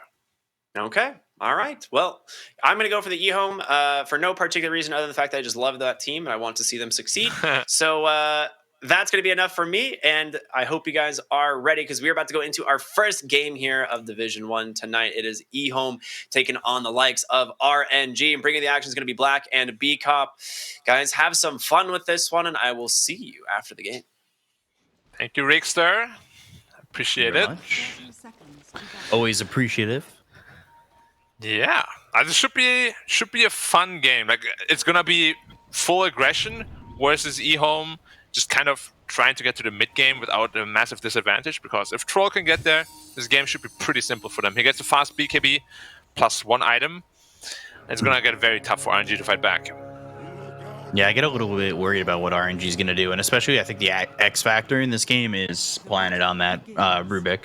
I think he adds a lot of value when he's on his best hero. Similar to the ways that FY adds a lot of value when you get him on a Rubik as well. So it does concern me a little bit for what RNG are planning. Again, I don't know if it's just me, but like from what I've seen, Marcy, especially 5 position when you're really not getting anything, it feels not amazing. Yeah, like, I personally like Marcy 4 hard. quite a bit better too. Because you get items, like you can even transition to a right clicker if you get like a fast BKB, which could have been really good this game in particular. Like if Rubik steals one of your 2 good spells, like, your Ursa is gonna get kited even more. Imagine a dispose on this Ursa. He's just gonna get thrown around like a ping pong ball, and it gets coiled, and it gets whatever, tossed. Like he's so kiteable. Do you think that Xnova's playing the Marcy because maybe Kaka's not comfortable with it? And especially once they pick the Nyx, I almost wanted to say there's no way he was playing Marcy. Nyx Assassin just screams Kaka. It's way more his hero than anything in terms of like Marcy getting picked up, or if they had him somehow playing something else. Like I don't know. Maybe it's how comfortable he is with the hero that they felt the need to put it on Xnova instead. You know what I've been wondering? So Kaka took quite a bit of a break from Pro Dota, right? And Jarek's did the same, and then went back to EG, and he literally said in interviews he didn't even know Snapfire or what skills she has. I wonder if there's like something similar for Kaka or not with those new heroes. Which is crazy because Snap is so in the meta at that time when Jarex was taking a break too. Yeah, exactly. At least here, the Marcy's brand new. Yeah. But yeah, we'll have to see how the Marcy does. This top lane shouldn't be super easy for Ursa though. By the way, do you think Marcy's win rate is gonna go down a bit once people get more accustomed to playing against it? Like you don't get tossed into the tower anymore and stuff like that? You think the win rate's gonna go, you said down? Yeah, do you think it's gonna go down or up as we go deeper into the patch? Well, it's certainly being found out a little bit more, right? Like at first Marcy was first phase ban, so I think people were afraid of the unknowns of what Marcy brought to the lineups and what they did, and now I think people are a little bit more used to it, and I think that means Marcy's win rate is probably going to go down a little bit more, where teams are just figuring it out and how to play against it, where they're willing to do so, right? Yeah, for me, I think Marcy is only really broken. Like I've been a big one of my biggest talking points about Marcy is how if you pick a lane partner that just runs at heroes together with you, it's super difficult to do much of anything. Like a Sven Marcy or like a Patch Marcy, but like Ursa Marcy seems a little bit underwhelming, especially against like a tiny Rubik lane. So I feel like maybe they didn't quite figure out how to use Marcy to the fullest potential yet. Mm-hmm. It also, like, that little bit right there where Planet's just fighting Xnova kind of screams that they're a little disconnected in this lane. I think if Ursa comes over and they get the toss over on Planet, like, he's just dead, right? Like, Ursa would make that jump and just kill him. Yeah, Ghost completely out of region now, too. He was given that salve, which didn't even do that much because it was passed over. Yeah, the fake salve. Get your own salve. Yeah, I think this greedy carry meta really needs to stop. I see so many sidelines just lose because they don't buy region. Yeah, there's a lot of focus on, I would say, one positions in Dota right now. Like, obviously you're the quote carry, but I feel like the focus is like almost all on it at times. Yeah, I definitely agree with that. It's just, you know, usually when a patch drops, like the first week or so, you're sort of excused, or the first couple of days. But this deep into the patch, you should never run out of region as a carry. Oh, Shiro gonna get making the jump. I'll go for if you got that first at root, man. That's the first hit bash, the first hit root. Yeah, would have killed the Prophet there. But yeah, again, completely out of region on the Ursa. Just a Mask of Death or Morbid Mask now. So if he gets right click a little bit more, he's gonna feel real bad up here. So greedy, that itemization as well. Level 2 Fade Bolt, constantly eating that.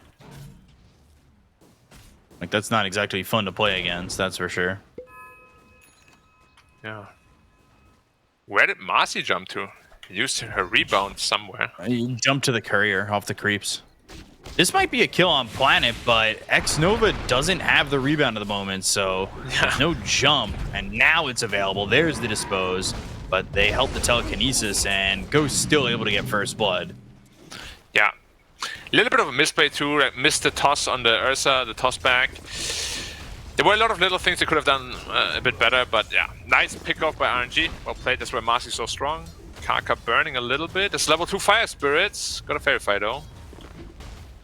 Still burning down to 59. That is not fun. Now they're aggressing on Zeal too.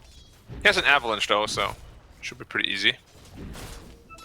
He'd like to have that health though, because he bought this Soul Ring to make sure that he's always throwing like avalanches out.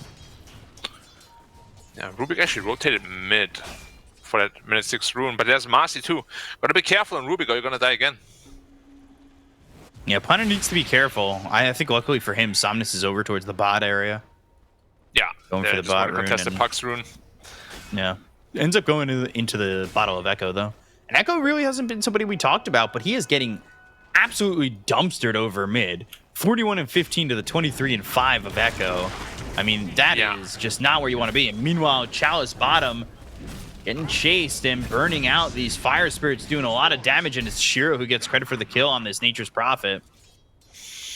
Yeah, the mid matchup is definitely like Puck versus DK. Like if the Puck player is just a little bit worse than DK, you will really see it, and he gets stunned up here, but not in range for the Impale. And that's usually what happens. Like Somnus is just one of the best in China, so not a whole lot you can do. You know, they're looking for the Nyx though. Prophet is also being in.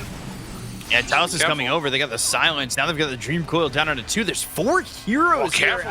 Icarus dive right into the Dragon Tail. ZZQ ends up dead. Kaka traded. And Somnus is pretty tanky. I don't think he's going to die, but X-Nova coming in with the rebound of the Dispose. They still can't get the kill on Azeel. Both teams bringing a lot of heroes over here towards mid to protect, but both carries getting the benefits of it while they're alone.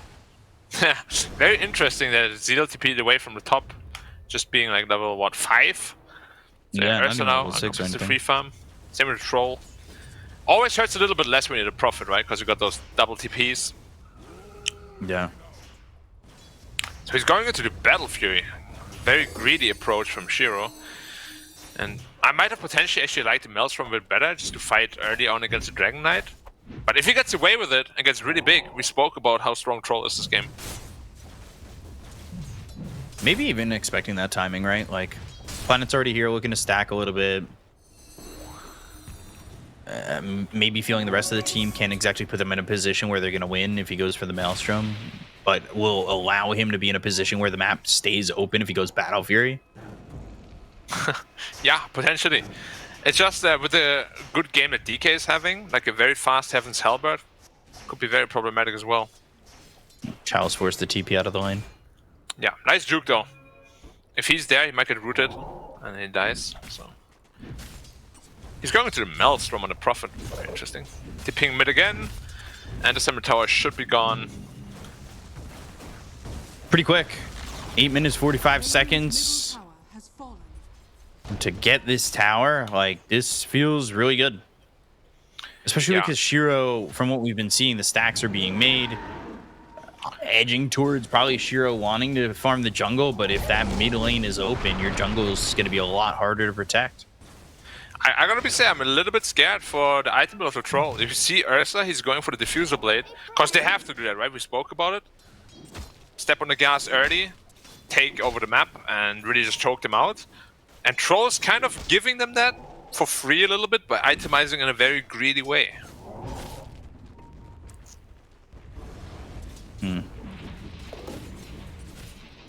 Echo kind of needs to find something, right? Like, I almost would have expected him to maybe look to rotate towards Zeal and look to get that toss with the Dream Coil and make a play.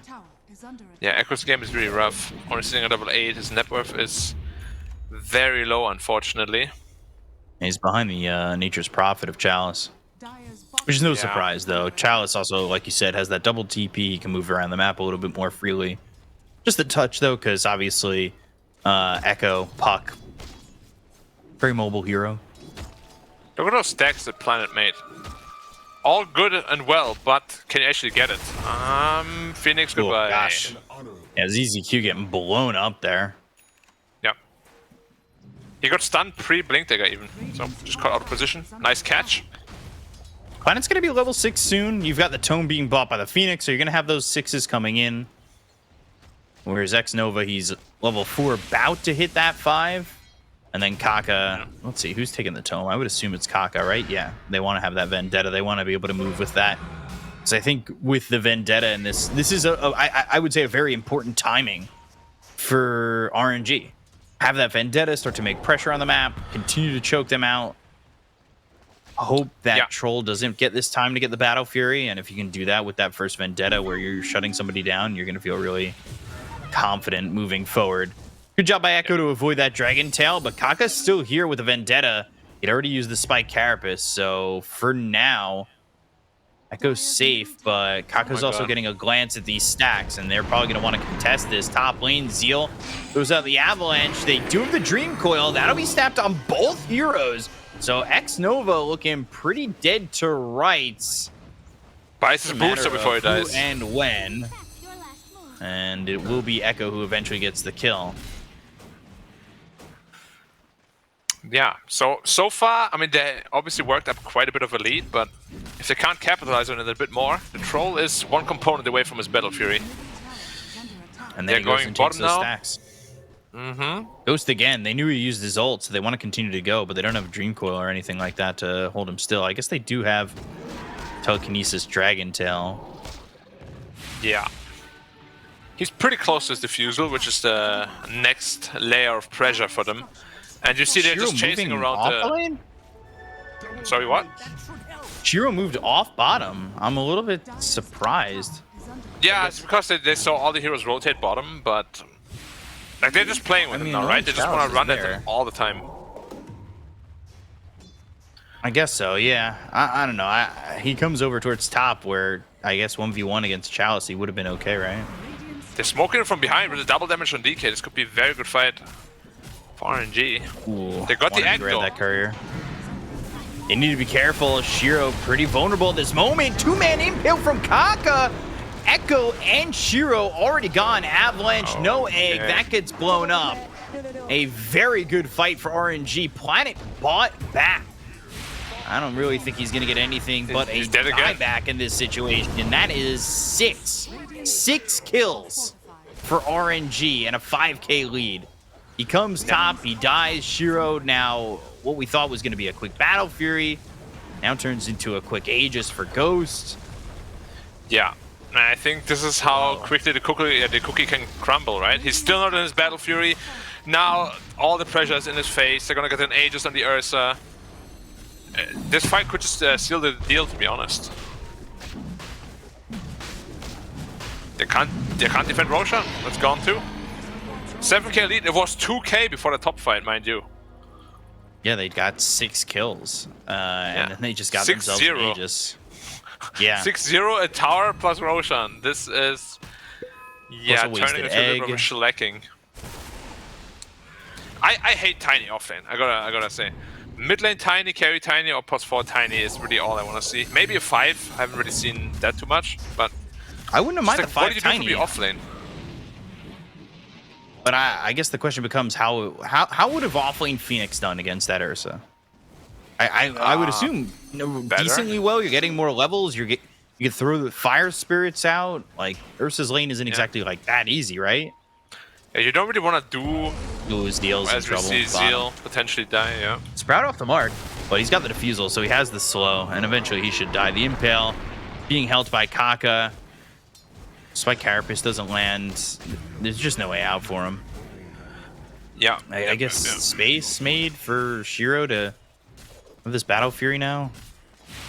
I mean, it's done. Battlefield's done, and the stacks are all still there. Well, The big ancient stack done. is still there. Yeah.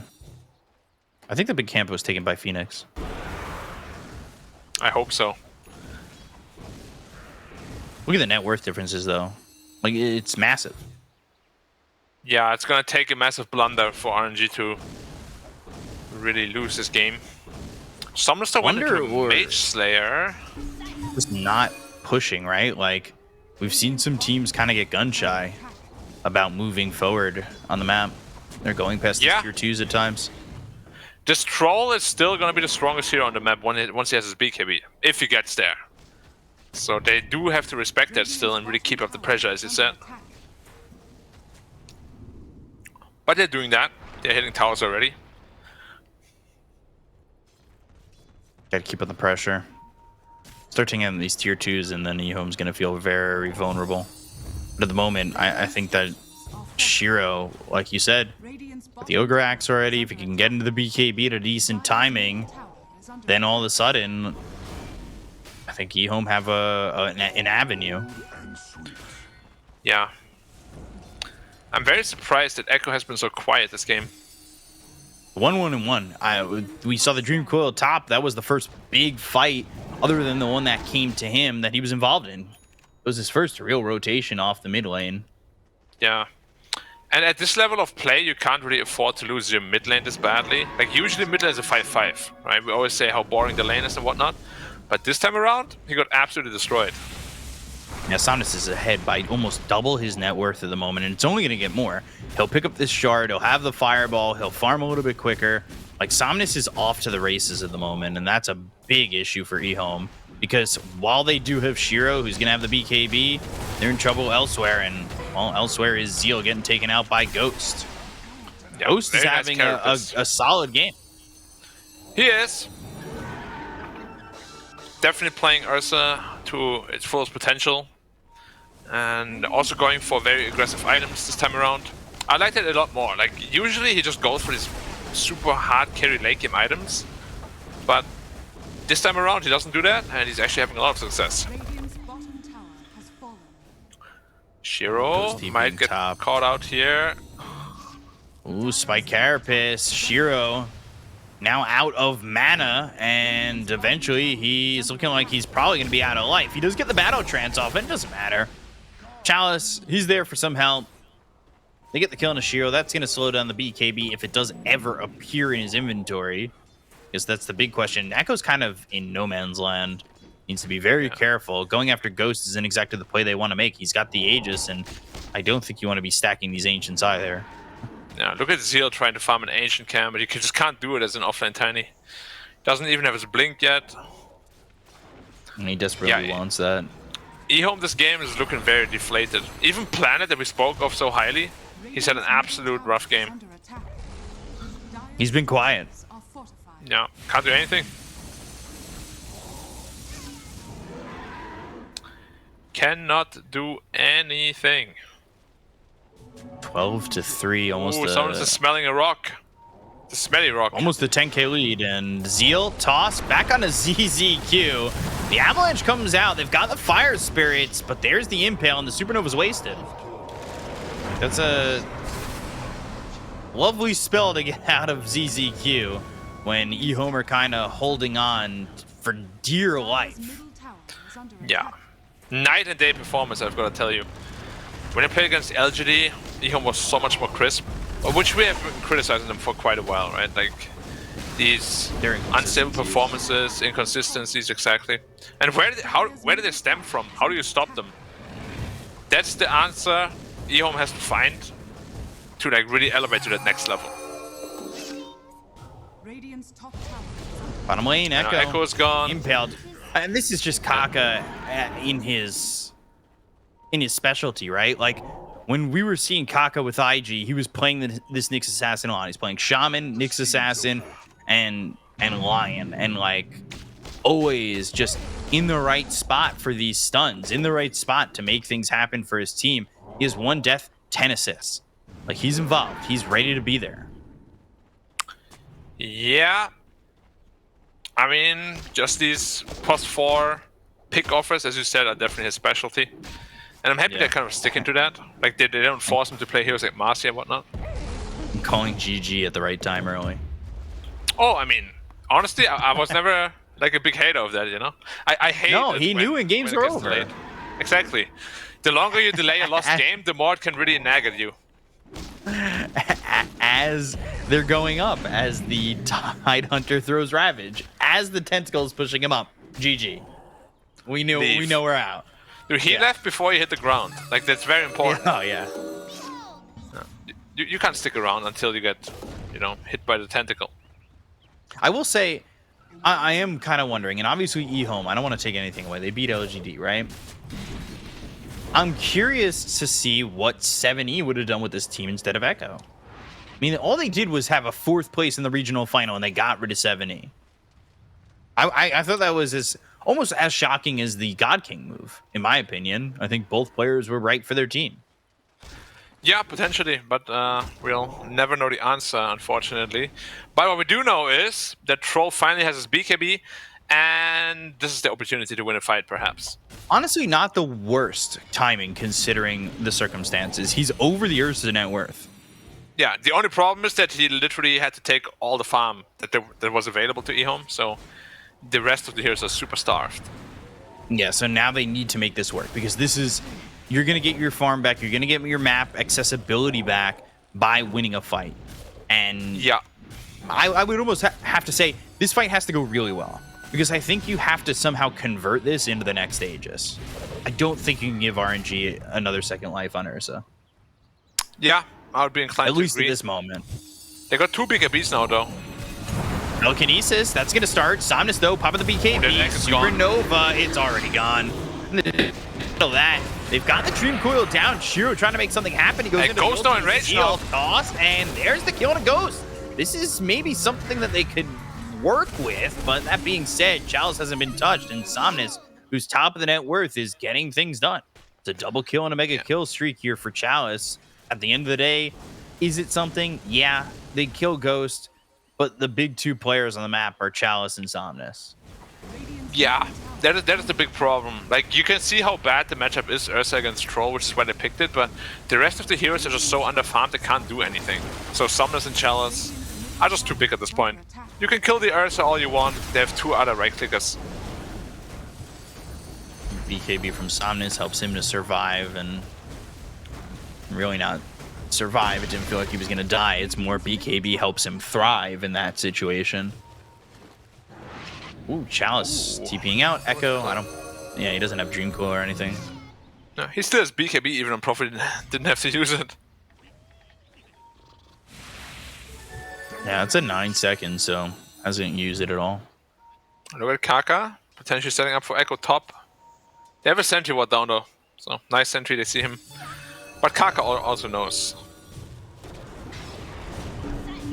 Instead, it's not going to be Echo. It'll be Planet who goes down.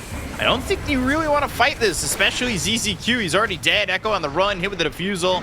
No Avalanche mana. comes in and no mana to jump away. Does have a blink dagger. Oh, it was north. He tried. To survive though. Yeah. He tried his best, but yeah, at this point, we're approaching the... How should we call this? Domination? Super domination? Choose a word you like. Term. Yeah, Domination City. Domination City, sure. You can't really do anything from EHOME. From EHOME side. They're smoking up. Desperation smokes are my favorite because it means the GG is usually not too far. They have no Dream Coil though, and Puck's not even alive, so making this play feels more than desperate.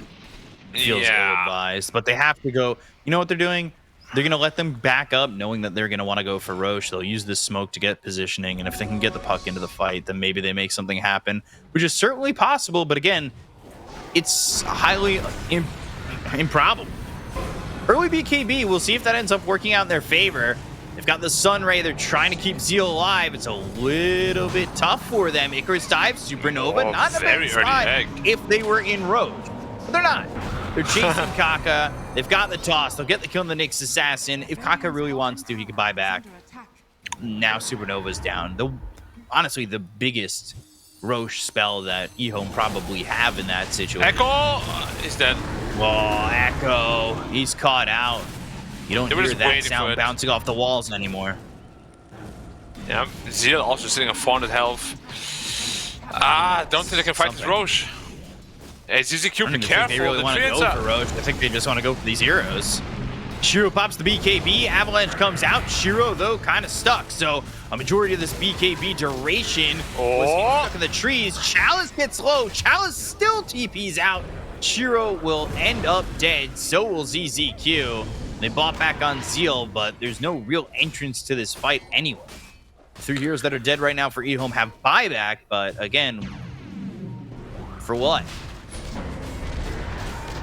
Yeah, there's Aegis shot going in the hands of Ursa once more. It's honestly a pretty depressing game for EHOME, it must be.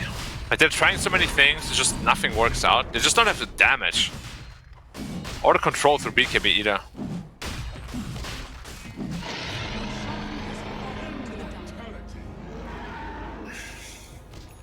Yeah. I wouldn't be surprised if this tiny offlane actually has like maybe the least amount of damage in his team, or no, second least. It's just, I mean, Phoenix earlier had spirits and yeah, I would agree. Probably tiny lowest. Yeah, it's not a good showing, man. I really hate tiny offlane. It just feels so weird. We've seen crazy make one or two things, missteps. especially with these teams, right? Come back. Yeah, I mean, EHOME somehow won against LGD when LGD had like 10 ultimates available, like by Armor cliffing himself and then Kronos fearing nothing, you know? It can happen. It's just, as I said, very unlikely. Like 99% of the time, RNG should be winning this. How good There's is just this no gonna feel, space, the no mana map. burn on Rubik? Decent, Man, right? that's pretty good. Yeah. Oh, Shiro. Oh, God. Kaka ready. He's got the blink dagger. Shiro not ready. Shiro bought out after he died on that Mythro Hammer. He did. Okay. And now it's time to go high ground with a nice blue dragon. I would much rather prefer it if it was a black dragon, of course. Rumors have it that it's named Black Dragon because of me. I've heard that. Do you believe the legends? I do. Nice. I am a big believer in legends, especially Legends of the Hidden Temple. Are you a big believer in comebacks? Yeah. I don't know if you know the show, but go Blue Barracudas. Trying to get the toss back, never a chance. Zeal dead, no buyback, 70 seconds. It's going to be a while till we see him again, if at all in this game. He got pre-clicked with the Bloodthorn on Somnus, so well played by Somnus.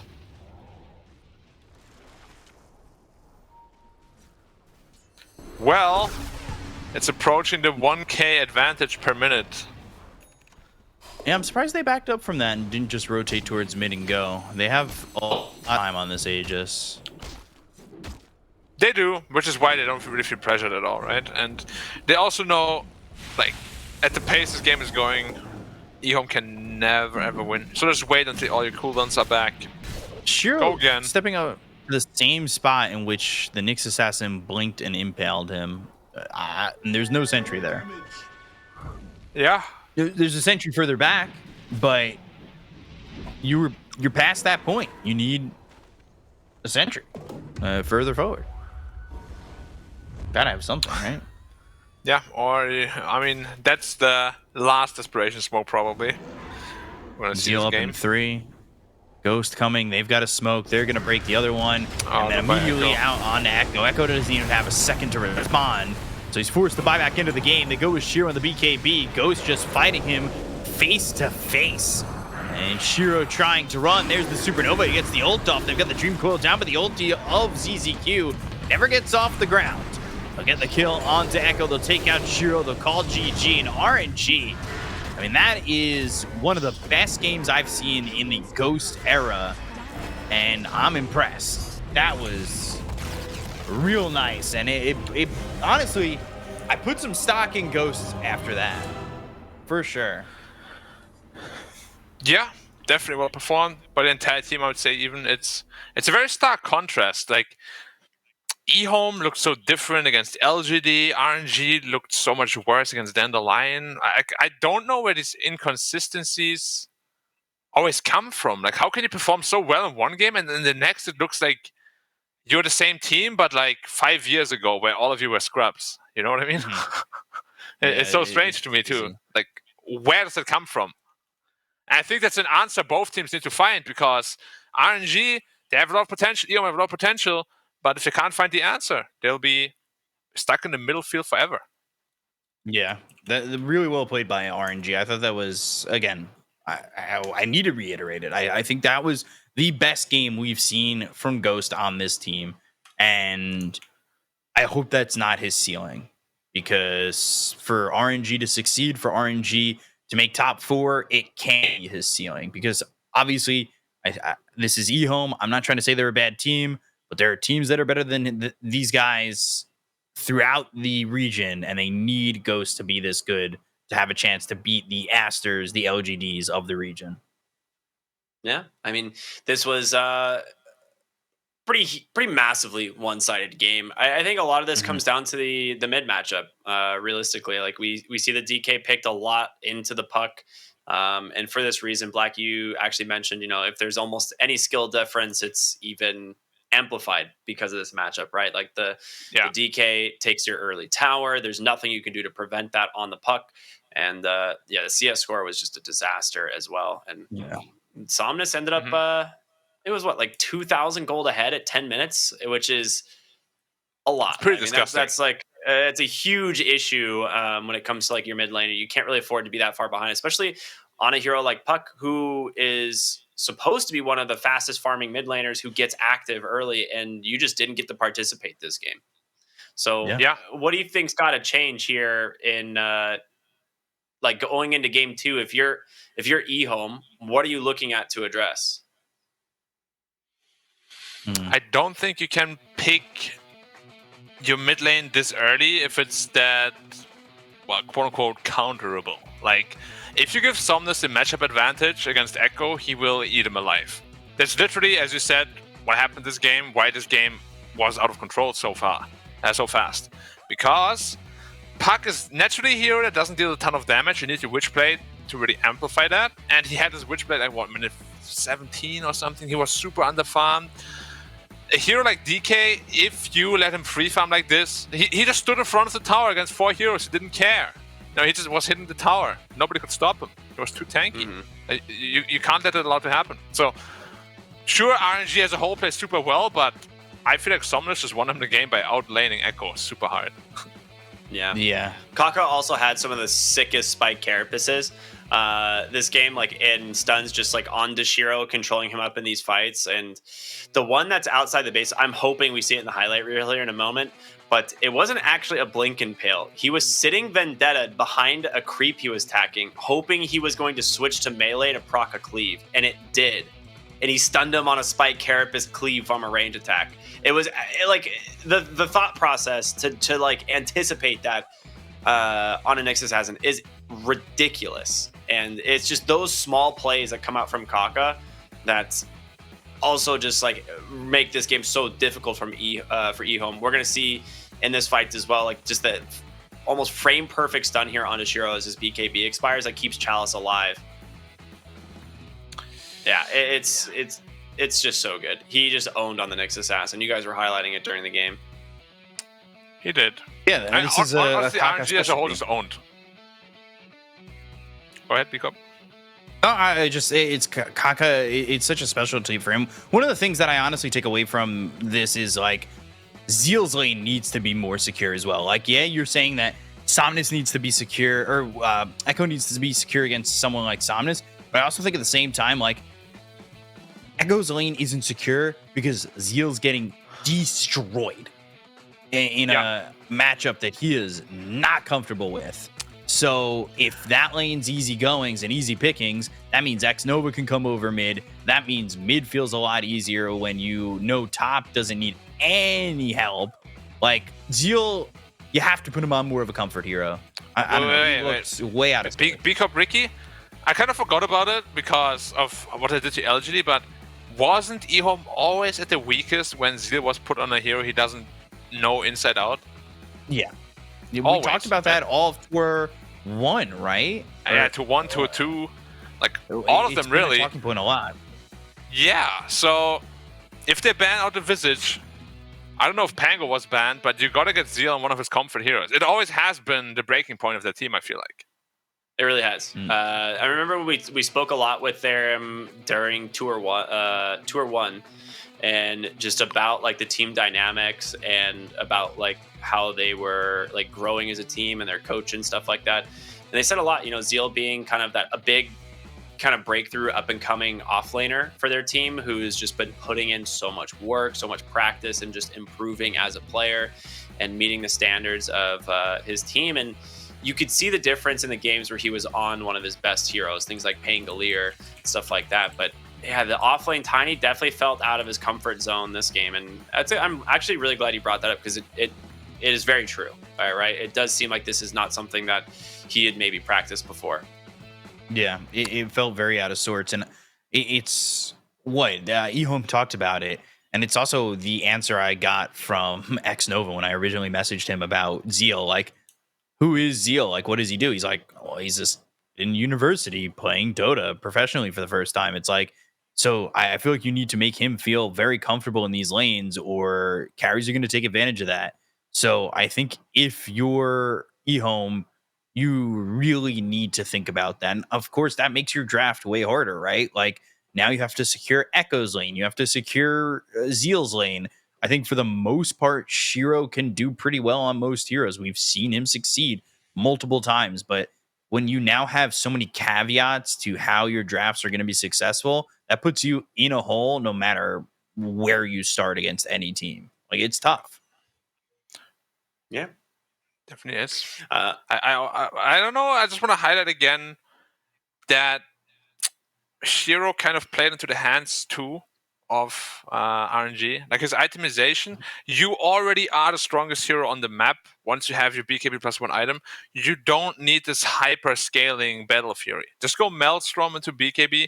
You can participate earlier. You can maybe pick out some better fights, put less pressure on your team to make space for you, Like, I love Shiro as a player. It's just oftentimes he has this like mindset where he's like, oh, I gotta carry everything myself. You cannot win Dota if you have that mindset, which has for me been his biggest weakness. It's not his skill, but his mindset. Gotcha. Well, hopefully they address some of these issues as we are going to take a small break, and we'll be back with game number 2 here of EHOME versus RNG. Hopefully a more even game 2. So stay tuned to everyone. We'll see you in a bit.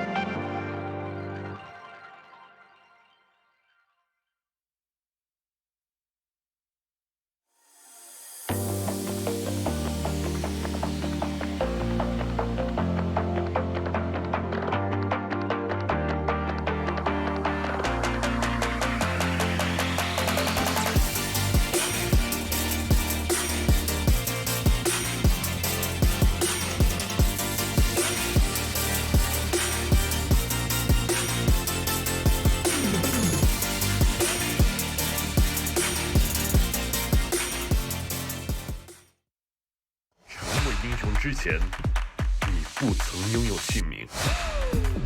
通向终点的路很长，但谁也无法预知结局。有人前心暗影，谋而后动；有人拼尽全力，克敌机先。没有对与错，只有速度是唯一的答案。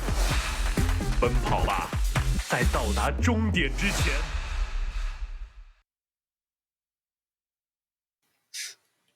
Hey everybody, welcome back. We're just having a chuckle here before we get ready for our second game here of our second series this evening. Again, if you are just tuning in, it is RNG versus EHOME, and RNG taking an incredibly convincing game number 1 win. My name is R Cryptic, and again joined by the greatest casting duo of our generation, B-Cop and Black.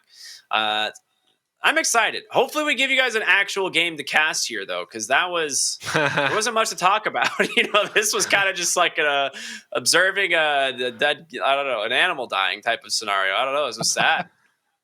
We need what's his face to do the commentary. Oh my god, I can't even remember his name. Who does Planet Earth and everything? It would be great if he ever did a casting game. I'd live for that. It would be perfect. I'd be so down. I don't know what you're talking about. I never watched TV. I'm uneducated. Never went to school. I only know Dota and video games. I also know video games. That is my one talent in life.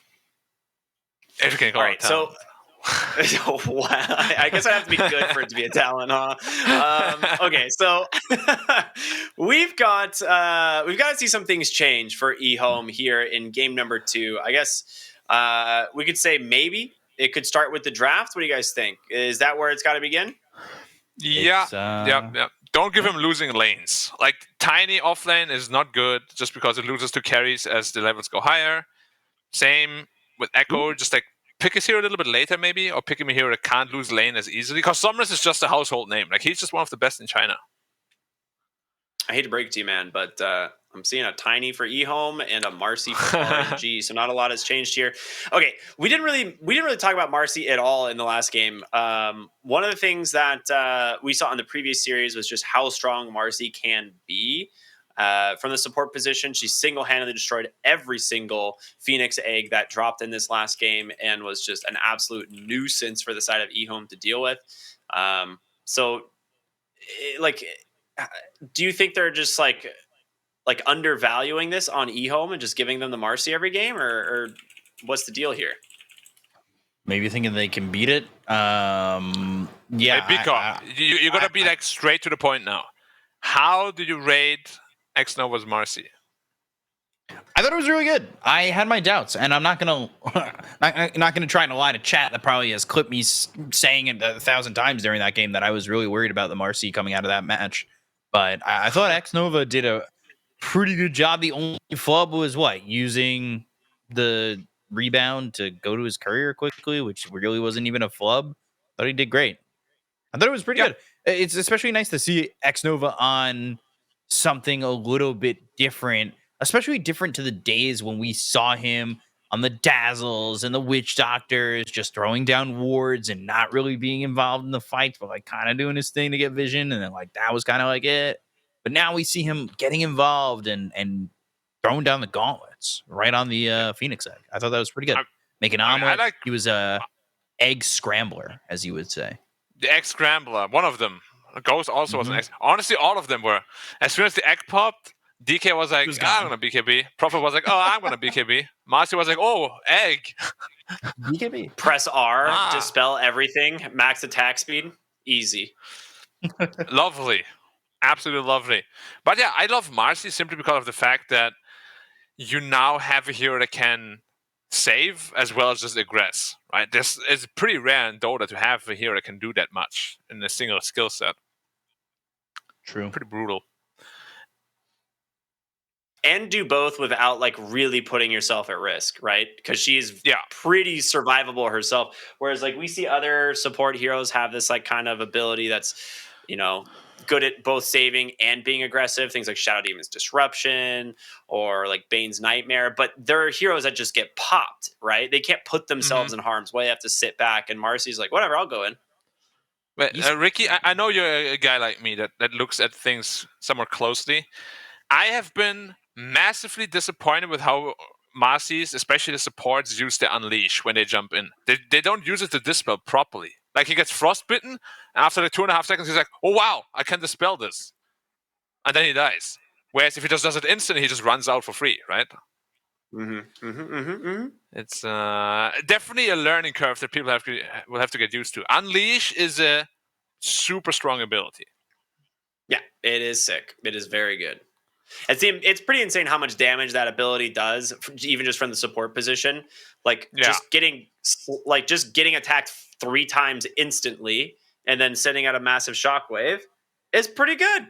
Who would have guessed? Yep. Plus sidekick is basically a DD for yourself as the support. Yeah.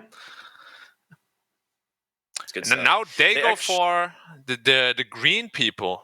EHOME does. Yeah, one with the trees. Do you like the green people? All we need is the Treant Protector. Yeah. Yeah. Yeah, let's go. I love Treant. I think Treant is the best green person in this game right now. Treant Protector has the highest win rate of any hero in the DPC. I'm not surprised. His armor is so broken. Everything about the heroes is so good. Do you want to guess what his win rate is?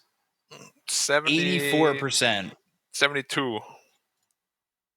Let me find it. Oh, I was looking at the wrong. I thought you had the number. I did. Man. It is 70% right now, currently. But nice, I nailed it.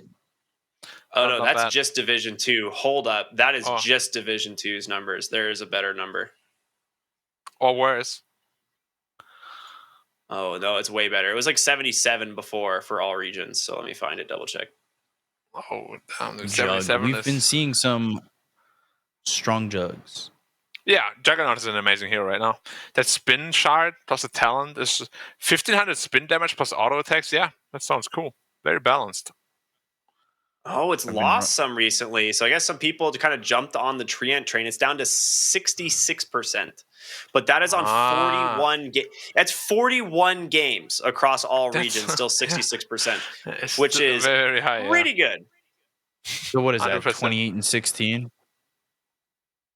I don't know, man. Something like that, bro. We don't do math. We just read stats. I just read the numbers. Yeah. We don't need to know. Just know. We tried to, up NA education a little for a second. Never happening. Never happening, man. Oh, going back for another Kaka special. Kaka special. We talked about it in game 1. Here it comes. It's not on the screen yet. You'll see. There it is. The Shadow that's Shaman. A scary pick. And he is disgusting with this hero. I will say, who is it who picked the Shaman? They took season 1 off, came back season 2, picked Shaman, not knowing that the Shaman wards destroyed Roche. Sounds like a Jarex to me. It was in China, I want to say. Oh. Sounds like B-Cup to me. Yeah, I mean, I wouldn't be shocked. No, maybe. Maybe it was Fate. I don't know.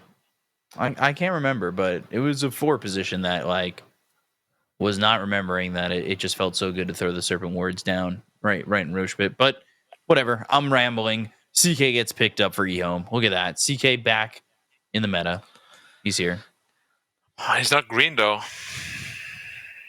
Yes, but if you were to put him through a negative filter, or whatever that filter used to be on pictures that just made everything green and purple, he'd be green.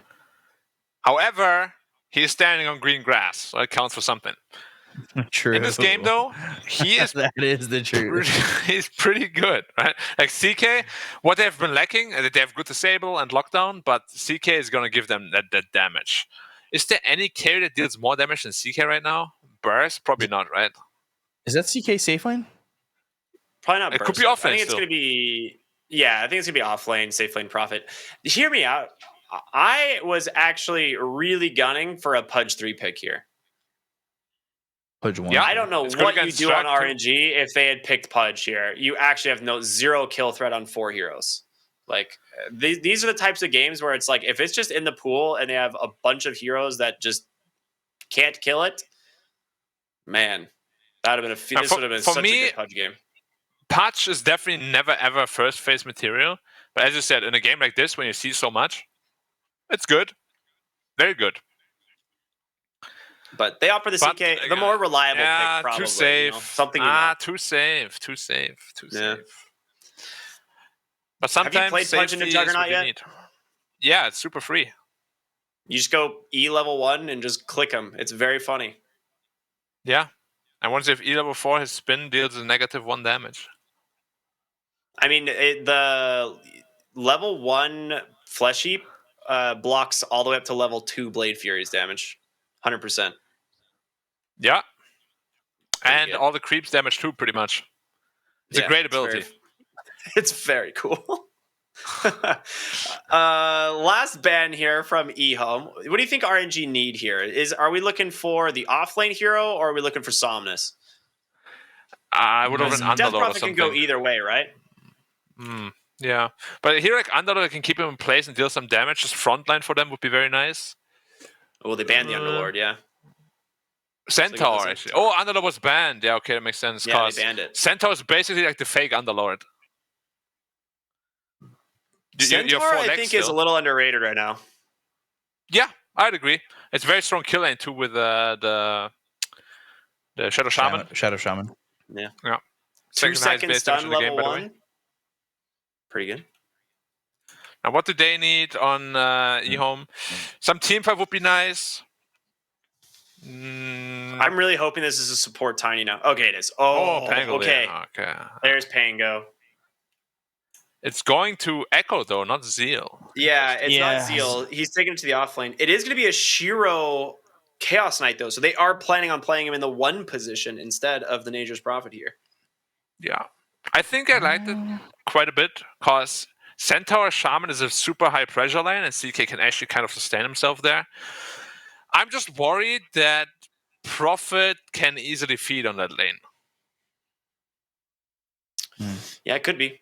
We'll see how it goes. I mean, he struggled last game as well. And worst case scenario, I mean, the worst thing that can happen is to have 2 games back to back, where your offlaner just doesn't get to play, doesn't get to contribute. Yeah. Now, I don't know if you guys can see this, but Zeal said he literally can't breathe, so I don't know how he even plays Prophet. Hey, His it nose looks and so mouth completely covered. ridiculous. Yeah. Yeah. He's under like 3 scarves. I don't understand. Google, stop! You're interrupting me. What is going Does your on? phone randomly talk to you sometimes too? It was like, have I done something weird? I don't know what to do. I'm Google. It's like, no, Black's talking to me about Dota. Chill out, please. Yeah, phones are scary, man. Technology is very scary. Yeah, last time too. My phone just says, if you're looking for this link might be helpful. I'm like, no, I'm not. If you're looking for a win, securing Zeal lane might be helpful. Yeah, it's just trying to give you some tips on analyzing the game. That's it. Before we jump into the game, though, real quick, give me your predictions. I think we went B-Cop first last time, so Black, what are you thinking? I like RNG a little bit better. I'm just the teamfight draft, the Juggernaut Healing Ward seems a little bit overwhelming this game. All right. B-Cop, what do you think? Ghost gave me something to believe in, so for doing that, I'm gonna believe in him. All right. That's good enough for me, everyone. We are going to jump into our second game here of our second series. Again, it is EHOME taking on RNG, a big series for both of these teams. And on the mic, going to be B-Cop and Black. Have fun with this one, boys, and I'll see you when you get back. See you soon. See you comrade. soon. Hopefully this game is going to be more fun than the last one. There's a lot of potential, a lot of aggressiveness from both drafts, so there should be a lot of fighting at least. Hopefully. I'd hope this game is a little bit closer. Dude, my Google speaker is just going nuts. I wasn't sure if you guys could hear that. It was just like telling me things. It was nuts. And I have it on loud other thing that's on volume. Android phones? Or Bixby or something? Yeah, I don't like the Bixby. I have it disabled. Bixby? Yeah, and then there's yeah, Siri. it just talks to me. I'm like, what the hell is happening? Stop talking to me. I'm literally not even talking to my phone. Or activated the option to talk to the phone. Like, when you press the thing, it says talk here, whatever. I didn't do that, and it still hears what I'm saying.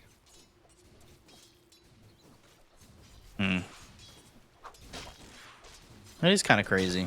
It's just like it's always listening, but it's always fun because like if you're watching this stream right now on your iPhone and I just went, "Hey Siri, look up BCOP's MMR," it would say 0, which would be hilarious. I don't think it would say anything like, I don't understand this question. It's actually Harold. Thanks, game. It's Harold MMR 255. No, Siri, that number doesn't exist. Oh. Did you mean for me to look up the worst player in Dota's MMR? Just like really tries to get at me. Just wait until all technology learns by itself. We're gonna get absolutely destroyed by technology, man. In terms of just mentally, you know, they're gonna outplay us so hard. I'm Zeal, ready. you might have to In trouble. TP out of here. Nah, you're gonna be fine. Nah, Blade Fury didn't land on him enough. Xnova losing his courier though. Planet just like, all right, I'll step up. And wanted it. I'm tiny, by the way. I do a lot of damage. Although, speaking of damage, I have to give my every Shadow Shaman game statistic. Second highest base damage in the game. Woo! And Patch is now the third highest, in fact. He made the leap. Who was 3 for the longest time? Was it Centaur? I do not remember. I don't remember who it was. All I know is it was Treant and Shadow Shaman, and those were the only same. 2 I really cared about. Yeah, same again. Kaka, a little bit of trouble, but Shiro says, nah, I want CS, I don't want to hit you. Yeah. I feel like I could have taken a lot of damage there if Shiro started hitting him. Kaka needs to be very careful once this gets to level 3 on Shiro, because once you go that 1-1-1, if that's what you want, or even, honestly, if he just went 102, I think that puts Kaka in an interesting position where he could just end up dead. Yeah, a lot of potential damage for sure. Upper stun on the Chaos Bolt where it ends up being 2 seconds plus, like, and then you just Chaos Strike. Again. Ooh, Xnova missing the jump just by a little bit.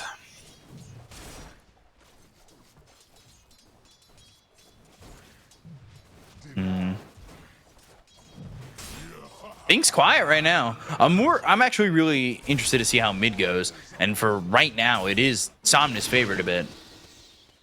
It is. I mean, DP is just a pretty strong laner though, so we'll see. Pango should be completely fine in this lane, get us level 6 relatively quickly, and then start rotating around. Planet is getting spun on, but Ghost has to be the one to be careful actually. He has 4 sticks, but that's all he has. Block. Ooh. Oh, Planet just wants to throw the tree. Nah, it's not gonna kill him. It was close. It Close was. only counts in horseshoes and hand grenades. I like hand grenades.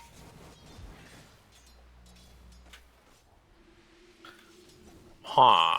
Juggernaut struggling a little bit. His CS is still good though, so I wouldn't be too worried. Healing Ward always there to heal him back up to full. They're going with Zeal again. Zeal is just getting pressured all the time, and yeah, once you've helped the dispose, I think that puts him in a decent position.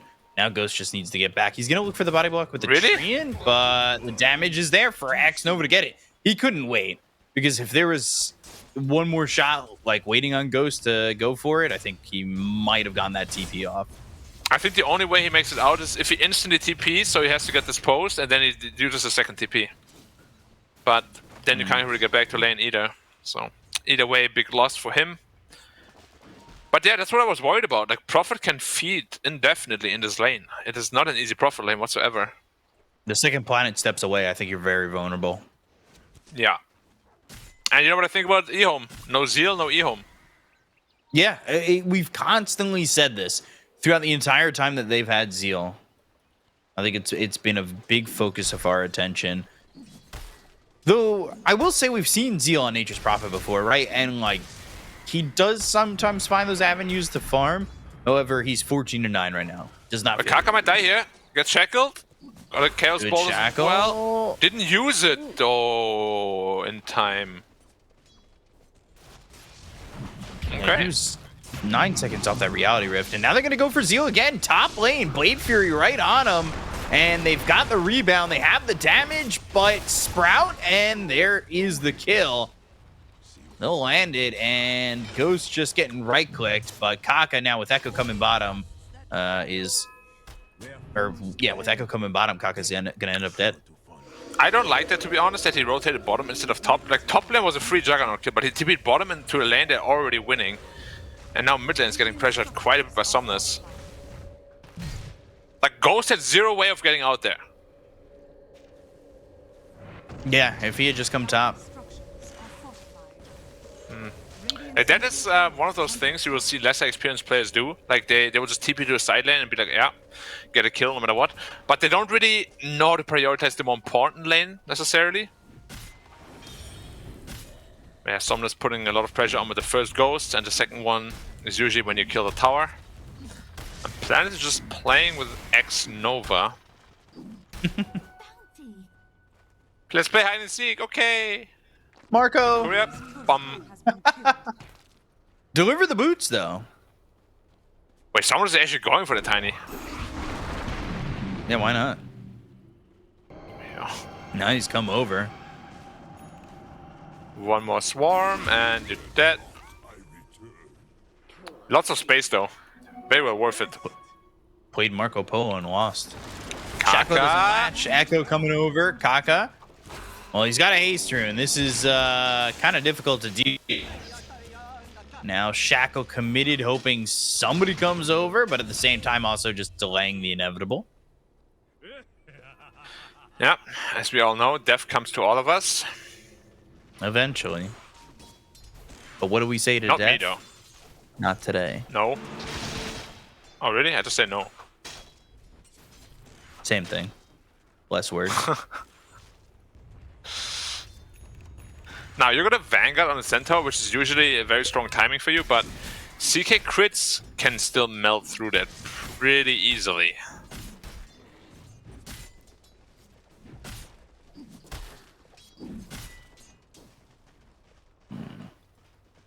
How's our boy Zeal looking?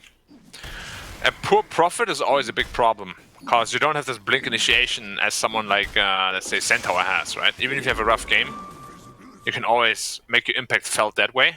It's not the same with Prophet. Radiant's top tower is under attack.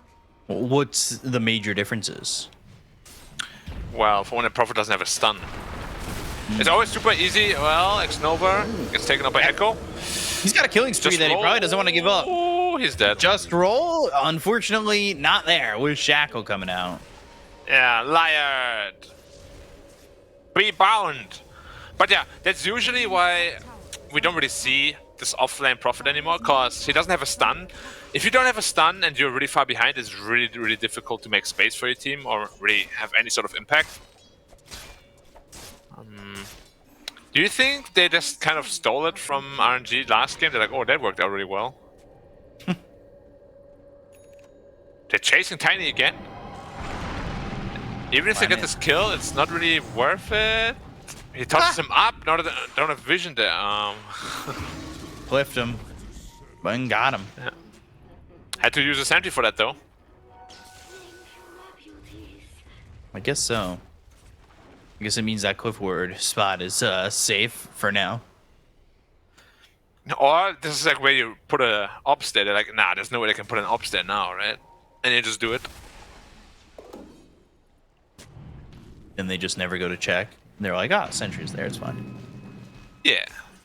The pop mentality. He's close to 6.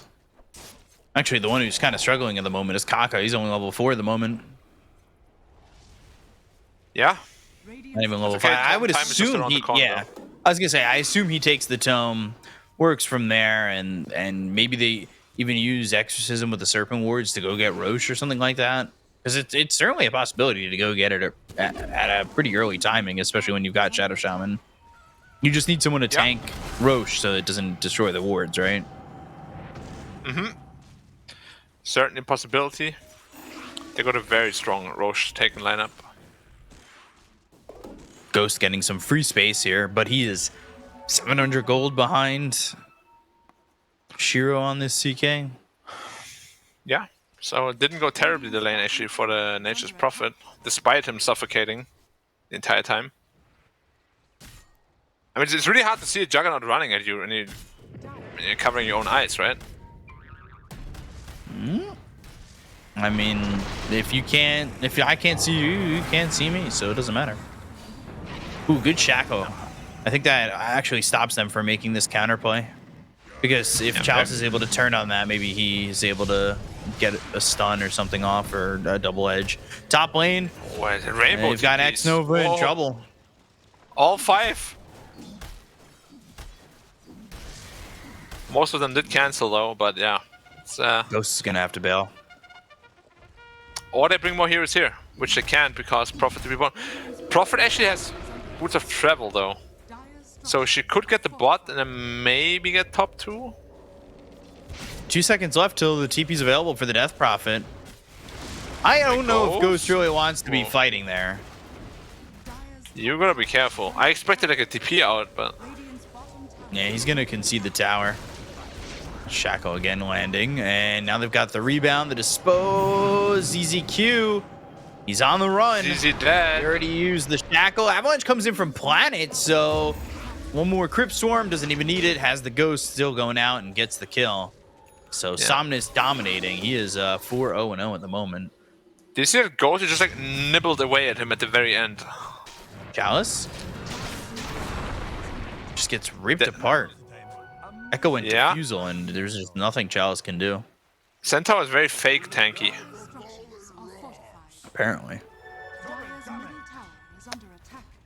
I'm surprised he's not wearing the broom handle, to be honest. It doubles up his armor. It's one of the best early game Centaur items you can get. And yeah, Ghost is just getting bullied top by Shiro. I'm a little shocked that he's still staying in the lane, and yeah, finally he TP's out. Same, he has lost so much net worth there. I thought he was going to TP bottom straight away and just keep farming. ZZQ is actually over here, and Ghost is getting spotted. Man, completely control the jungle. Not bad at all the game for EHOME so far. Does it stay this way though? A team fight yet? Like they need a team fight. Why is RNG so hesitant to really start? You know, like drop your wards at the tower with exorcism and whatnot, and fight on your terms. They're very hesitant. Or into the Roche pit, just get an objective. That's what your lineup is really strong at. Area control. I guess they got the bottom tier 1, right? But they also traded on that. Or nice shackle on Chalice. That's a lot of damage from the skill. Oh, whoa! Still dead. Wrath of Nature came in and out. Do they even get Shiro? He doesn't have mana. He is in a lot of trouble now. He's just going to right-click, but eventually he gets hexed. Not a bad trade. I guess Chalice at the end of the day doesn't really want to die there, but ooh, Ghost almost dies too. Echo wants to chase. He's got the Defusal, and Omni's to survive, avoiding the swashbuckle, but the Avalanche is still on the money. They still kill Ghost. They all made that rotation and left Ghost super vulnerable. Yeah, Shiro also had a really sick play where he ran away with his illusion. So they spent like 5 seconds just hitting the illusion, and they're like, hey, that's not right. Taking a bit too much damage here. And that gave him the free space to then also aggress onto the Juggernaut. I mean, all 3 cores right now are doing very, very well for EHOME. Luckily, both of us predicted EHOME. Yeah, the last game. We're nailing it. Yeah. Ghost finally gave me something to believe in, and now he's sitting... I'm just telling you, man. This is not fair for analysts in particular. Like, you can't just perform like this one game and then like that the other. It's not fair. How am I supposed to predict anything? Based on hand grenades and horseshoes. And even if we do predict it, if we all predict the same thing, then we're bound to get it wrong. Ward trap? Should be, yeah. He's very tanky, though. That means no Why did wards he TP on out? Roche. He could have TP'd out easily, huh? Could he have? I guess no dispose or anything. Nothing. Everything was on cooldown. Or at least try to, you know? Like, he kind of just gave up. Ghost went Maelstrom. Yeah, I like that. Maybe that's like a team discussion they've had, but Ghost always went super greedy in all games they played.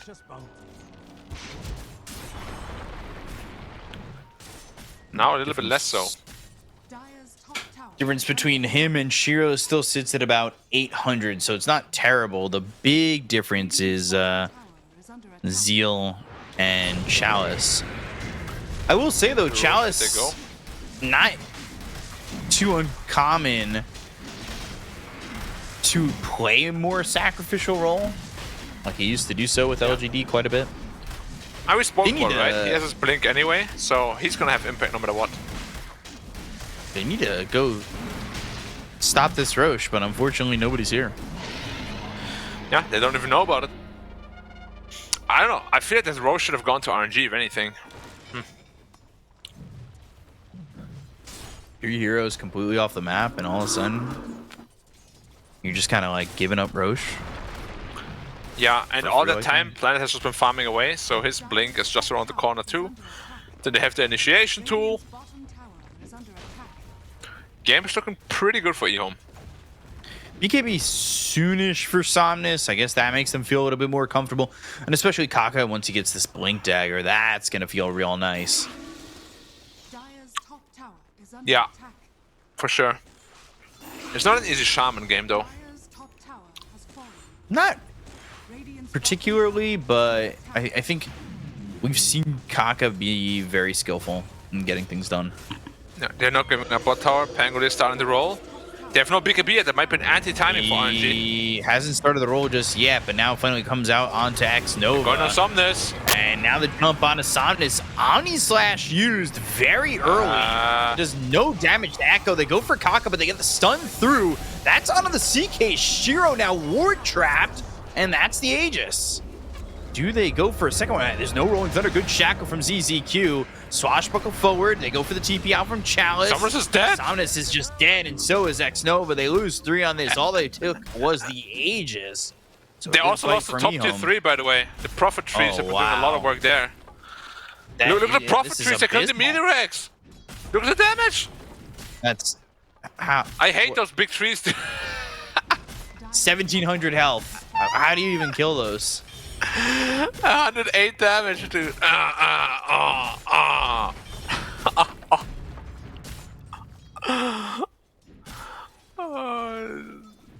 Well, now that Feeling very confident. that explains why they actually went even in the team fight, right? If Prophet was there instead of hitting the top tower, they get crushed in that fight. But still, gets the range rack, so probably worth it. That Death on Somnus also slows down his BKB. Yeah, he ended up really deep. Like, I'm not sure why they didn't just run after the Aegis. Avalanche toss all the way back to ZZQ and Goodbye, Echo. Nova. And this is where you get into a little bit of trouble as Marcy, right? Like you have a couple deaths in a row, and all of a sudden it feels like you're really not doing much of anything. Yeah. Marcy definitely wants to be the one snowballing if possible. As I said, I don't like post 5 Marcy just because you can't really use his skill set or getting tossed back on Centaur. He has Stampede if he wants to use it. Does, but Gale Force. Yeah, position 5 with that shard, Gale Force, Reality Rift, 2-second stun. And it's the And top Shiro X gets gone the kill too. on the Chalice. Oh, for sure. If just that. Wow. Luckily, they've got outer towers in the other lanes. Man, RNG's getting handled. Is there a way back in?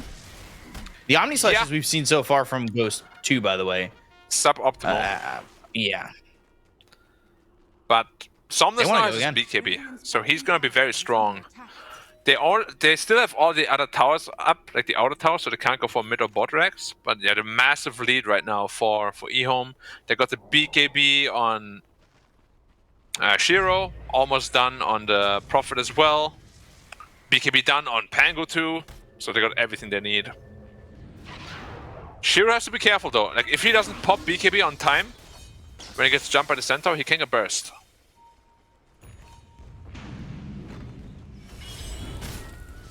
Maybe looking to make a move. RNG's been sitting together quite a bit. They do have a couple smokes on X Nova ready. But I guess Kaka, yeah, he wants the Blink Dagger. And then, at least for Ghost, he's going Mjolnir after this Yasha. But he is... What was 800 behind the CK, now 2,000 behind the CK. Yeah, it's a rough game. They couldn't even get out to get their neutral items just yet. Just There it now is. starting to kind of collect them. 5-man smoke. They'll all be together. BKB popped by Shiro. And they'll go to the Blade Fury. Kaka doesn't get anything off in that fight except for the Serpent Wards, but I don't think they're going to do a lot of damage. They get the kill into ZZQ. ZZQ's going to buy back. Toss back. They've used the Stampede. They've got the Gale Force. Ghost in some trouble. Omnislash on the trees again. Slash bouncing on the treants. Ghost not getting anything out of that. 3-second stun. Ghost is looking like he's going to become a ghost, doing some damage on a planet before he dies. And Shiro goes down to Somnus. This is starting to salvage. Zeal just TP's out. Somehow, RNG kind of gets something out of that. Prophet can re-engage you though, potentially. He has a TP. Somnus, you need to be careful. Oh, okay. Shadow Shaman is also back. But that's what we spoke about, right? The strong timing of the DP really just solo carrying that fight. If you look at the fight recap, DP, they'll probably 60%. Yeah. More 60% of all of that. Yeah, maybe even close to 65-70%. Jug only doing 1,500 damage. It really didn't turn into much. Again, suboptimal Omni Slash. It bounces onto the treants, and he's not doing anything with that. Early game Jug is really all about how good your Omni Slash connects. Like level 20 plus is not as important anymore because the Blade Fury deals most of the damage. But yeah, you gotta be really mindful of the treants. The Prophet in general. Shiva's for Somnus next. He's got himself the plate mail. Yeah, Somnus can carry this game by himself, pretty much. We've seen how much damage he deals. They're just behind on all 3 cores. It's not easy, B-Cop, but that's what makes it fun, right? Wouldn't be fun otherwise. Yeah. I think next stages is going to really dictate the game. Might be looking for a toss back on Somnus. He's got BKB. He doesn't have Exorcism. Do you think... Avalanche, Gale Force, Toss. Guess you fly back at a faster rate, and they still end the Shackle. So Chalice, very dead. Or caught X-Nova too. And they caught X-Nova, 3-second stun. No chance to survive. A mid-tier 2 might be in their future. Yeah. Shouldn't be able to press for anything more, though. You have to be very careful when you EHOME. You kind of used your biggest teamfight ult. Still looking to pressure, though. Yeah, they don't have any ults. Ghost should not TP back yet. He should be well, he's back now, so the entire map pressure is kind of gone. That's exactly what EHOME wanted. Now they can say goodbye. We just farm your ancients and leave. You have to be very careful that you don't just give up the entire map. Like, carries TPing back like that really makes it very easy for EM to decide, you know? But that's exactly what they wanted. They draw the line. They want to go for Roche. It's up in potentially 15 seconds. Yeah. That's where potentially the last fight of the map will be. Honestly, if Dire wins that fight, they can easily come back into this game. Who do you give the shard to in that situation if they do win that fight? I would say Death Prophet, right? Potentially having that Spirit Siphon. Fear. I like that too. Ooh, they're going to stop them in their tracks. Blink, Avalanche. No toss back. And the Blade Fury. Gale Force pushing them back into their base. Echo with the Rolling Thunder. Now disengage, disengage. And they're going to smoke. Yeah, now there's no Rolling Thunder. Planet's in a great spot to break this, though. Yeah, he knows. Shiro going in. Shiro wants this. Exorcism used. Omni Slash coming through. Immediately goes to the TP out. Man, Shiro Roche is not for 2 minutes. Yeah, that was a complete outplay by Shiro. Completely destroyed there. Well played. Really unfortunate on the timing. Well, you say unfortunate, but I say for EHOME. Well thought out. Yeah, this could actually potentially be really bad if Roche was about to respawn. Good news though, Roche will respawn around the time DPO is back on cooldown. We've been cooldown for like 20 seconds. EHOME though, they're not really the ones who have been waiting for that, right? Like, they've been fighting, they've been playing across the river. They don't feel the need to sit back. Yeah. Gotta respect the damage still though coming out from the Dire. He also now got the Mjolnir on Jack, about to hit level 18. Oh, he used the Omni Slash actually on Shiro as well. I didn't notice. Yeah. Tickle City. Stop that tickle. Oh. Not here, Ghost. You know I'm ticklish. You ever get tickled to the point where you couldn't breathe? Tower is under attack. Yes. You say that so reluctantly. I've had my experiences. Chalice? You You're mean Deadless? dead? No. Yes. I lied. He almost made it out. No, there was Krappa. always toss.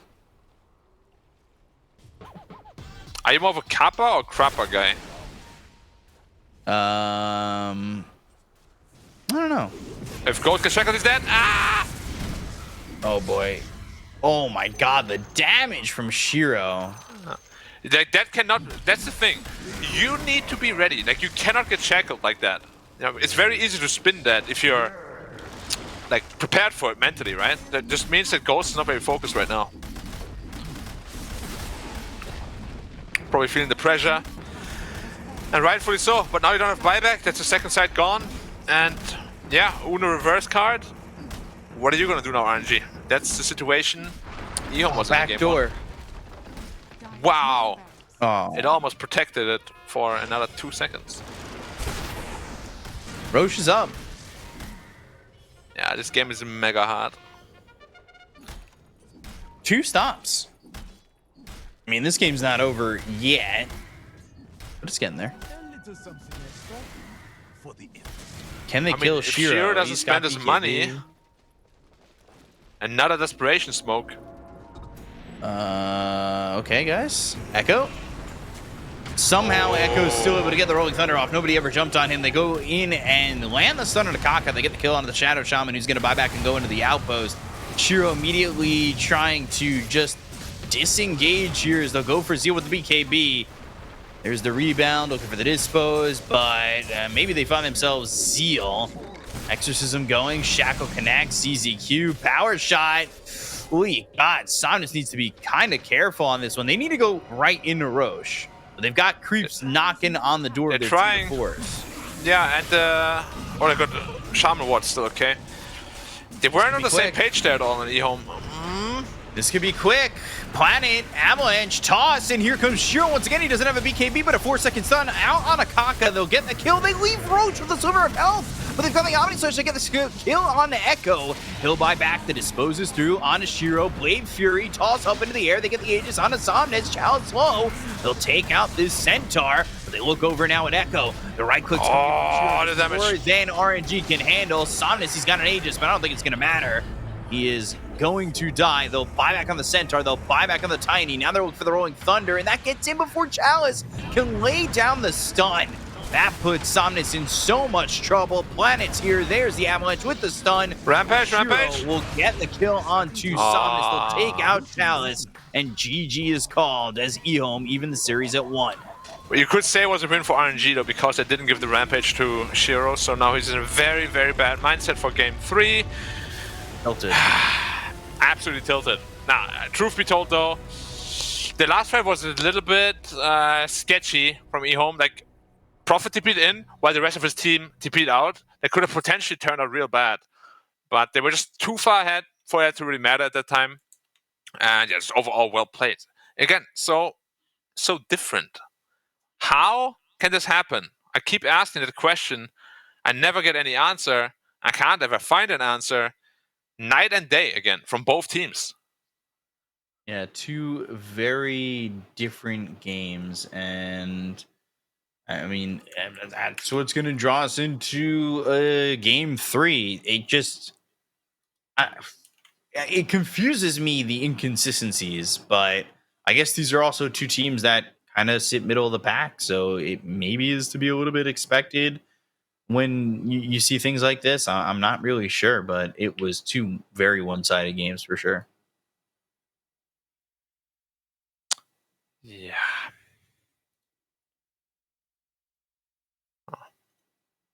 Oh, that's a little awkward. Sometimes you're just muted. It happens. But one of the things I wanted to bring attention to was something we talked about in previous seasons with RNG.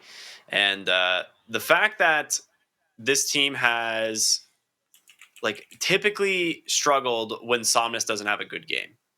And I think from this one, what we see is Somnus in the mid lane doesn't really have like a good matchup. It ends up being like pretty good for the Pangolier in early fights. And he doesn't like Death Prophet doesn't really scream Somnus to me. Like there's not a lot of outplay potential here.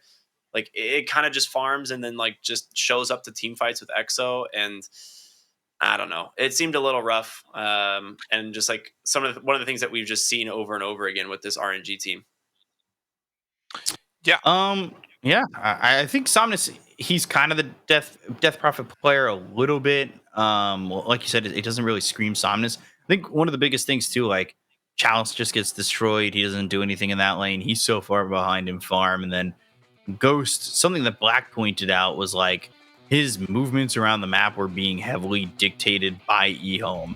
And like when they sent him back to the tier 3s to defend, or when they're moving and taking away top and he's still there and losing net worth because he's not really farming. Like, I don't know why Ghost is sticking around or doing some of these things, but it felt like EHOME was dictating his game so much to make sure that Ghost didn't get anything. Like, Somnus still had a decent game. It's not exactly a big Somnus hero.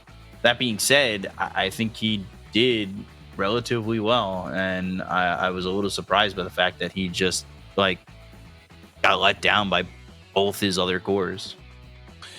Yeah. That being said, though, I do like the draft adjustments that they made on EHOME, right? They were focusing much more on the lanes. Like, they gave Echo a much better matchup. They gave Zeal a much better matchup. And Shiro was in a hero that actually...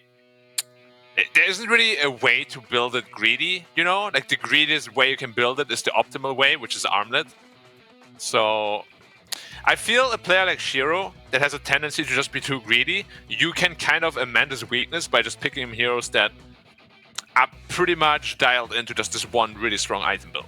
You know, which was what CK is. She played it perfectly. He outplayed RNG even at times. Yeah, well done.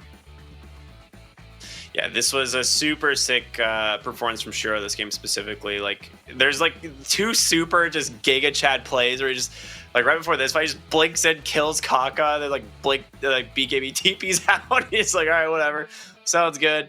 I gotta kill him out, and you know, like it's just such a sick CK game to begin with. Like, it's an amazing matchup into the Juggernauts. Like, you just don't have, you know, the ability to play into that much physical damage as the Jug, and he did really have amazing targeting. If he saw the Shadow Shaman, he killed the Shadow Shaman every single fight. Yeah, definitely. Hard to take anything away from EHOME, to be honest, when they play like this. It's just always our criticism. Why don't they always play like this? Maybe you can give me the answer, Ricky. You know, I've been throwing the question in the room many, many times. How can it be so different every time? I mean, we try to figure this out with, like, back in season 1, right? We were seeing teams just like have super inconsistent performances, and I actually felt like RNG did have a better draft in game 1. Like, to me, like, they had a lot easier of an execution. I think this game, like you said, EHOME adjusted their draft to have much better lanes, and I think with this patch specifically, that is so important and something you cannot underestimate. And yeah, I think when EHOME give themselves like a I don't want to say a fighting chance, I guess, but like just give themselves that advantage in the lanes, like this team seems to do pretty good. Had a game, Zeal had a lane, he was able to play, EHOME play well. I don't know, RNG just never did much of anything. Yeah, he did a great job. And again, that's giving Zeal a hero that he's way more comfortable on. And I think it really does work out for EHOME. He was like... Oh, go ahead, sorry. No, go for it. I would say Zeal was like close to the bottom in net worth of the cores for the first 5 minutes of the game. Eventually Centaur was like then the lowest, but he somehow turned himself into being like the most farmed player on the map pretty much going into like the mid-late game. Eventually Shiro passed him, but like Zeal, that the decision to just like go take the top tier 3 tower in the middle of the fight, he's like, oh yeah, we took the tier 2 here already at like 14 minutes into the game. I guess I can just go take a tier 3. And yeah, those, you know, Giga Treants are quite hard to kill if you have only a Centaur alive to hit them. So unlucky, you know. Yeah. Taking a set of They're racks. just hitting the Rex for 100 damage per swing. Yeah, all right. Centaur was like, I'll get you. I got my Lumberjack axe. It's not working. What do you do? What can you do? They're definitely. I'm so surprised I didn't get addressed, man. Like, that is literally the most obnoxious thing about this hero. Those big treants push out an entire lane by themselves. Yeah, they do. They're very strong. I am super excited though. At the very beginning of the day, I was like, I think today felt like a day we're going to get 6 games. You know, it did. It really felt like a 6-game day. So that being said, we have one final game in the bag for us tonight. We're going to go to a short break and we'll be back with game number 3 here of EHOME versus RNG. Stay tuned, everyone. We'll see you in a bit.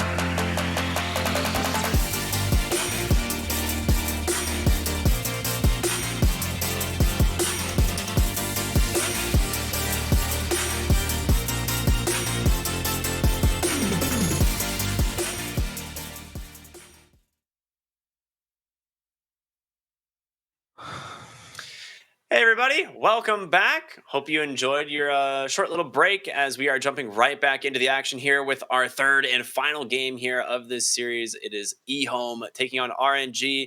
And from one side of the field to the other, it seems. Two pretty big outclasses from each team so far. And I'm excited to see where game number 3 goes. And to bring us in action is going to be B-Comp and Black. My name is R Cryptic. And guys, you were talking about it, Black. You don't really know how this keeps happening. We're seeing this just heavy inconsistencies between some of these teams. But what's got to be the game changer here for game 3? If you're on either of these teams, what are you prioritizing?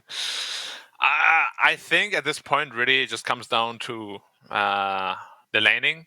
Then I've had inconsistencies in my teams in the past, and if we couldn't figure it out after a while, what we did, we just heavily went in on the lanes, because Dota becomes indefinitely easier to play if you win 2 or 3 lanes even. So I think this just got to be the main focus for both teams. All right. B-Comp, what about you? What do you think? Either you kind of agree with that, or...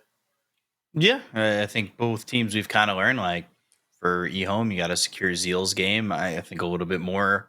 I think he's very important to this team and how they play around him quite a bit, actually, off in the off lane. And for RNG, you need to make sure that Ghost kind of has something to do and is able to have some semblance of a game, because he just was doing nothing in that last game, and they can't just all rely on Somnus. I think that's like one of the reasons that they thought about / also got rid of God King, because they felt it all came down to Somnus, but it wasn't working then, and it's not working now.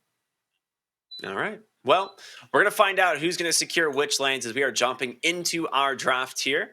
See what both these teams are cooking up, and it looks like a little bit of the same. Would you look at that? A Marcy, a Tiny, but see Keeper of the Light here, a little bit of Grandpa action.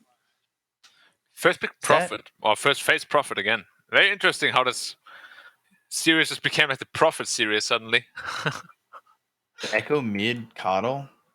Could be a 4 Coddle. Could be 5 Coddle. I mean, we've seen Coddle played in the 5 position all the time. Yeah. Just kind of depends on the lane. Just based on my pub experiences, please no. Just blast the wave all the time and do nothing.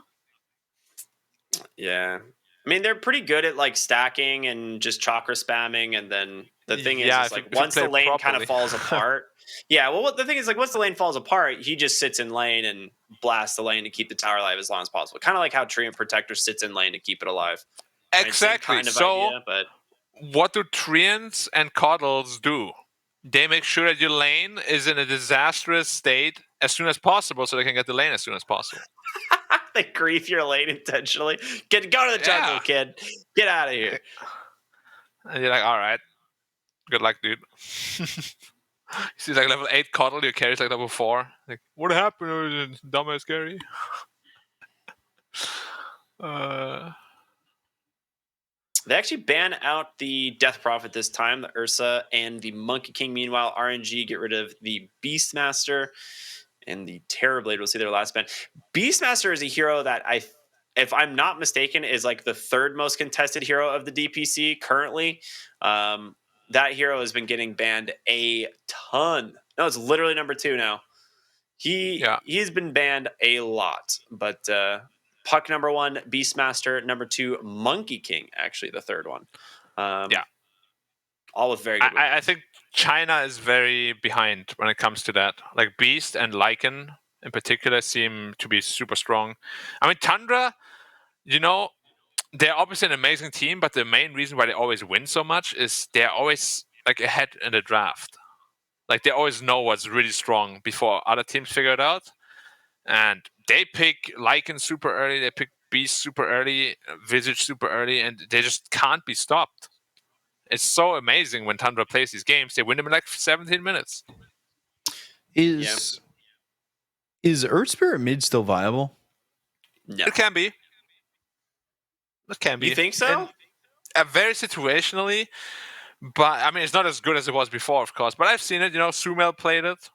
Well, just because I question Somnus says when this is probably a couple years back at that point, but Somnus has done this a couple times. But Kaka is not Mid-Earth really an Spirit. Earth Spirit player, is he? I don't know. I think he is. I used to say the same thing about FY, but FY's had some amazing performances on Earth Spirit, like that have just blown my mind. But it's not like the first hero you think about when you think about FY, and it's certainly not the first or fifth hero you think about when you think about Kaka either. That's why I asked the question too, like, because this hero doesn't scream Kaka to me, does it end up going out on a Somnus? Look, it checks the outplay potential box, but you're so reliant. Like, you can't really carry the game with a mid-Earth Spirit, which is what RNG have oftentimes kind of relied on. So I don't think it's going to go to him. If anything, they're going to last because here. Oh, there we go. Let's go. Lycan. These three heroes are so bad against Lycan. Funny that we would see this. They actually banned the Lycan on RNG last map because this is actually one of, if I'm not mistaken, Zeal's better heroes. So Zeal has played this actually a decent amount, and they did actually ban Beastmaster Lycan in the previous games here.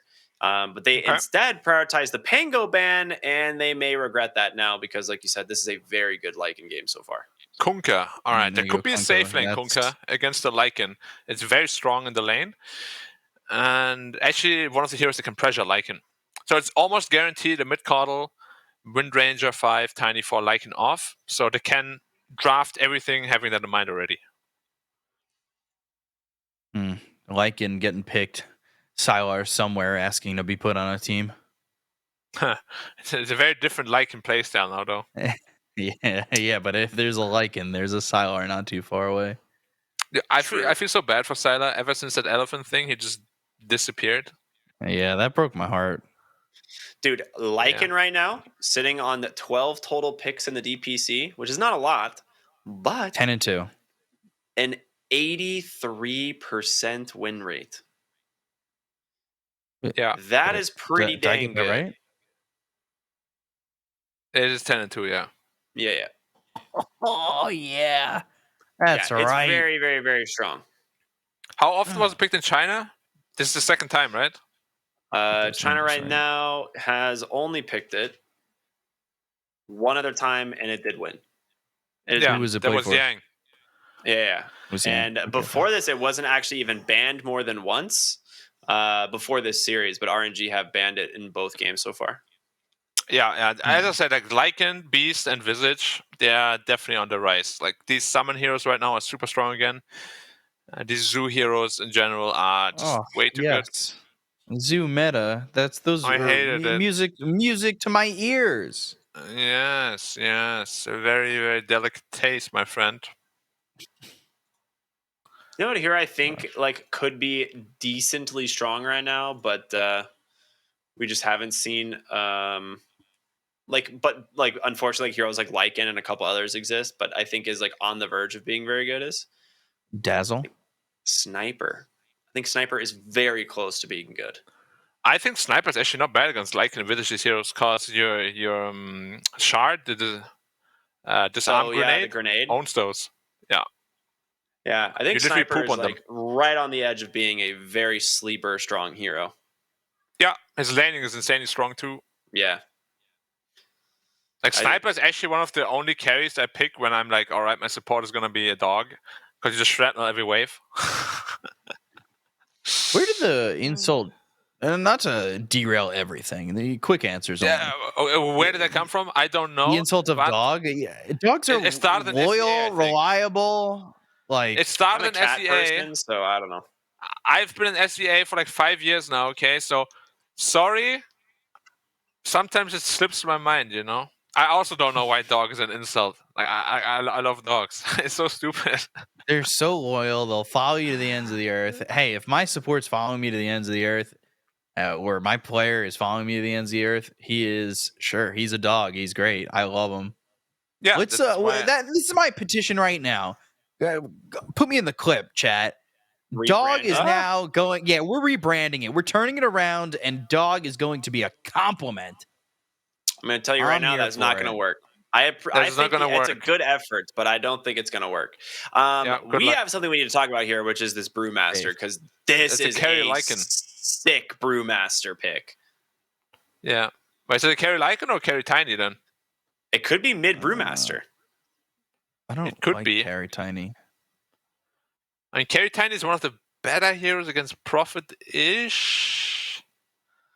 I'm hoping. But yeah, Mirror Spirit. like We've also seen I- 5-position Brewmasters come out a lot, but then you're running like carry Tiny with a a la Red Panda. I don't know. Yeah, it was like I mean, we've seen it actually. It happens a lot in NA. We see like this Brewmaster get flexed. Queen But- of Pain. Ooh. Yeah, I would say more likely than not, this is probably a mid or off lane Brewmaster. Kaka's on the Earth Spirit. Okay. it's a 4 Coddle. Safe lane Kunka. Offlane Zeal, carry Tiny. Mid Yeah. Brewmaster Mid brew. against Yeah, Quap. that's what I thought. That is terrible though. That is actually It's gonna so be a bad. rough lane. And what we saw in game 1, dude, if Somnus gets that favorable matchup, he typically runs away with the game. So we're gonna see what Echo can do here. Yo, homeboy is rocking a Chelsea Grin shirt. I didn't even realize. Let's go. Now you want that interview with RNG. I want to speak to this guy. That is not what I expected, honestly. I'll take that any day. Yeah, this is going to be a pretty interesting game. I actually like EHOME's draft a lot. My biggest concern is going to be this mid lane matchup between Echo and Somnus and whether or not he can make this Brewmaster work. But I don't know. What do you guys think? We'll start with B-Cop this time. What do you think? I'm actually gonna go with RNG. I think this game's gonna be very heavily on the X factors who have been Echo and Ghost. I think if Echo gets destroyed in this lane and Somnus just gets off to the races, I don't even think Ghost is gonna be needed to be a factor. It's just gonna be the Somnus show, and we've seen the Somnus show so many times. I have a bunch of ticket stubs for it. It's honestly, I don't know if it can be stopped. Like that lane might get brutal. Pretty brutal. Right. I'm going Black. RNG. Yeah, I think it's there's a very high chance it could be like a game 1 repeat where Echo is in a bad matchup, Somnus is gonna go off the rails, whereas Ghost is enabled by having a really good matchup, and Zeal is gonna be suffering quite a bit against it. It's quite tough. Tiny comes online pretty late into the game as well, so there's a chance EHOME can do it if they survive the early game, but it's gonna be very difficult. And again, just with these inconsistencies, I think lanes win games, so I'm gonna go with RNG. Okay. I am going to stand firm here with EHOME. I think Planet's Tiny is, or it's not Planet Tiny, it's Safely Tiny, isn't it? It is safe and tiny. Yeah. Oh, man. Well, Planet's going to do some cool stuff on this Wind Ranger then. That's what I'm going with. He is on Coddle, in fact. Wait, he's on 4 Coddle? Yeah. All right. Uh-huh. Well, everything I wanted to say kind of just like went down the tubes. But Zeal's on Lycan, and that's going to be good enough for me. So That's I'm still true. standing with EHOME, baby. I'm hitting that shit. We'll see what happens. We're going to jump into our third and final game of the night, everyone. Hope you enjoy it. My homeboys here, Black and B-Cop, they're going to be bringing you all the action. So I'll see you guys when you get back. Thank you very much, our Thanks, eHOME Ernie. fanboy. What a Zeal is indeed on Lycan. He got that right. Yeah, what an analytical genius. I love Ricky so much. Oh my god. That was amazing. God, I enjoyed that. I hope you guys Yeah. did too, chat. I love how right he is. All the time. Wait. I have questions, B-Cop. Yes. Answers. Wait. I have them. Wait, I'm looking. What are you So- looking for? He only has 45 gold on Brewmaster, but his items don't reflect that. Because he's hiding his courier at the secret shop? Is he about to swap lanes potentially? Maybe, but then he shouldn't have bought. Because the tangos scream off lane, right? I think mid-Lycan actually beats Quap. So if they switch lanes, that would make a lot of sense. And he has he has a magic stick, so... Or they just want to juke them. They want to make... they just want to make them believe that Echo is actually in the mid with the fast bottle build, but it's actually not. But they give up a bounty room for that, so that's quite a bit of gold that you're giving up for. Could have been that bottle. It could have been. But yeah, I like this actually quite a bit. So they definitely mind game them, and they got the lanes. Because Quap is not good against Lycan. You can't really out DPS this region. So now that puts Echo against Ghost. One of the biggest question marks is Ghost, honestly. My biggest question mark is how good is Zeta going to perform the mid lane? Because even though the matchup is very strong, if you don't know the mid lane very well, a player like Somnus will make you pay for it.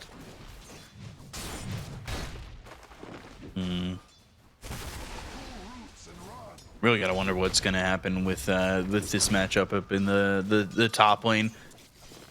Because truthfully, I really just don't know what Ghost is gonna give us. You never really know the story of the Ghost. Yeah, I mean, inconsistencies, right? That's just what we have been saying all the time. Yeah.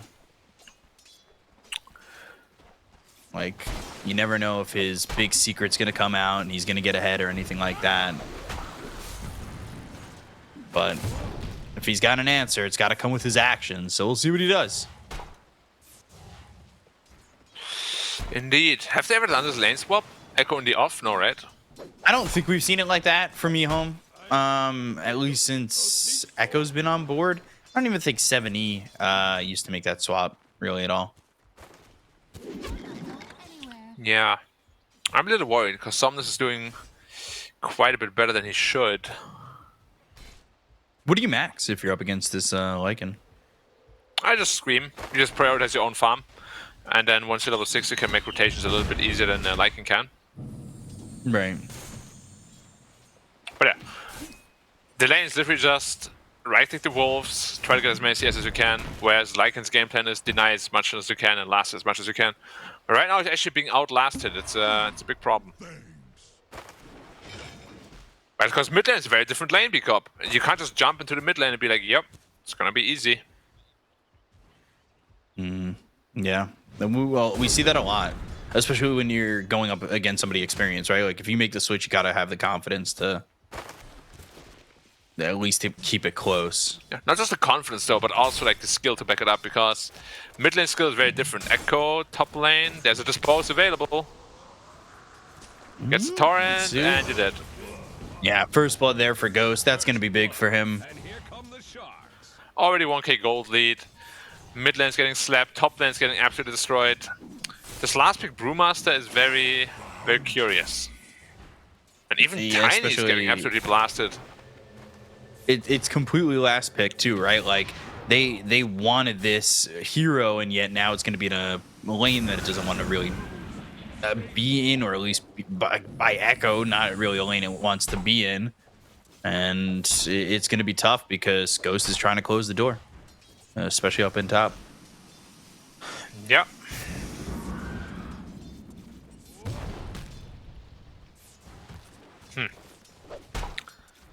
Yeah, this could be a very quick game.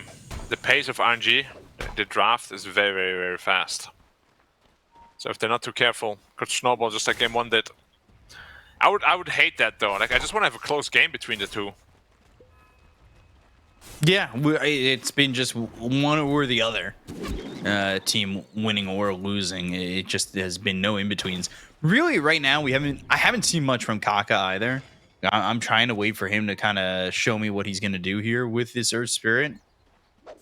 Because that's also one of my big question marks in this game, right? Like, Kaka was an earlier Spirit pick. What we're going to see from him with this hero compared to what we see with him on, say, a Nyx Assassin or anything of the sort. So I'm ready to see eventually what he brings to the table with this.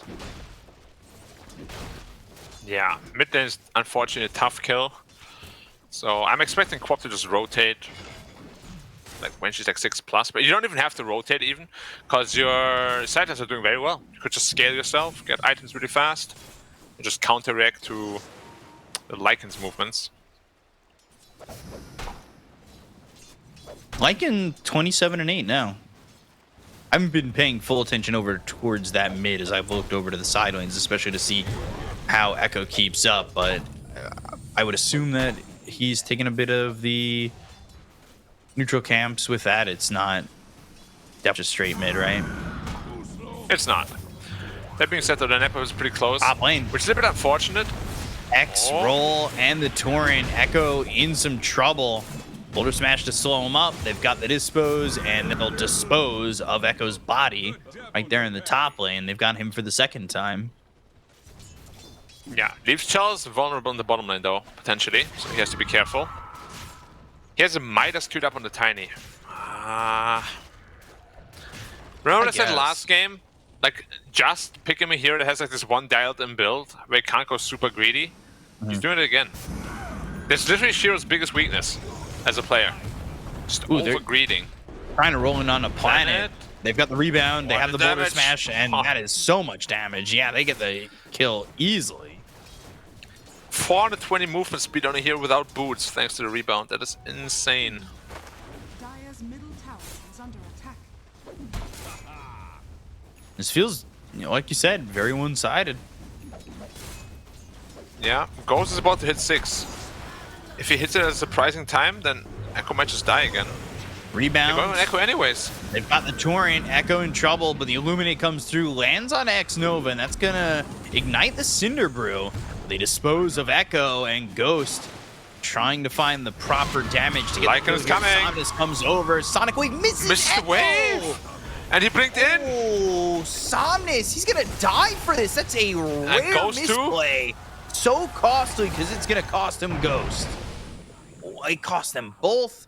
That is RNG up 2K and botching that top attempt. Wow. Rare slip-ups from Somnus. Yeah, very uncharacteristic of the way we see him play. Huh. But as we all know, even gods can bleed. And this sets the Lycan up to success now. Very much needed double kill for him. Dominator done. That's how we see so many Lycan snowballs start. And Quap actually to be bottom now on Somnus. You can't really get a kill here either. What? I'm not entirely sure what Somnus is planning. Maybe just a bot tower push? Planning to just take the tower? Yeah, he's got Chalice, right? Yeah, interesting that he's being so active. Radiant structures are fortified. Radiant's bottom tower is So under they attack. force the Losing this tower glyph. early. Oof, that would be brutal still. They're gonna lose it. They've conceded it. They're already sitting back. Yeah, despite the botched top attempt, they're still in firm control of the map.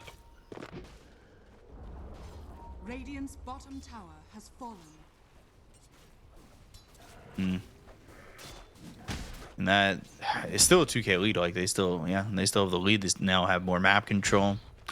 We'll see how it goes and how they're going to recover from this. And I say recover, but again, it's literally just a botch recovery that they have to come back from. And Shiro's not farming, and neither is Echo.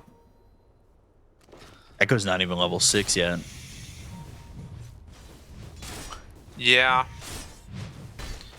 It's going to be a tough game. They're going on Echo again. Breath of Nature, X goes ship. They've got the Torrent, Boulder Smash with a Geomagnetic Grip. They've got the Silence, and Echo is dead pre-6 for the third time. He's looking for an early Blink Dagger, and he can find nothing in this game. Tower is under attack. Yeah, it feels really bad if you're this Brewmaster here. And even Planet's level 6. Makes me wonder, how good are you at playing from behind too? Because usually in the mid lane, you wouldn't be behind like this, right? Yeah, now you're massively behind, comparatively. Taka, he's shown us a little bit. He's shown us a little bit so far with this Earth Spirit. His rolls have been pretty much on the mark right now. Yeah, but most of them have been set up by an X mark, so we really gotta see what happens in those teamfight scenarios where like the mechanical skill of Earth Spirit players really comes to shine. If you can land the Geomagnetic Grips and get those silences out. Yeah, the refreshes of the old. Yeah.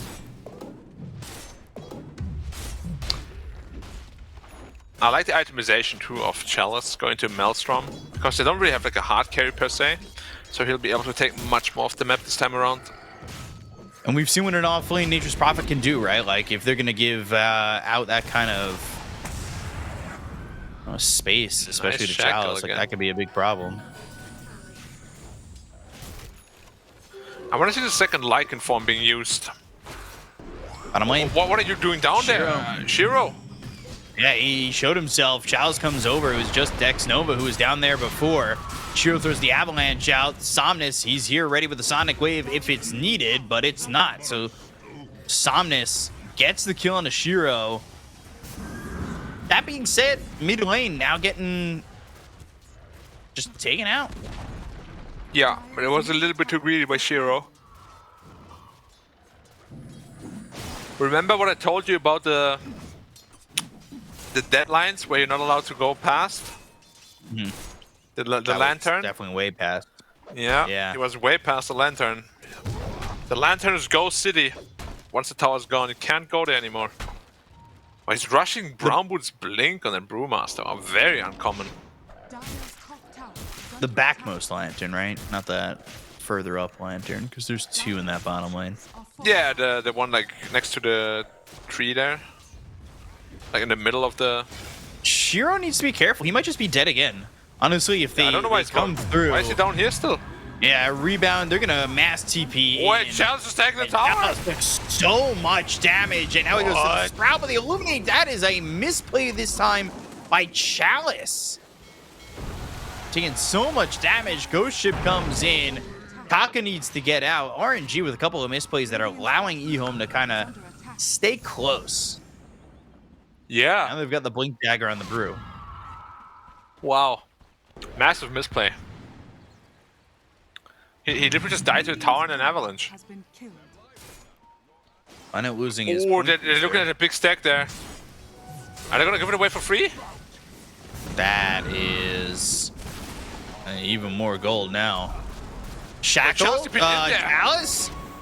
He just kind of TP'd his way in. They've got the Sprout, though, go to the rebound the wrong way. I guess. I'm not sure if he just wanted to bounce back on this one. Sonic Wave comes in. They've got the Magnetize onto Shiro. They'll reapply it, but Kaka's dead, so Shiro TP's out. They go to the Primal Split, and all of a sudden the net worth lead is gone.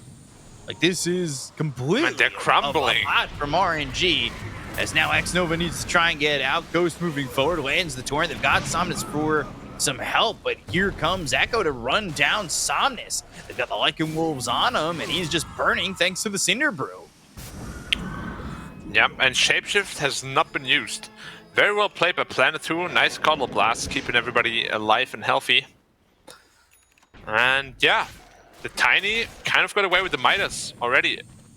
It was a massive Ancient stack to steal. I can't believe they just gave it up like that. No vision, no nothing. Chalice stepping in like that? Crazy. Yeah, honestly, just so shocking from RNG so far. I just... to completely be so disorganized. Definitely what we expected from them. Profitable against Chalice, he has to be so careful. If he gets Avalanche tossed, he can die super fast. But Shiro has money on his mind instead, and they might be the ones to catch him this time. He's pretty tanky though. We'll see if they can kill him. He missed the torrent, missed the bolt, and now Ghost Ship comes in. They've got Chalice to help out. They will get this kill on a Shiro, but Echo coming the other way. That is a lot of damage. Power shot.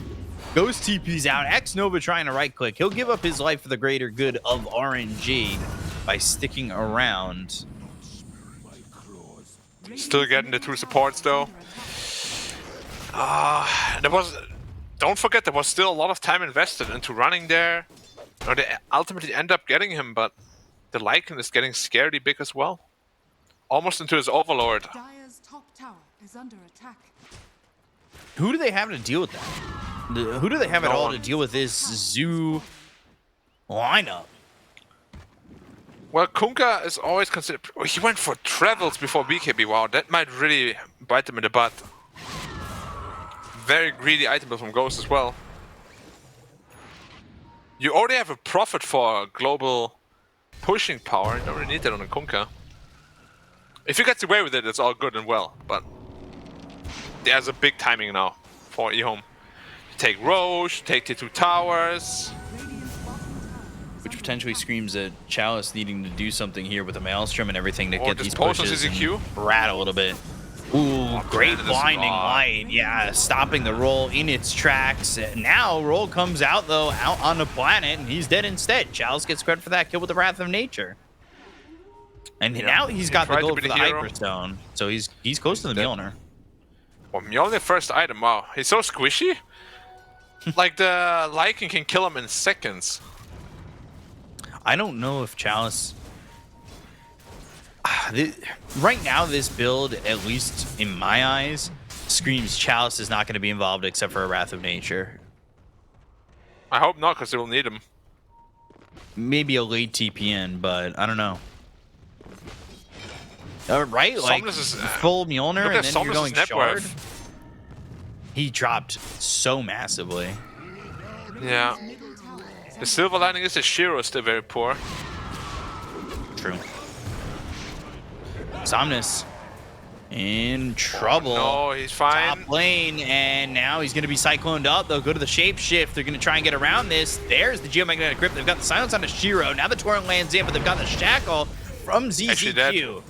Omnis ends up dead. Zeal chasing, looking for Ghost. Ghost's going to TP out. So the shapeshift doesn't really do anything. Yeah, could be much worse. Or they're going to the Roche pit. Maybe it couldn't be much worse. Well, they could have lost more heroes and lose Roche, but... They make a play. Do they want to go for Roche? If anything, it's got to be a charge led by, I would assume, Kaka to roll in they there. have no boat, though. They've got these Lycan wolves that are just scouting them out. Illuminate comes in. Kaka well short of anything in the vicinity. And X-Nova dead was looking for. And X-Nova's dead on the Shackle. Ghost no TP? Oh gosh, Ghost, he's in so much trouble. They've got Somnus coming in. They're going to use that Avalanche. They've got the toss, the Sonic Wave to push him back. This is all just to save Ghost. But it means that there is no Roche in their future. That being said, again, Chalice not here. He's pushing bottom. He got the tier 2. This is what he wants to do for the rest of his team. But ultimately, it becomes a question of whether or not it's all going to be worth it at the end of the day. He ends up getting the shard so he can have those greater treants to push even quicker. Yeah, Chalice definitely made the best out of the situation. And they will eventually have to start dealing with that profit. And here they come because the tier 3 is getting chipped on.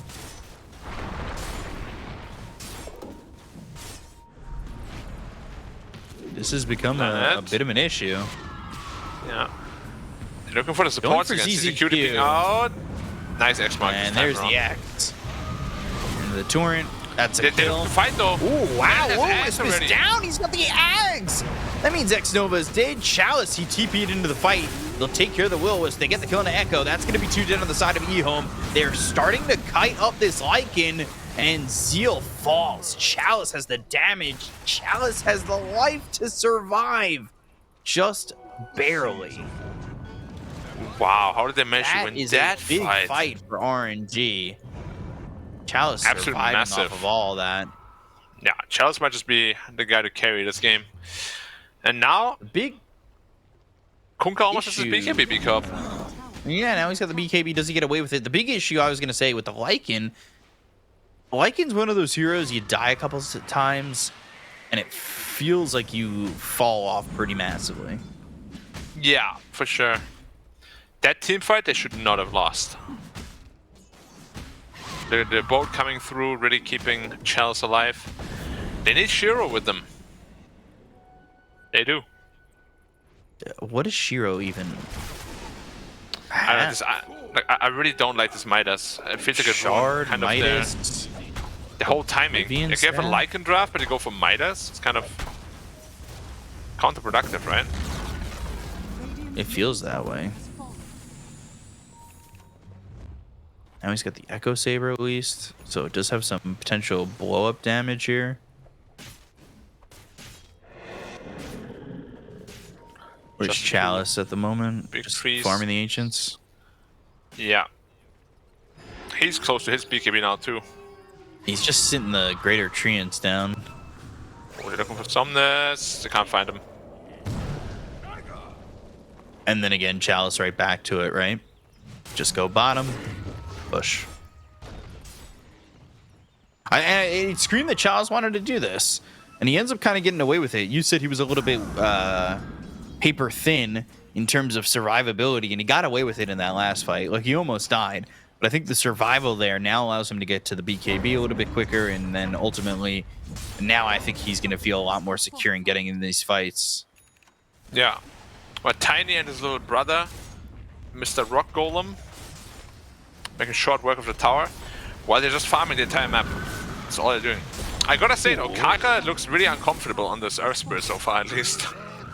He started the early game pretty well, but like you said, they seem to have had it connected via the Torrents and the X's. Also, X Nova's had a little bit of missteps here with the Marcy. Yeah, they're looking for Kaka again. He can just TP out if he wants to. Yeah. Just controlling the rebound. Is under attack. And Planet is so big. He's got so much gold. He's got more gold than Echo. Yeah, I actually thought the Will-O-Wisp might have been able to carry the last team fight, but not quite, unfortunately.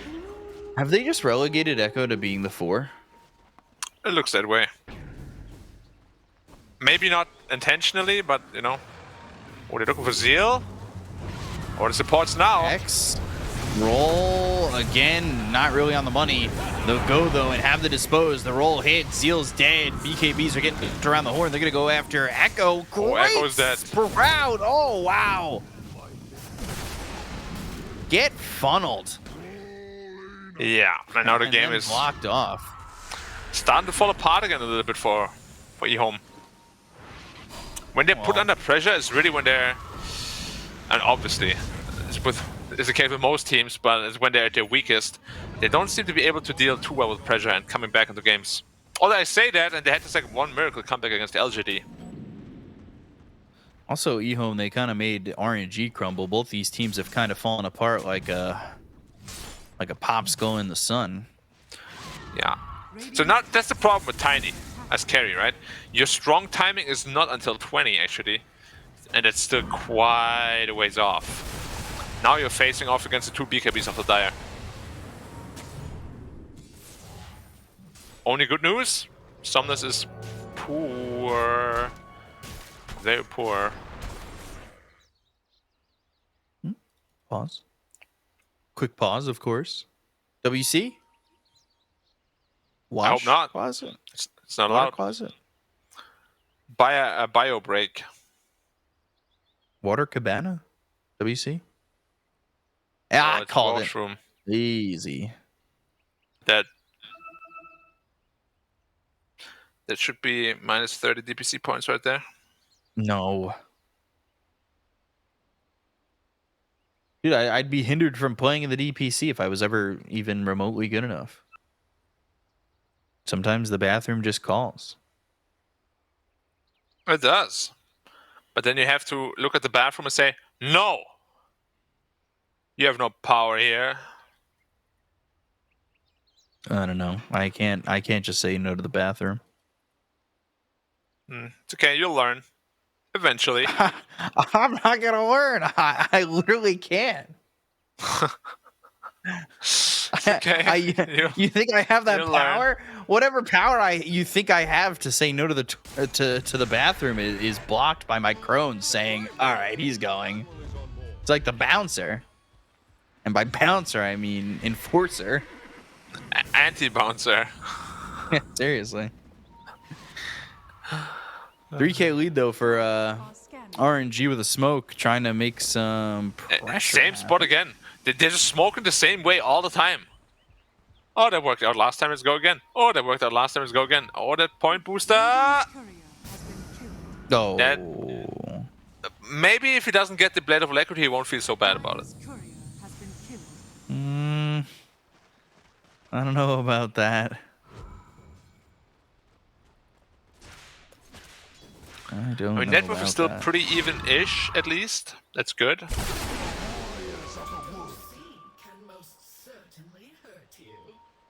Yeah, it's close, but is it close enough? Lycan going Ags. Ooh, he's looking to bite somebody. You're gonna break your teeth if you bite into the rock, though. Nah. Lycan's pretty strong teeth. Because when you bite into the rock talks back. And you know what's cooking. Not only do you know what's cooking, but the rock doesn't matter what your name is. What's your name? It doesn't matter what your name is. I miss Dwayne Johnson in wrestling, man. He was good. He was great.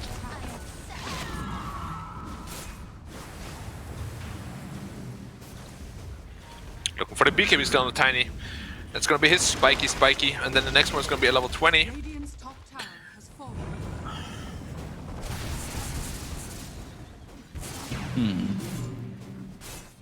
And they got the top tier too. The only one still standing at the outer tower is mid. 25 minutes in. They're gonna have Not a 4-man smoke. smoke again. How many Chalice smokes do they staying have? top. They have another one on Marcy. Should stay, yeah. I mean, if they've got another one on Marcy, and then yeah, they're out of stock on their smokes for another 2.5 minutes. They know the smoke is coming though. ZZQ says, "Alright, I'll take it. me."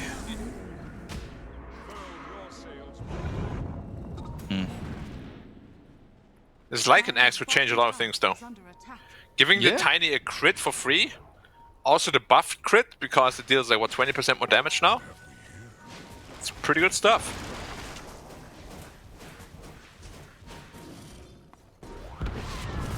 Once he Man, gets 2 more once minutes Tiny gets until we bid. get the... You know what we're getting in 2 minutes. Oh, they're looking at the Tiny already. The rotation is too fast. They caught him. The question is, does Shiro just survive on this? And it is Buy a not BKB. looking likely. He does. Okay. He got his BKB.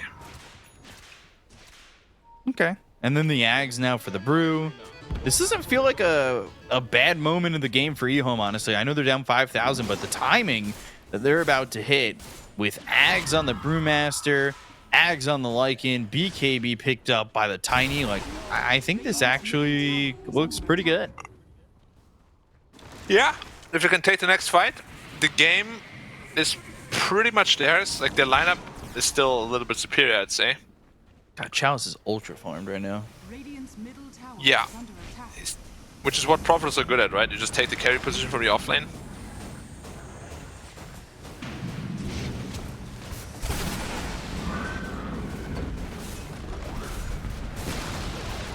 Radiant's middle tower. And they just gave up that tower. Yeah. Roshan is the next point of contest, though. Up in 10.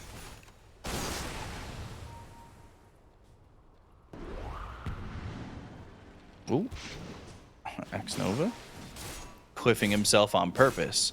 Now with Marcy in Captain's mode, you can cliff yourself on purpose. Everybody can now be Arteezy.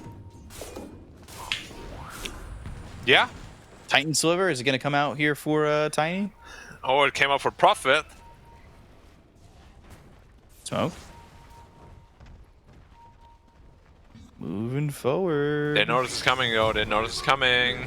Blink, Primal Split, go for Ghost. They're going to try and make this happen. Ghost ship early on. And now they've got the roll. That's going to land. And they've got the Sonic Wave with the silence. They blow up Zeal. Well done this time by Kaka. They're going to BKB TP out on Tiny. They'll look over at Planet. They get the kill there out on the Kano. That's 2. That's the second split from Echo. And the Gale Force doesn't get anything for them. With Roche up, now they can take themselves a second Aegis. They get a Silver Edge on the Kunkka. So RNG feeling like they have themselves in a good spot once again. Yeah. And this is really the point where you can really feel the advantage of RNG. There's just no damage right now coming from the Radiant. They didn't even get the Wolf Bite off, did they? No. Which is surprising, because they were the ones running into them. Yeah. You'd think they would start with that and not the split. No Shapeshift, no Wolf Bite being used.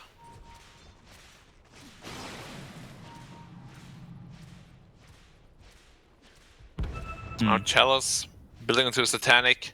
He's getting farmed. really, really big. Yeah, He's getting, he is. It's getting bigger. He is, yeah. That is also true. How big do you want to get? Yes. Would you like to get more muscle and get bigger? Also, yes.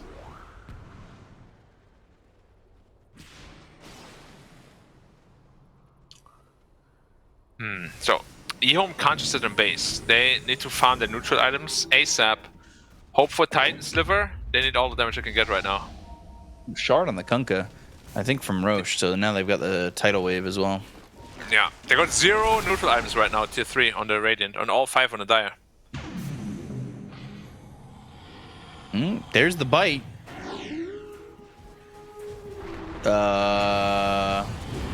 Okay, they're going to try and go in. Now they finally make the move. They've got the Shackle on it too, but the Ghost Ship comes through. They've got the Gale Force in.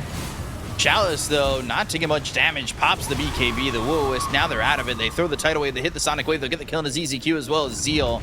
They've taken out 2. They'll blink forward looking for more. And Planet's looking like that third. Echo, well, he's still inside the split. He'll finally come back to form. They get the kill into Planet. Chalice, Kaka moving forward. Geomagnetic Grip, as well as the Magnetize. They land the torrent. They get the kill into Shiro.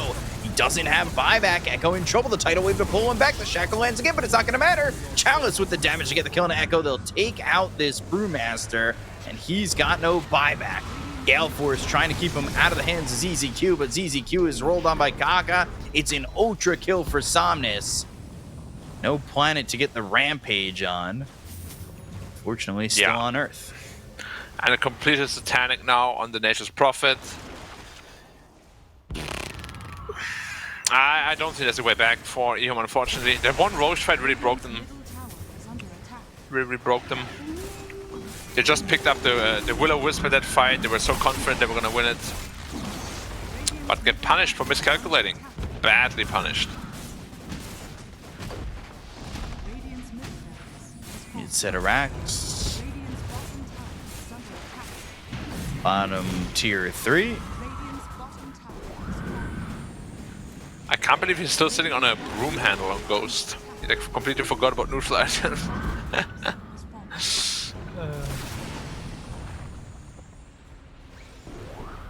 He doesn't need him. Doesn't need him, yeah. He's like handicapping himself. He's like, EHOME, you want a piece of that? Yeah, it's like how Piccolo wears all the weight on his suit. Don't they all do that? Strengthening up. I guess so. It's like, plot twist. I was also wearing the heavy clothes. My clothes are actually all beach. My clothes are heavier than yours. I wear weighted clothing.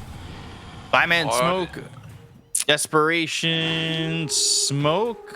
I heard them bite the Tiny, I want to say, pretty early, and they're going to go to the backlines for Kaka. They'll at least get the kill there onto the Earth Spirit, who doesn't have buyback. But with a BKB, the Sonic Wave comes through on a Zeal. They'll get the buyback out of the Lycan. Tidal Wave pushing them back, but ZZQ, he's already dead to Somnus. They've got the Cyclone. It's onto the Kunkka. Chalice hitting away at these Pandas. Echo now needing to run with, well, both Pandas, or 2 Pandas still alive. They have the Sprout. They look for the kill out onto Echo, and eventually he'll fall to Chalice, who's now wicked sick.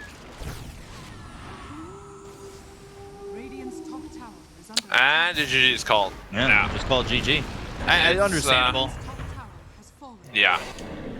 Very, very unfortunate what happened for him. I actually thought they had the game under firm control.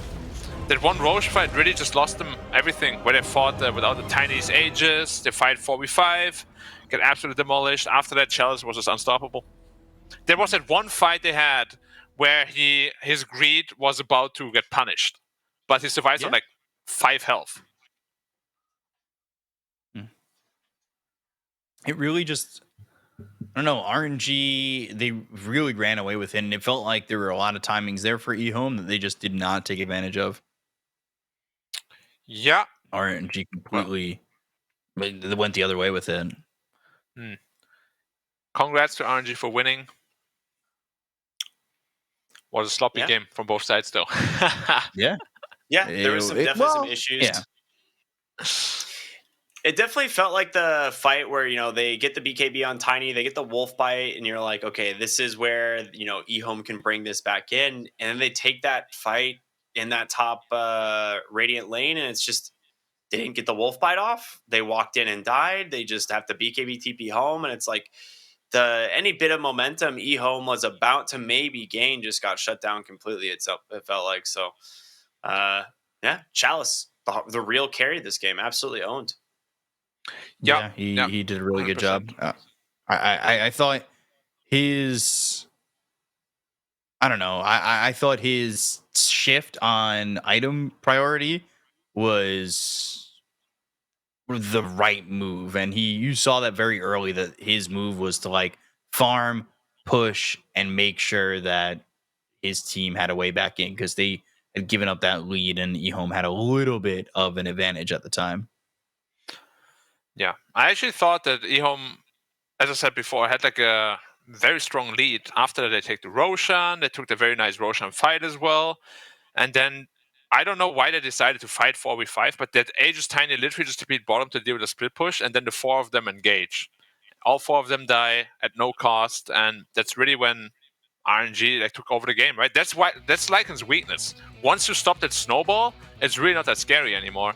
And after that, Lycan just kind of felt like a little puppy dog.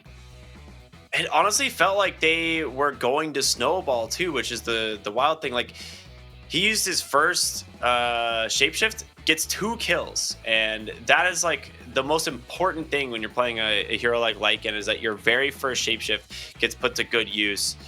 And Shiro on the Tiny also just never really felt like he came online this game either. Like, I'm not sure if it's just a matchup issue or what, but he got caught out quite a few different times, and just. But really you remember struggled. the itemization I told you about, the issue that Shiro has? It came back again this game as well. Why do you go for Midas on the Tiny? Your entire draft is built upon aggression and speed, and you're just building a Midas instead of like an earlier Echo Saber, which then leads to an earlier Blink. Everything, it's very unfortunate that Shiro's getting held back so much by his own mentality towards the game, because his mechanical skill is top notch. He just needs like a refreshed idea of how to approach the game, I feel like. That's why CK was so good, right? Because he really dialed in into that one very strong item build. With Tiny, there's like 3-4 different paths you can go, and he chose to go for like probably the most greedy one. Yeah, and Lycan is just one of those heroes that doesn't really get around to building a BKB, and like really struggles this game when you don't have one. You're fighting into so many different stuns just between the Kunkka, the Earth Spirit, the Marcy. Like, there's so many different things to just hold him in place. Meanwhile, Chalice just presses BKB and right clicks, and that's quite the difference. But yeah, this is the fight right here where everything just unfortunately went bad. Kaka just snipes Zeal on the backside, gets the silence. They don't get shapeshift. They don't get wolf bite. Shiros has the BKB TP. And I really thought, even though they were 8k down behind, I was like, this is a fight that, EHOME could take in their advantage, and it just did not work.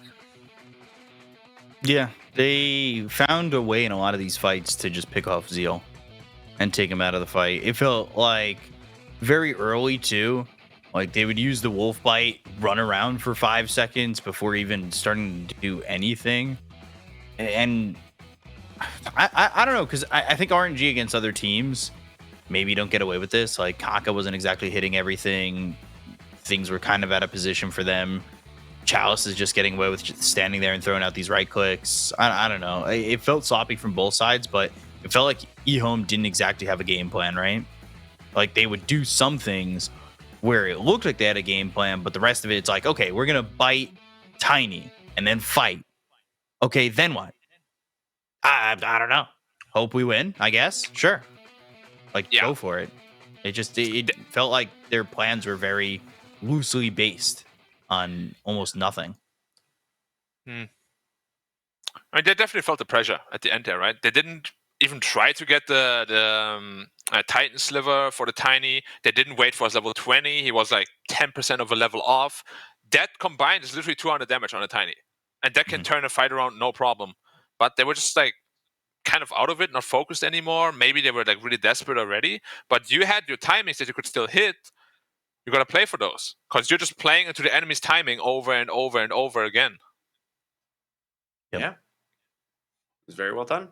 Very well Honestly, done. overall, an exciting series. I believe we have an interview lined up. I'm not sure if they are ready for the interview, but I'm very excited because it is going to be with Somnus. So when we get around to the interview, we'll be switching over to that one. But yeah, very excited to speak with him and see what they have to say. Hopefully, we get the interview in a little bit. But in terms of like EHOME, RNG, like you said, not the cleanest series for either of these teams, but RNG do manage to get themselves a win, and a very much needed win since they did drop their first series of the DPC season so far.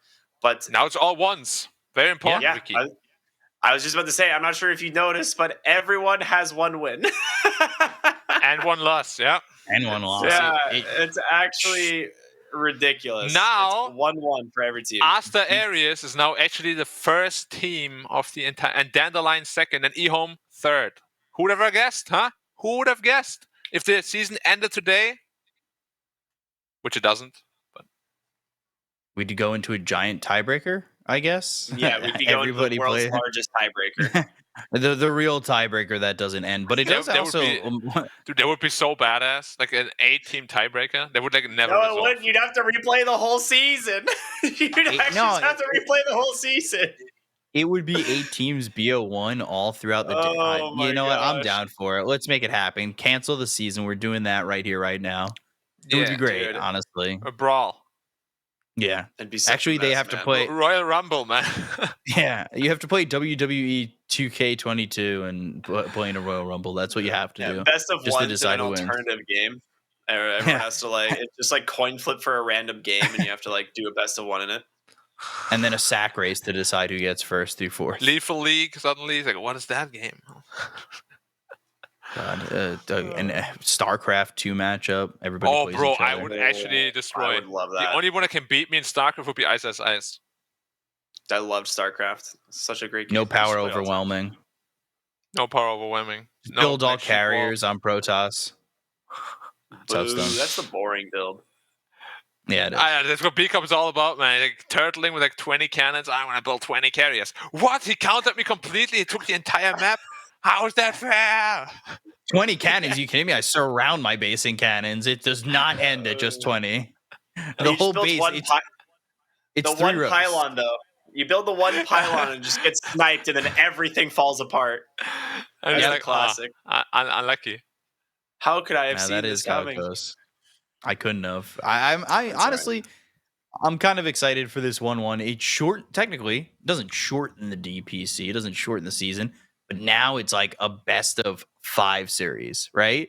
Like everybody's like the first even. 2 weeks didn't happen. Who's got the easiest schedule? Who's got the easiest schedule from here on out? Like if you've played LGD already, your schedule's easier. So Dandelion. You say that, but EHOME beat them. EHOME beat them. EHOME actually arguably has the easiest schedule going forward because they beat who is considered to be the strongest team.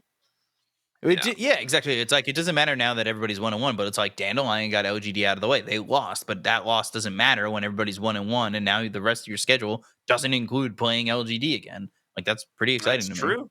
Dandelion looked really good. I mean, they took the win off of RNG. They did lose to PSG LGD, and they've still got every other team still to play. But Dandelion, I think, are in my opinion, probably one of the most surprising teams. I think when we were watching them in Div 2, I said I thought they would be a top 4 team just based on like their first few games that we saw them in Division 2. And I stick with that. I think Dandelion's easily a top 4 team here. I think potentially top 3. So really excited to see how they do. I hope they are. I would love to see that. But I still see, I mean, unless LGD really don't take the season seriously, which I just can't fathom. It would be good for China, though. It would be good for China. Again, I would still have to see like LGD, Aster, Extreme just being my top 3. Like, I just don't see anybody replacing those 3 teams. Maybe LGD takes like a 4th or something like that. I don't see them missing the major. I think Dandelion are certainly in line to shoot for that 4th spot, but at this moment, so is everybody. Like, it's pretty crazy. Like, Aster Very Aries, weird results so far, for sure. Yeah, Aster Aries beating Extreme, but everybody's 1-1, so that result You say kind of doesn't beating. matter. They destroyed them. They destroyed them. Extreme had no chance whatsoever, and then they influenced VG into picking Pudge, and then they feed on Pudge, and you're like, what is happening? And then CCNC says, Pudge is not a first race hero, is not that good. I'm like, bro, why are you flaming my boy Pudge like that? I saw that interview. I miss no interviews at all. I saw what you did there. So next time I'm in NA, I'm going to play Pudge against you. I'll show you. Pudge is quite good, man. I mean, he's one of those heroes that, like I said, I thought I was actually going to be really likely to be picked in tonight's series because it was just like a borderline unkillable hero. But man, I'm just glad we get to see Pudge in Dota again. You know, I'm going to tell you right now, Ricky, this Pudge hype is going to die out in a week or two. Just because he's still seen as this like super risky hero. Oh my god, today in the series, was it YBB against LBZS? The Pudge hit literally 3 hooks the entire game and still had so much impact. You don't need to hit hooks anymore on that hero. You run in, you tank, you dismember people. That's what you do now. Yeah, super Pudge, strong, not risky. Best way to play the hero is to pretend like the hook doesn't exist. And like use it like you just kind of like blink in, dismember, and like do your thing. Melee damage noob. Then you use the hook. If like someone's trying to run away, you're like, all right, let me hook you back in here. Or it's like you dismember one guy, you see another guy trying to help, you do like the thing and grab him too. Yeah. And he's like, oh my that's the god, best way. he stopped his dismember and hooked me. I never saw that coming. And then you're just double rotting people. Yeah, that's good stuff. Yeah, that's good. B-Cop, you look so happy listening to us talk on about the other Pudge. team. I just have bad Pudge memories. I don't know. I don't play. I play support, so it's like I'm always the one who's just like, all right, if I just play on this side of the wave, I should be okay. Pudge is on the other side of the lane. Wait, he's in these trees? Whoa, I got hooked. I'm dismembered. I hate this. This is terrible. And then It's like be cop in a pug, just like in a pub, is just like, oh wow, I'm gonna go hit this creep. Whoa! Just like flies off screen. Dude, can't wait That's to just test how I this game. picture. That's how I picture you playing the game. Okay, guys, real talk. It feels like more and more. Hook is the most iconic ability, right? Maybe even of the game. But it feels more and more they're trying to make it not a thing. I wouldn't be surprised if, like, in half a year or a year, they're actually going to remove that ability for something else. No, I'm scared of it. But, like, the way they're balancing Pudge right now, they're basically telling you, don't skill this above level 1. Like, at all. Yeah, I think as a support, you still max the hook. But as do you, though? Because you could still just run in with 4 levels of Flash Sheep and be like, yo, you can't kill me anyway. Yeah, I think as core, it's like definitely just leave it at 1 point. But the thing with like hook is like, I would be really disappointed if they do remove it because the only like, whoa, there's a Pudge in the trees. Careful, bro. Some stuff just fell off my wall. The only reason it was like ever like considered something that they might like remove is because it's just so good in terms of repositioning. But in terms of hold on, we finally got our interview. Oh my gosh. Okay, very excited. Nothing I was saying was important. The only thing that matters now is that we get to speak to Somnus. So we're gonna go ahead and jump into our interview. There we go. Awesome. Somnus, hello. Thank you for joining us. Congratulations on your victory. We honestly had a lot of fun. Tell me, what's the team atmosphere like right now after a pretty wild series, honestly? 在一场非常激烈的 BO3 获胜之后，现在队内的气氛是什么样的？还可以啊，我们队内气氛一直还可以吧？对，之前感觉都挺好的。Pretty good. Our atmosphere was always really nice. Nice. Awesome. Glad to hear it. I do have a couple questions. So I want to start off by kind of just praising your performance like overall. And one of the things that we've tended to notice is when you have a like good lane matchup and a good performance in the game, like you tend to like have a really good game overall as a team. Like how is that like influencing your team's performance based on your performance in the lane? 我们发现就是 RNG 的比赛，一般当你在对线取得比较舒服的局面、比较有优势的情况下，RNG 的整个队伍在中期都会运行的比较流畅、比较顺利啊。你自己是怎么看待这一点对游戏的一些改变的？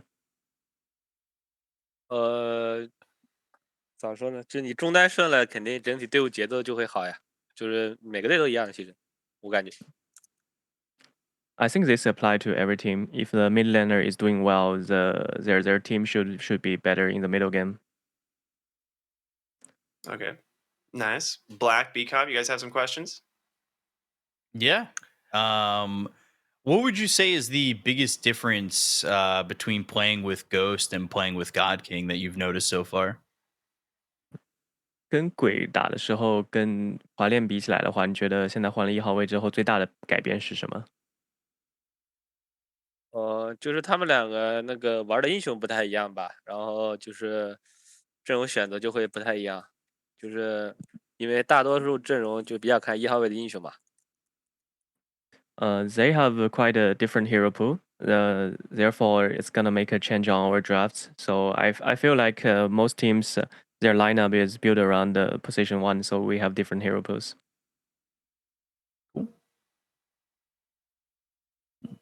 All right. I had a question about Ghost as well. He's the most inexperienced player on the team. How has he been like fitting into the team? How's the team atmosphere with him around? Just like generally. 然后鬼的话也是队里最经验最少的一位选手嘛，就是他现在在队内的情况怎么样？然后他有没有跟队伍的磨合怎么样？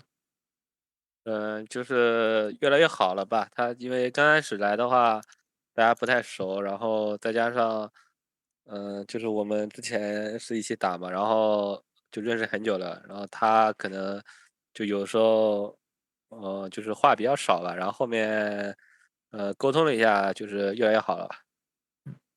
We're getting better. Kind of unfamiliar when he first getting to the team, and for us, we have been playing for many years together already. But I think as we play together more and more, we are getting better. The relationship is getting better. Okay, and just one more question. First of all, you're rocking that headset. Like it looks really good on you. How much was it, and where did you get it from? I would love to get one myself. Black 问你，就是你这个耳机非常好看，然后你是多少钱买的？在哪里买的？他也想要一个。啊，这是我老婆的，然后我那个耳机坏掉了，然后我把她耳机拿过来了。I borrowed this one from my wife. My old set was broken, and I took her. Okay. Okay. Follow-up question to that: do you plan on ever giving it back, or is it permanently yours now? 那你准备还给他吗？还是你就一直带着，就是你的了？先不还了吧，因为戴那个耳机赢了，然后等什么时候输了再换一个吧。Not recently, since I've been winning with this headset. Until I lost, I will not give this one back. Yes. I love it. Okay. Awesome. I do have one other question. I'm trying to ask a lot of the teams this one, just to see how everyone's doing outside of the Dota sphere. So when you guys aren't playing Dota, when you're not scrimming, you're not practicing, what are you guys doing? How do you spend your time? 就是跟其他队伍有问过这种问题吗？就是你们平时不打 DOTA 2的时候，一起做一些什么样的活动呢？平时不打 DOTA 的话，我们现在就只打 DOTA 呀，我们没什么活动。我们现在，之前感觉有点菜，然后最近练的比较多吧，就除了现在就打 DOTA 吧。Actually, we don't play anything besides Dota. This is because we feel we are kind of noob before. So right now we just trying to catch up. Everyone is just playing Dota right now, focused on Dota. Awesome. Okay. All work. I've got one more question. In your picture, when they're introducing the teams, we can kind of get a glimpse of your tattoo. I was wondering if you'd be willing to show it off for all of us, just in its full glory. I feel like we all want to see it. 就是之前看队伍登场的时候，也注意到你身上的这个纹身了。你有没有兴趣给大家展示一下你这个身上的纹身呢？等一下，我现在有点忙，没兴趣，我现在有点忙，我现在在打。Not really. I'm actually in a game right now. I'm kind of busy.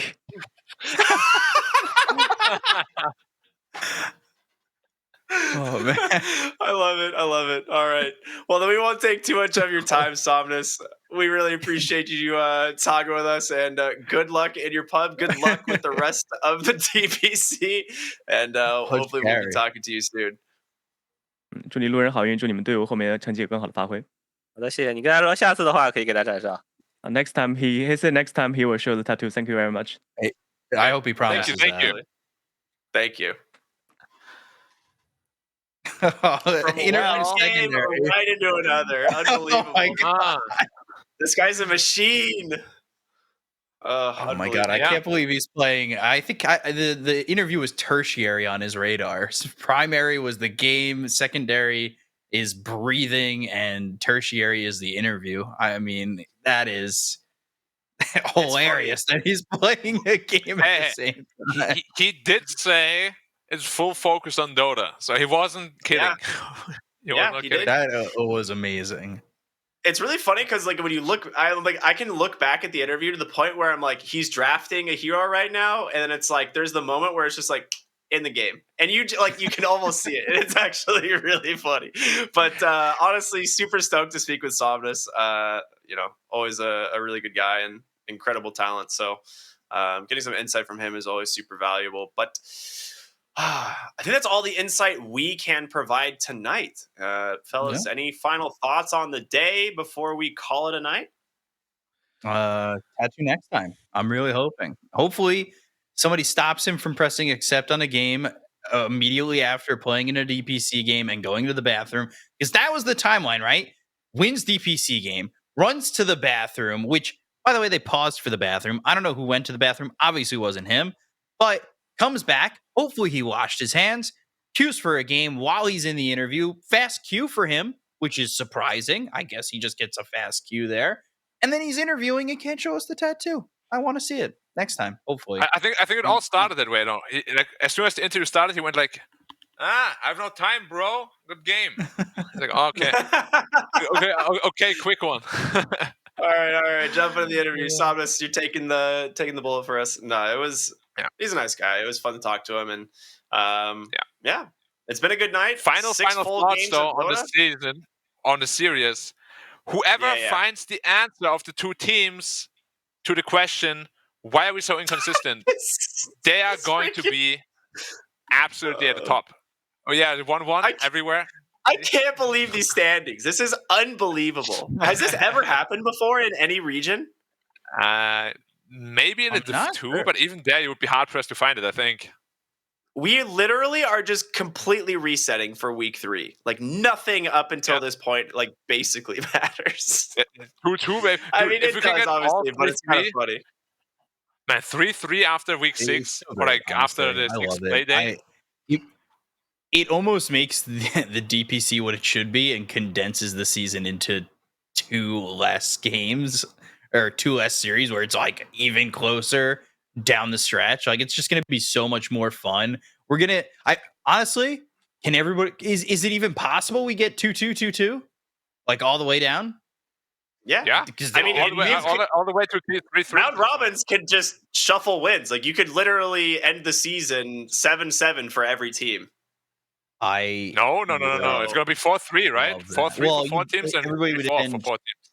No. Because it would be 4-3, wouldn't it? That's literally what I said. I think it would have to be like half the teams are 4-3. So the most we can get is 3 wins. All I know is if the season ends 4-3, 4-3, I'm hyped and I'm here for it. That's what I want. That's all I care for. Yeah. 3-3 would be the best ever. I don't think it ever happened. I think it will never happen again. So this is the only time we can make it happen. Let's go, Chinese teams. 3-3s all around. Please. All right. Well, it's been a fun night, but we're finally going to wrap things up here. So thank you all so much for tuning in. We really hope you enjoyed the day with us. Again, this has been the CN DPC brought to you by Perfect World. My name is Art Cryptic, and I'm with BComp and Black. We will see you all very soon. But until then, have a wonderful night. 成为英雄之前，你不曾拥有姓名。通向终点的路很长，但谁也无法预知结局。有人前心暗影，谋而后动；有人拼尽全力，克敌机先。没有对与错，只有速度是唯一的答案。奔跑吧，在到达终点之前。